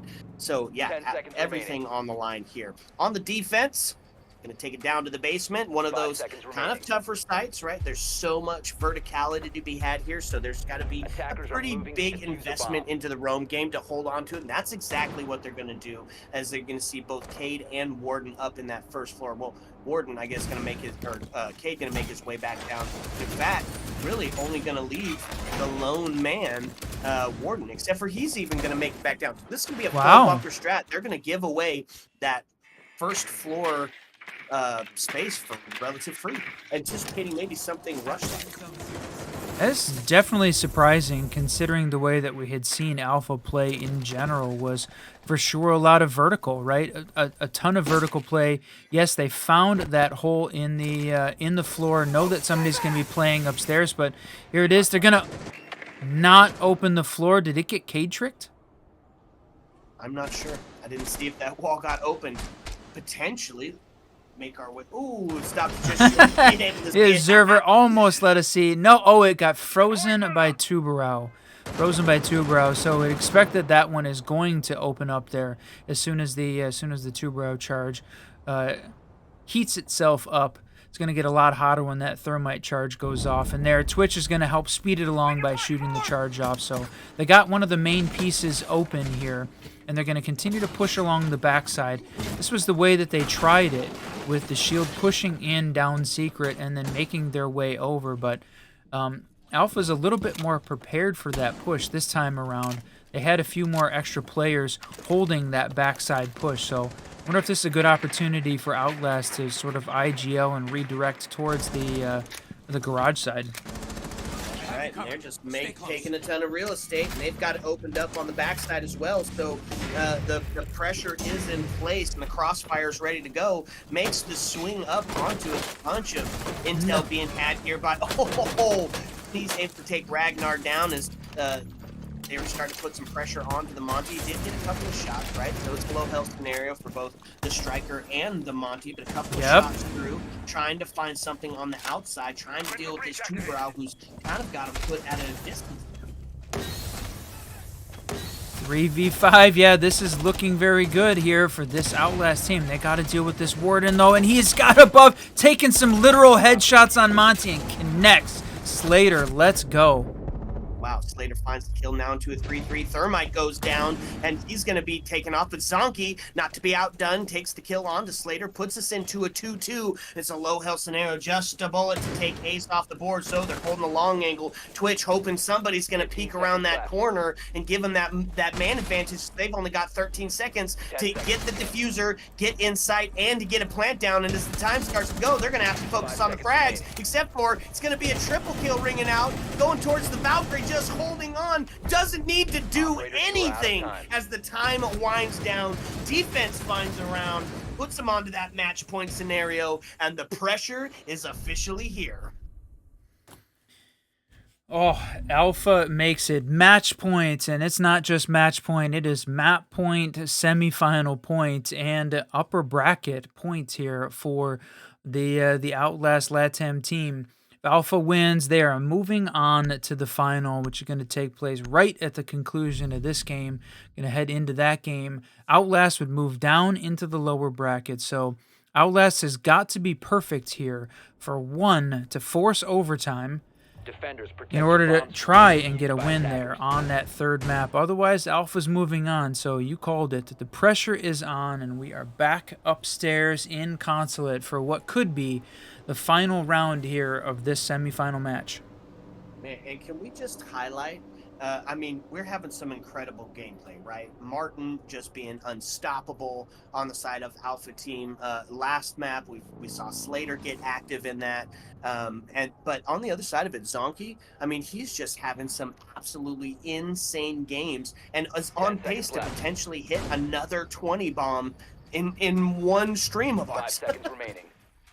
Yeah, the double 20, that would be certainly unusual moving and out an to incredible locate a bomb day of and defuse gameplay. it. But look at this, taking the shots outside. Alpha is certainly not going to sit back. They're bringing the heat, putting the pressure on this Outlast team, trying to play the mental game, right? We're not afraid to, we're not sitting back. We're going to go for this, going to go for the win. That was downstairs taking a first floor run out. It shows the confidence that this team is playing with right now. Absolutely. Yeah, completely agree. So, one around from sending themselves on to the finals. Gonna see probably some pretty fancy drone work here as they're gonna really take their time to suss out where this defense is, because obviously it's over if they don't. Soul's gonna start to use her gadget and find out exactly where this push is coming from. Won't be much that she's gonna be able to see outside of them being on their phones. Of course. First minute's gone, though. 2 minutes left here for the potential end of this one. God, I hate when you have to say it that way. The potential end and not quite done yet, and neither is the Outlast team. Want to try and find a way to win this one.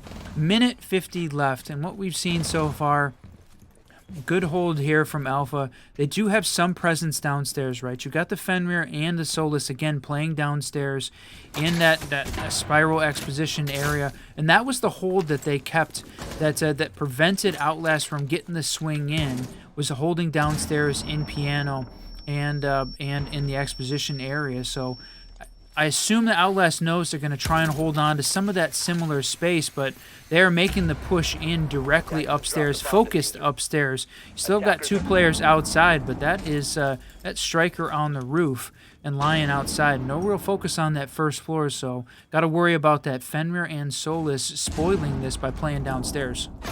Oh no, the grenade kill. That's going to find one. Zonky going to take Martin off the board. There's both the win conditions for this map taken care of, as the body balance does find itself in the hands of Outlast as they're trying to take this one to OT, try to get it out of regulation. Oh! With the double kill, it's looking like we might just see it as they start to make the push in here from Spiral, holding on to the long angle with Solus down below, meaning she's going to have to make a retake, but they're hit to her. She's going to find it with the back of P90. Moves himself around, tries to come up on the backside, and then Gaspro finding another one off the board, now takes it into a 3-2. No diffuser going down just yet, and the time is starting to whittle down, so fire everywhere. Flashes ringing out. They're trying to make this last play. They've got the pings going. 15 seconds No to go. plant yet. 14 seconds. There it Here is. it goes. Gaspro to find Deli. Huge 10 click seconds now left. into a 2-2, but they're gonna stick it here as the swing comes in. It's a post-plant scenario. Moves in, finds the one, now into a 1v1. This is it, Whiskey. Gotta find the kill for Habana, or let the time run out, or this one is over. It's low for Solus. Why, there it is. Dummy gonna find it and off the Slater, and we are out of regulation. We are going to OT, my friend, round 13, the first OT that we're getting to see tonight as a part of the LATAM South Open Qualifier Playoffs. Finally made it. Outlast not ready to give up yet. Here it is, OT. Get a little bit of the carrying forward. Going to see Alpha continue on defense as Outlast is going to take another shot at the attack and tied it up. Holy cow, my friend. Boy, I'm on the edge of my seat, Mr. Whiskey Run. We're going to need a stiff drink after this one. That is for sure. Woo, I love me a 1v1, man.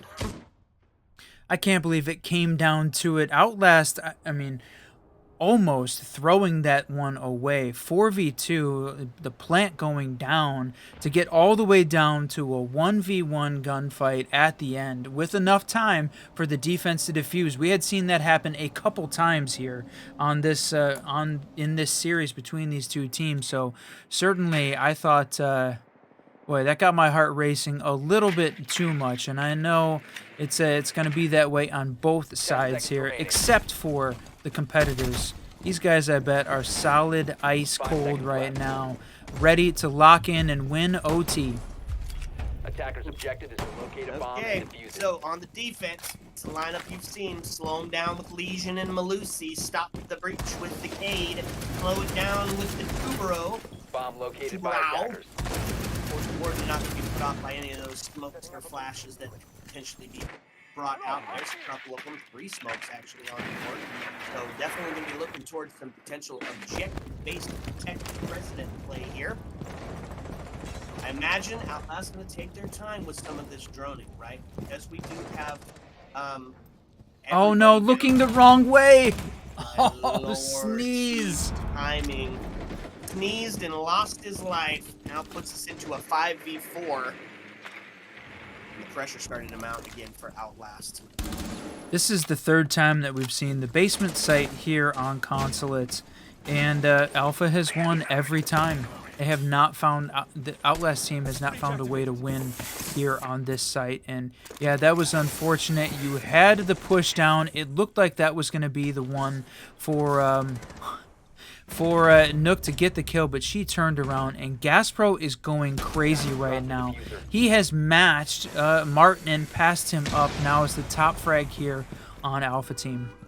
Yeah, just proving that any one of these team players can just pop off. It's a 5v3, it's a 5v2, a 5v1 as that sniper shot it rings out, and Alpha Team gonna find a way to do it flawlessly.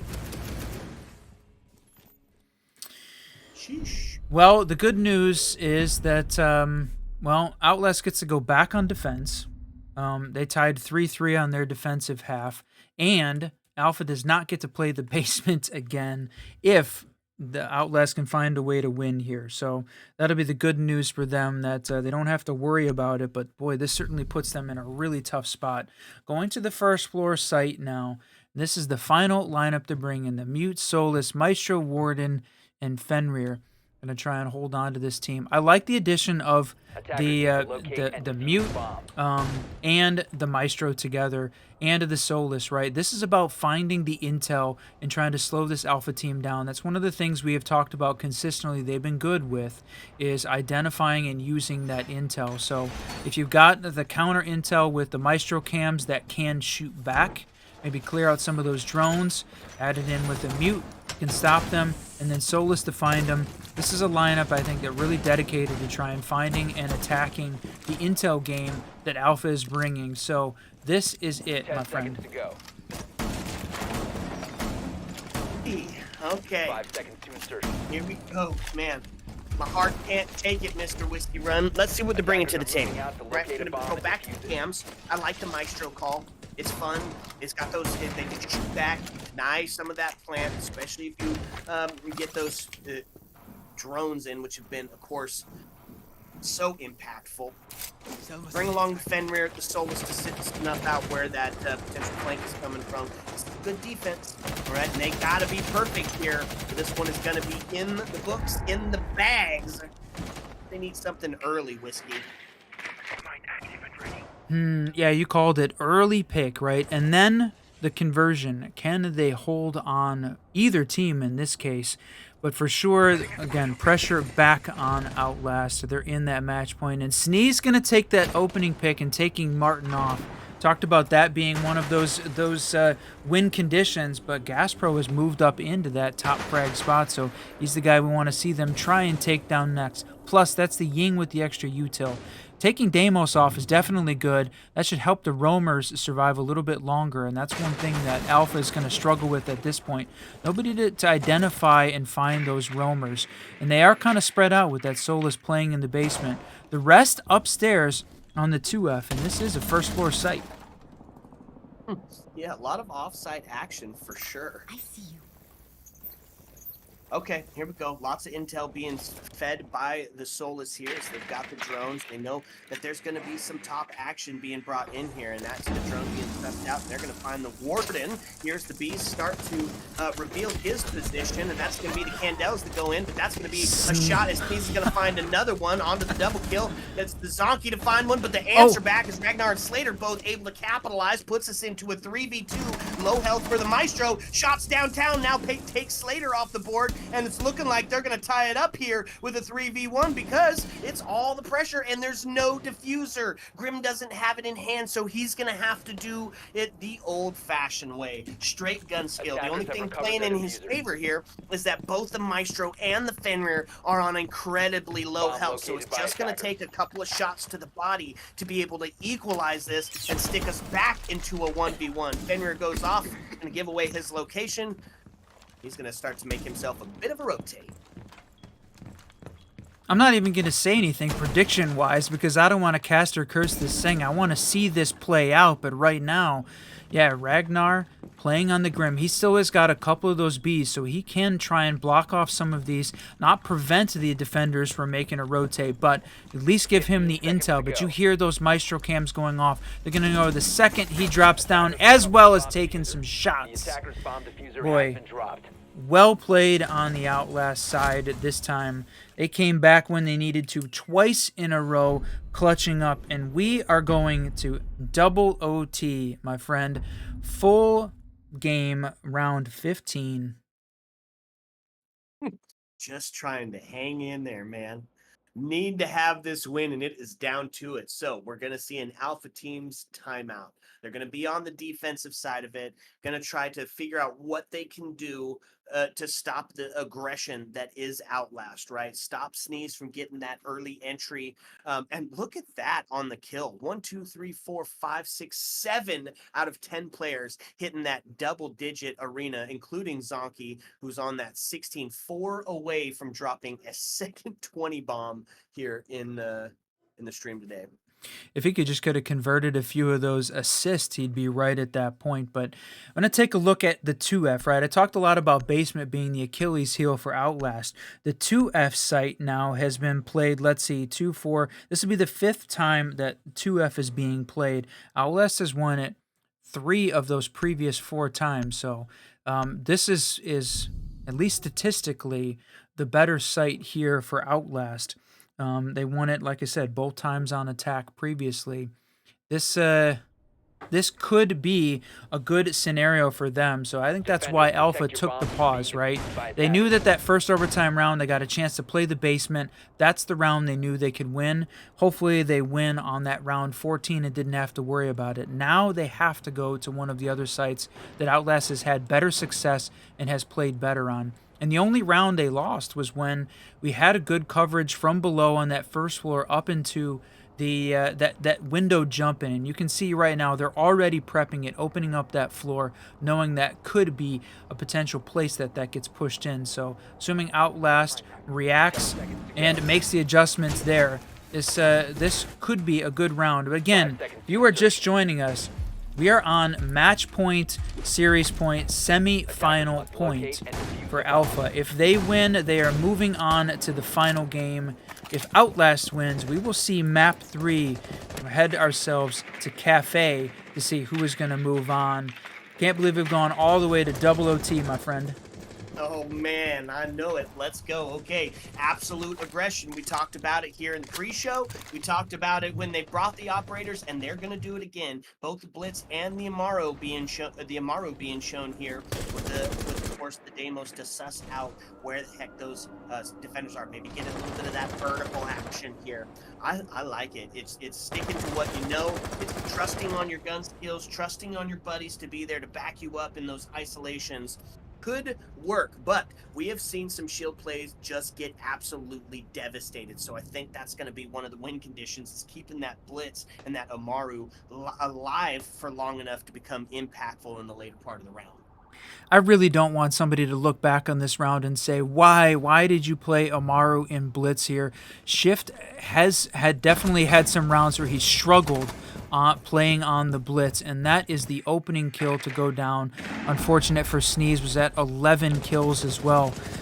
That is a tough one for this team, and it's a little bit of the intel from the Grim. So, again, boy, I don't even want to say anything anymore for fear of caster cursing something to happen here at this point, but it's just over, half the round gone. So they are working on getting themselves up, and we haven't seen enough, I think, intel clear on the inside to try and help, right, combat the intel game from Alpha. Outlast has got to work that right now. All right, and if we haven't sussed out the Fenrir, he's sitting in that yellow stair area. Could potentially be a Attackers factor. have located If he a hasn't bomb. been Run out. droned out. Could be huge now. Looking to get active on the run out. Looking for one, finds it, doesn't get the second. It fires to go off. The blitz starts to come in. Whiskey, it's now a 5v2 as the push gets stopped in its tracks. No, Deimos they coming around, traded. but Martin on the triple kill, and with 47 seconds left, Amaru dropping down the yellow hatch. We find ourselves in a very tough situation. It's the prone, honed, C4 shoots out, smokes, they know exactly where he's at. A couple of flashes, but it's gonna do him no good. 63 left, it's too little, it's too late. Alpha team moving on to the finals in a dominant fashion. It was a great game. Woo! Holy cow, 8-7 victory for Alpha teams. A huge, big GG's to this team for being able to come up with that win at this point in the match, in the evening where they fought all the way, and what a round from these guys. Really, what a game from both of these teams, my friend. No kidding. Man. Geez, all the way to double OT. It's exactly what you want to see in a semifinal round here in the open quals for your chance at greatness. Alpha team moving on. Outlast dropping down to try their hand at the lower bracket. Still got to fight your way through. So at least they're not out of it just yet. Yeah, that's right. I said earlier, as one of the consolation prizes we get here was that neither of these teams is going to have to go home, because I hated to see either of them lose the way that they played all the way to the very last bullet there. But unfortunately, if you're an Outlast fan, they come up just a little bit short. If you're an Alpha fan, congratulations, both of these teams. You guys did a hell of a job fighting in the semifinals, and we really look forward to seeing how you handle the finals and the rest of this double elimination bracket going forward. And we're going to take a minute, try and figure out which stream is going to be covering that final game to make sure that you're going to get a chance to watch it. So we'll take a quick break, and then we'll either be back to close it out, tell you where we're going.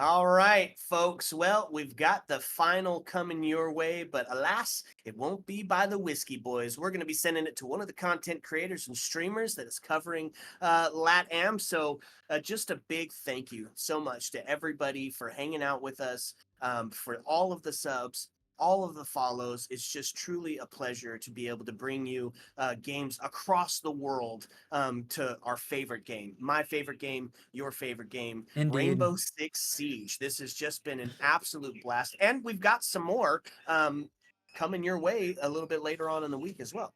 That's right. Hopefully, we're going to be able to cover some of the lower bracket that's taking place on Tuesday, as well as the rest of any of the LATAM games that are going to be there, and also part of the North America qualifiers as well. So we'll be there for all of that, and very much appreciated everybody that joined us for today. It was a heck of a game, a heck of a series. We appreciate all the support that that you guys showed to the teams and to us. We're glad we could be there. So we're going to send it over to Cinecup, who has been covering some of the other games, going to take you through the finals. But that's right.